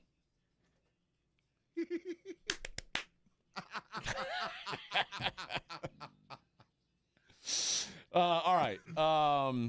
We got to see what's going on in the world outside of sports, because sometimes we forget that there's a world outside of sports, and that's the worst thing we can do, because there's so much going on, Rob. That lots. And we don't like to talk about the politics, the hardcore stories. That's not as fun. We like to talk some about. Of them are fun. Well, it's some. I mean, and there's some scary things. Here's a good example. This is kind of sad. Do you know about Labubu? Yeah, vaguely. I've been informed about Labubus. Vic, do you know about Labubus? Those things are evidently really expensive. I think I heard of it, but I don't remember. It's those little things. They're like dolls. Yeah. That's right. Apparently, they are very, very popular, and people pay big money for these things. Well, apparently, they are now the place that makes them. It's a Beijing-based Pop Mart is now. And this is a U.S.-based non-government organization. So this is a NGO of some sort. Yeah, it's called China Labor Watch. Okay. Oh, they're making the little kids are making these dolls. Basically, apparently Labubus are being made by workers who work excessive overtime shifts, sign blank or incomplete contracts, and do not have paid leave. Now the question is, will people stop buying Labubus? I love my iPhone. I can tell you that. People still buy diamonds. They still wear Nikes. They still use iPhones. You need those little hands to get in there and do stuff. Yeah. Big hands Was it can't like do $20? That's how much it costs to create an Air Force One. I don't think it's $20. I'm sure. I bet it's 10, 5. Yeah. Now Pop Mart says they're going to take immediate action to see if these. They're going to look into it and see if these are true claims. But they have gotten a bunch of celebrity endorsements. Kim Kardashian and Lisa from a group called Blackpink, which is a K-pop group, have helped Pop Mart to become a major toy retailer. Some of these go for thousands of dollars. They're very weird. They're like elves, but they've got these crazy sharp teeth. Jeez. I don't really under. Yeah. What were those other things that the little dolls that were there? They're still around. What are they called? Pop somethings? The Funko Pops. Funko Pops, yeah. Yeah. Are those still around? Those are still a thing, right? Yeah. I think they're less popular now. Labubus are the new one. Labubu's the new one. And apparently the way these Labubus come is they come in a mystery box. Oh, so you don't even know what Labubu you're getting. So it's like a who knows? Who knows? You don't want an ugly Labubu. Nope. No. Well, yeah. I mean, or maybe you want the ugliest. We've Labubu. all had ourselves a late night Labubu and weren't proud of it. Man, little news coming out here as the update flashes across my screen. College basketball. Oh boy. Oh no. 20 men have been charged in a point-shaving scheme involving more than 39 college basketball players on more than 17 D1 teams, leading to more than 29 games being fixed. Whoa. Oh, I knew it. See, there is a script. Well, there is. It doesn't tell me what games, though. Well, they're not going to tell us until they... I want to know! We got to know now. The scheme was originally focused on fixing games in the Chinese Basketball Association, but then they got into the college kids, offering bribes to college players ranging from $10,000 to $30,000 to compromise games. Wow. That'll never go away, I think. Burn No, them it's not. down. It's not going to go away. I rest comfortably knowing that they're catching some of them.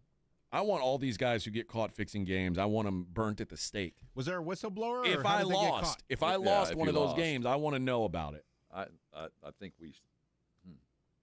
That's it. That's not good news. I'm very interested to hear the programs that were involved. Yeah, none of that's in the report yet. I'm guessing, yeah, that'll come out slowly, but not. God, 39 games. Like we were talking about, and my expectation is the DFS market is Wild West, and there's dudes making money hand over fist, little bites at a time.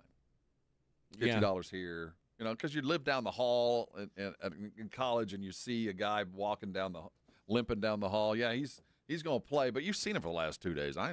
He's going to be the under. I know that's that kind of inside stuff that I know goes on. I just but know actually, it's like, happening. But missing free throws late in the game. then, because DFS is one thing, especially if you're betting the under or whatever, but the outcome of a game, which the individual player does affect that. But when I rest comfortably knowing when there's those huge turns, when it is really fixed, that for the most part they're catching on.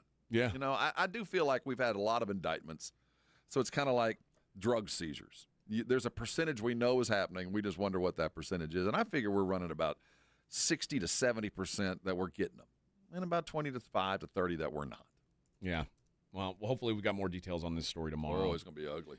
Now we'll go to the real news again. A Northeast Missouri man is accused of attacking a disabled woman, shoving her out of her power wheelchair and threatening to kill her. You're a bad guy. The suspect is 30-year-old Christian Kelsey. Went to the home of this victim. He's charged with third-degree assault against a special victim and unlawful use of a weapon. According to court documents, the woman told the Macon County Sheriff's Office that Kelsey got intoxicated and became angry with her. He grabbed her by the back of the head and threw her from the wheelchair onto the floor, then put his hands around her neck, causing bruising. Then he went to another room and came back with a shotgun and said he was going to kill her. That's when Kelsey's grandfather stepped in and the suspect fled the scene. He was arrested later. Kelsey's being held on $20,000 cash-only bond. I'm thinking about putting together a GoFundMe for this guy. Seems like a really nice guy. I'm trying to figure out. I don't know. Obviously, this is a bad dude. But what the hell did she do to bring this on? I don't know. And look at this guy. He's like 6'5". I'm just saying. If this guy could score 100 points in 3 quarters, he'd be playing at Duke. He might. But my question to you, wheelchair lady, is what exactly brought this on? I don't know. I mean, the guy was drunk. You poked some buttons. Not that you deserved what you got, but my God, who does that to someone in a wheelchair other than they are mad? You know how a lot of these road rage incidents lead to shootings? Happened here in San Antonio. It happened yesterday? Yeah, I think so. Terrible. Well, in 2021, a woman was having some road rage. Her name is Joanna Clunan. And she gave she started driving aggressively. She gave somebody the finger.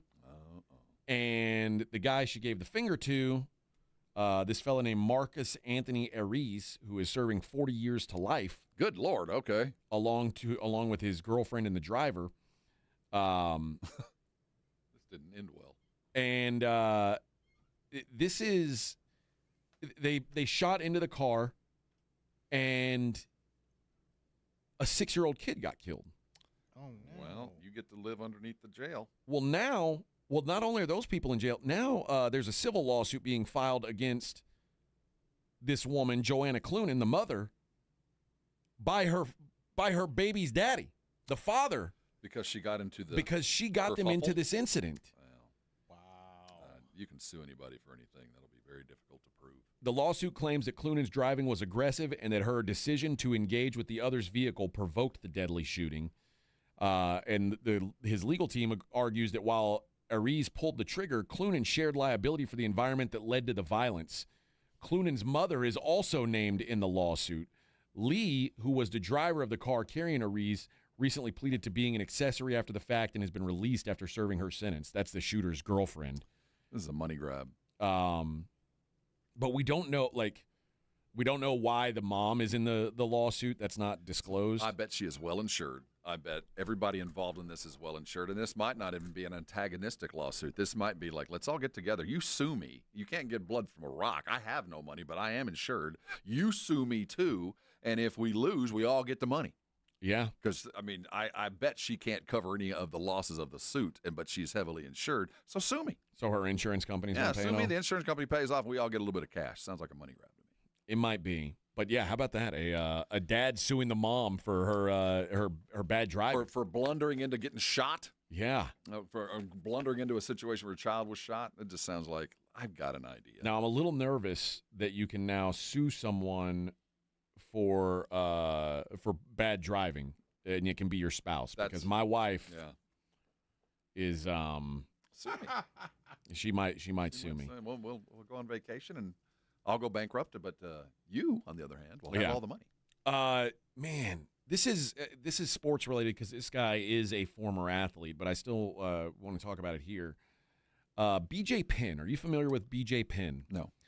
BJ Penn is a former UFC fighter, a former UFC champion, like a two-division champion, widely regarded as one of the best lightweights in the history of the sport. How long ago? We're talking about 15, 20 years ago. So an OG. Yeah, pretty old school. He was back in court after he failed to undergo a court-ordered mental health evaluation following several arrests over the past year. He's got what we in the business like to call the CTE. Penn he was originally arrested on 2 separate charges of abuse of family or household member, which is his mom, who later filed a restraining order against him. He was also arrested for violating said restraining order. In total, he was arrested 6 times in 2025, including a separate third-degree assault misdemeanor charge. That court case is still pending. In the latest hearing, Penn blamed his attorney for not informing him about the mental health evaluation, while claiming his latest contact with the court-appointed public defender came back in October of 2025. Penn claimed it was a third party reviewing an online court docket who finally informed him about the mental health evaluation he was ordered to undergo.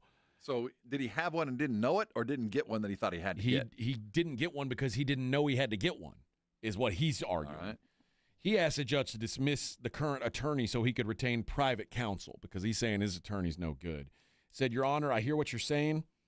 I've been trying to get in touch with. I need to contact your chambers because I mentioned the last time I was here about recusing you for the case and about getting a different counsel, but I can't get through. I can't get through to you guys. He told the judge he needs to recuse himself from this case? Yes, yeah. That never really goes over very well. I don't think you should be hearing this case, Judge.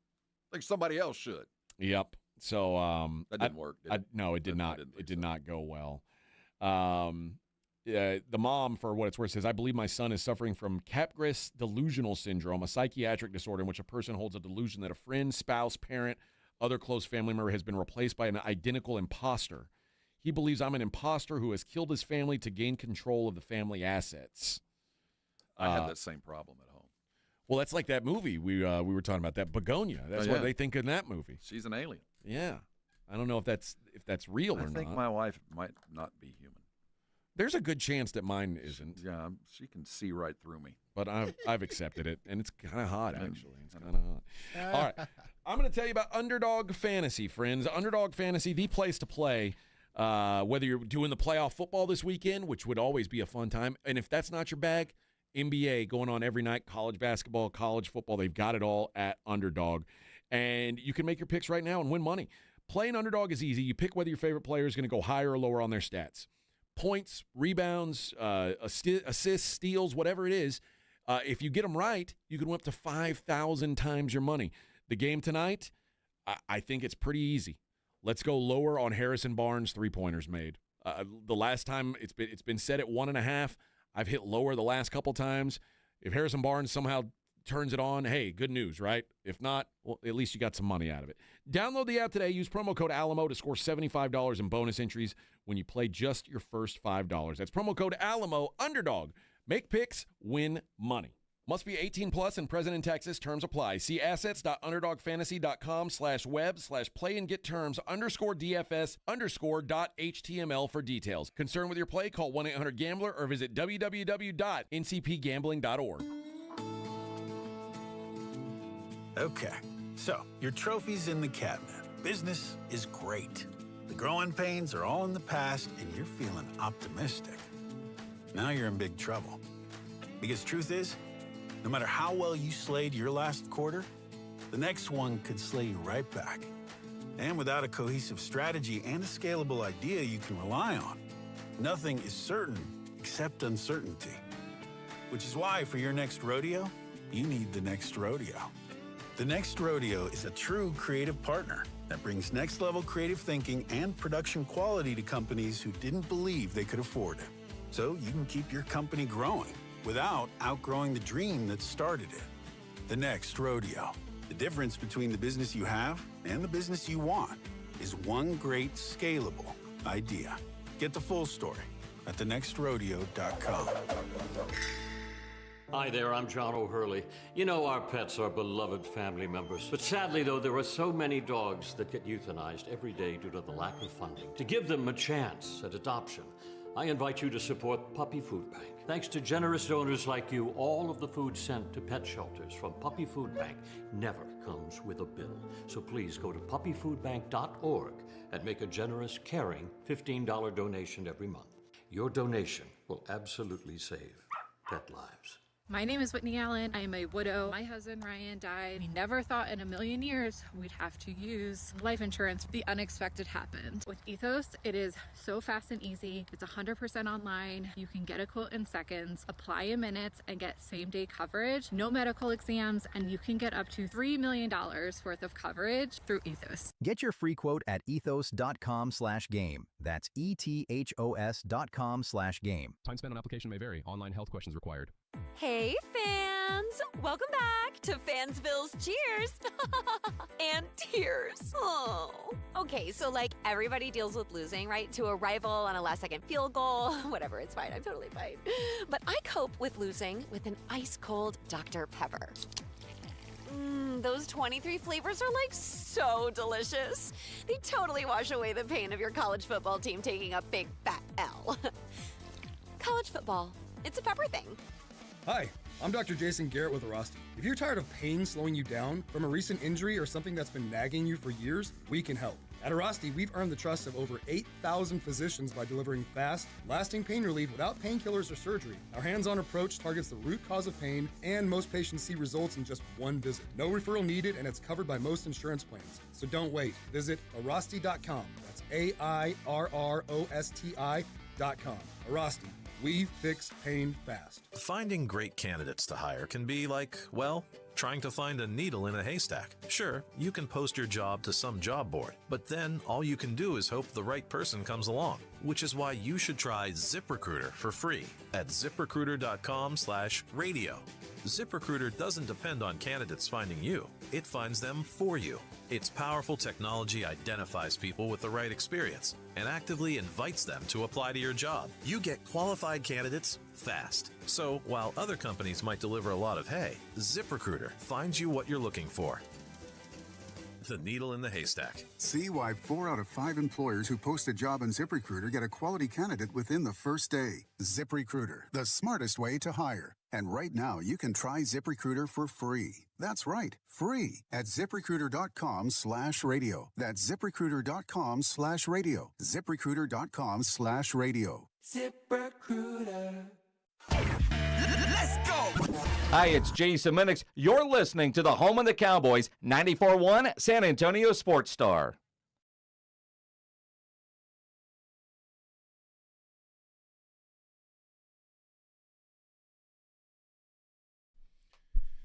Say, it's the Morning Huddle 94.1. Good morning. 9:41 on 94. Oh, look at that. Look at us. 9:41 on 94.1. Look what you did there. Yeah. Yeah. And today is September the 41st, so it all comes together. There you go. Yes. Dun, dun, dun, dun, dun, dun, dun, dun, dun, dun, dun, dun, dun. All right. It's the last segment of the day for us. So let's just do what we always do and take a look at the Daily Lines. It's the Morning Huddle's look at the daily lines with AJ and Rob on 94.1 San Antonio Sports Star. You covered, yeah! Got a little movement. Seattle Seahawks are now just 7-point favorites instead of the 7.5. The biggest favorite has tightened up a little bit. That's odd. So a little Niners money coming in. You know what? I think they saw Fred Warner walk out on the practice field. So there is a lot of positive injury news for the 49ers. Yeah, you're right. But yeah, Seahawks are still 7-point favorites, still the biggest favorite on the board this weekend, but not quite as heavily favored as they were. Total in that game is 45.5, which is the same total in the Bills-Broncos game. Really? That is still hovering it around a pick 'em, depending on where you look, depending on which book you get. You can get plus or minus money. Or actually, you probably can't get – I don't think you can get plus money on either team. At DraftKings right now, Bills are minus 105, Broncos are minus 115. So basically, you're just picking a winner in that one. The Texans are at the Patriots. The Patriots are 3.5-point favorites now over the Texans. It was 3 yesterday. Patriots taking a little bit of money. I didn't think it was going to go that direction. I don't think I did either. But there are still some books with some threes out there if you like them. But clearly the money is trending towards 3.5s. I mean, listen, it's easy to forget because the final score said it was such a one-sided game. Yeah. But it's easy to forget that the Texans' offense did almost nothing in that game. And the Patriots' offense is much better than the Steelers' offense. Like, the Steelers aren't going to just give you – or the Patriots aren't going to just give you 20-something points off turnovers. Like, it's a rock fight game. Total's 40.5 in that game. Very low total. I just Googled, what is your typical NFL playoff score? I wanted to see what AI would tell me. My guess is 24-20. Actually, averaging around 27 points a team, leading to totals that often hover in the low 40s or hover in the 40s, 50s, and low 60s. While the Super Bowl can be tighter, expected scores are typically 27-13, 31-24, and the like. And then it just went into the layer in the playoffs. The actually scores go higher the later you go into the playoffs, that the championship games tend to score a little bit more than the earlier games. So I was just curious to see when I hear an over-under or a number right in the low 40s, that just seems so low to me. Like, what do they normally score? Well, I mean, I think it's, first of all, you have to consider in the playoffs, you're playing against your best competition. Yeah. I mean, these are the teams that are better than anybody you've seen all year. And if you take a quick look back at last week, you saw the Patriots play in a game that was 16-3. You saw the Texans play in a game that was 30-6, and most of those points came off of turnovers. Like, both of these teams played really great defense and really bad offense.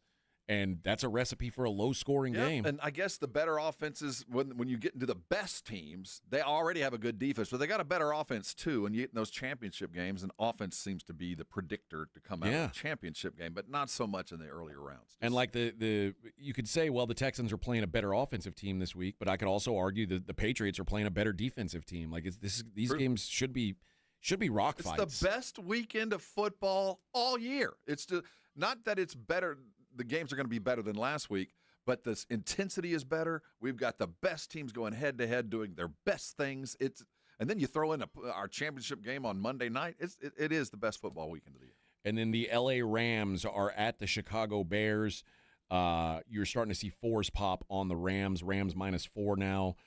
Bears, you can still find some -3.5s. You got to pay extra if you want that. You better look and get it today. But yeah, I expect the Rams to take money. I just think the Rams are so much better than the Bears. I think the Bears, they were basically shut down for 3 quarters by the Packers, and the Packers stink. So I think money is going to pull away. And the more you look at the Rams, it's even despite scheduling and everything else, they're better. They're just better than the Bears. I recommended this yesterday, and I'll do it again because the Rams are getting more expensive and the Seahawks are getting a little cheaper. But if you don't want to worry about point spreads, I think a really good bet is a moneyline parlay of the Seahawks and the Rams. And it gets you to about -110, which is, and all they've got to do is win the games. Like, that's the way I think I'm going to go after this thing. Just because I think it's hard for me to imagine the Seahawks and the Rams not playing in the NFC Championship game a week from now. The 49ers are a little scared. And it's funny, I'm more scared of the 49ers ruining that than the Bears. I'm the other way. I think the 49ers, they're just playing with a shorter deck. Now, Fred Warner's going to help. But they keep doing it. I know, but now they get Warner back limping around and they lose Kittle. It's just, I just think they've battled uphill for so long this year. At some point, you just run out of steam. And they're going to play a team that they're not playing great, but they're better, and we know what the Rams look like at their best, and they haven't gotten there yet, and there's an extreme possibility it shows up on Sunday. The Rams clicking on every cylinder on a fast track, suddenly this is where they were supposed to be. Yeah, the 49ers have won 7 of their last 8 games somehow. And not playing well. Fascinating. Yeah, and even in their one loss, they held the Seahawks to 13 points. So I kind of expect a little bit of a score fest from the Rams. But Okay. that's questionable because Stafford might still win the game and throw 2 interceptions. That's entirely possible. Entirely possible. The college football lines have moved a little bit. Indiana, who's been a 7.5-point favorite most of the week, now an 8.5-point favorite over Miami of Florida. The total in that one is 47.5. I'm on the Indiana train. I'm full bore. At what point do we start seeing money flow back upstream? At 9? I think 9 10. points? 10? I think once it hits double digits, people will push back a little bit. I don't think it's going to get to 10. I don't think it will either. But you might by kickoff, you might be paying 9.5. Yeah. It's entirely possible. I just don't. I can't imagine wanting to bet against Indiana. At this point. I don't. But at 10 points, you're going to get. At 10 points, you got to consider it, yeah. no doubt. But anything under 9.5, I'm all aboard the Hoosier train. In the National Basketball Association, the Grizz are in Orlando tonight. The Magic are 4.5-point favorites. Now, there's some subtext to this game. Jaren Jackson seems to be up for a deal right now that they might be looking to trade him. And I read something late last night that Anthony Black at Orlando might be a possible trade. They might switch. Really? Yes. Well, there's some draft considerations and other stuff with Anthony Black, but this might be a deal that could come because these guys have. Are the Grizzlies? Are they doing that because they're unable to deal Ja? No, I think they're going to deal them both. I think both of them are going to end up. Then it's a gone. full reset. Yeah, I think so. But the Anthony Black move. The only reason it intrigues me is they've already moved Bain to Orlando too. These GMs know each other's phone numbers. Yeah. So this is something that might actually happen. Yeah. Wow. Okay. Orlando would get a lot better in that deal. I think they shoot. Yeah. My goodness. Detroit is hosting the Suns tonight. Detroit is a 6.5-point favorite at home. Thunder going to Houston. Does the Thunder roll? Dun dun dun. They're minus 5.5 at the Rockets. Is that the Chris Gaines? That's Garth Brooks, man. That was before Chris Gaines. I'm pretty sure. You like the Thunder tonight in Houston? 5.5. No, not necessarily. Okay. I think the Rockets don't get to play at home very often. No, they don't. So it was an easy win against San Antonio, so maybe they're going to coast on into it. But this is a blood and guts basketball game. Houston's going to bring everything they got. Celtics are at Miami. Celtics are 2.5-point favorites on the road. The Utah Jazz are at the Mavericks. Mavericks got blown out by the Nuggets last night. No surprise. The flag limped off the court. He got an ankle. And now Utah's a 2.5-point dog at Dallas. What? No, go make money with Utah. Yeah, no Cooper Flag. What are you doing? Yeah, that's like who's dumb. Dallas even running out there tonight? That's going to be an embarrassing squad.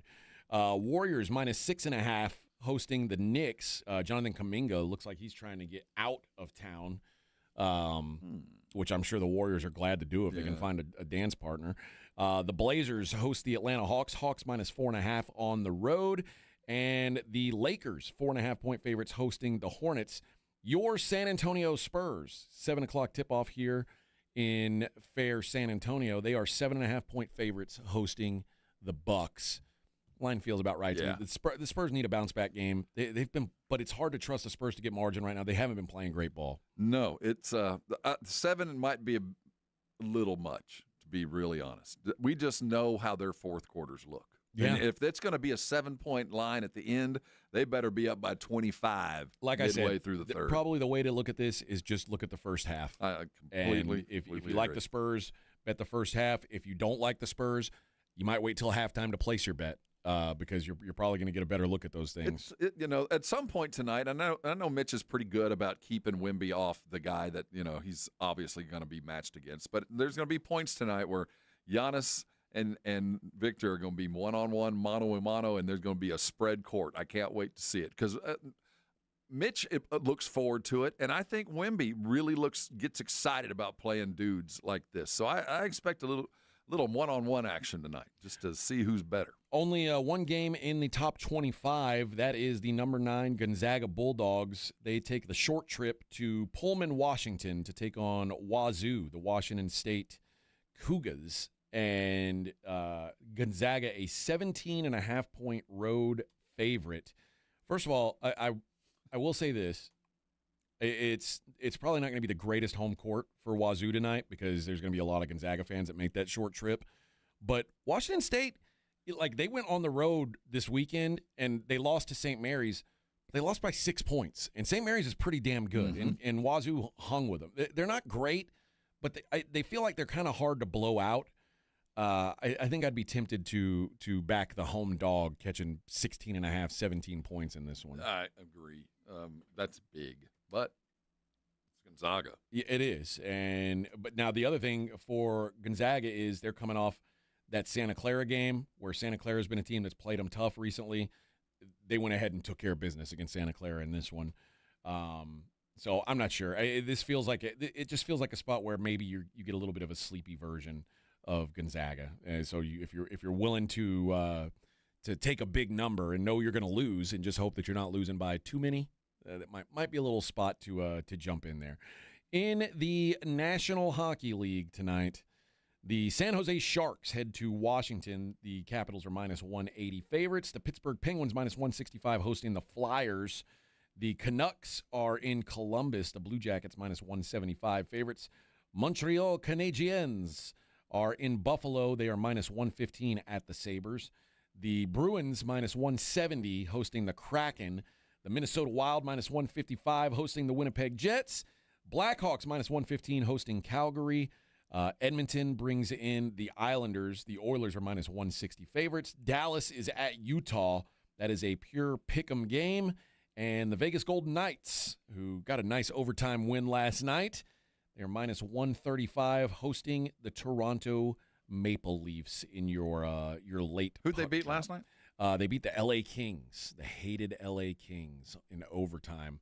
Great play. You'll see it floating around the socials. Yeah, it's a top 10. Jack Eichel to Mark Stone for the win. Well, friends, that does it for us. Onward and upward. Onward and upward. That is right. I do want to give you a programming note because on Monday, the Blitz is going to be live at the Roop Hub for the national championship game. No better place to watch it than it really the Roop Hub. 3 massive TVs over the bar, games on everywhere. Some of the best food out there. Jason and Joe are going to broadcast from 2 to 6 and then get you ready for that game between Indiana and Miami. 281 in Redland Road, the Roop Hub. All right, friends, that does it for us. We will be back tomorrow and do it all over again. I don't know if Vic will be back. He might be sick again. Yeah, I'll probably. get an IV. Malingerer. Yeah. We'll Jason and Joe come up at 2. We will see you guys tomorrow. Take care, everybody.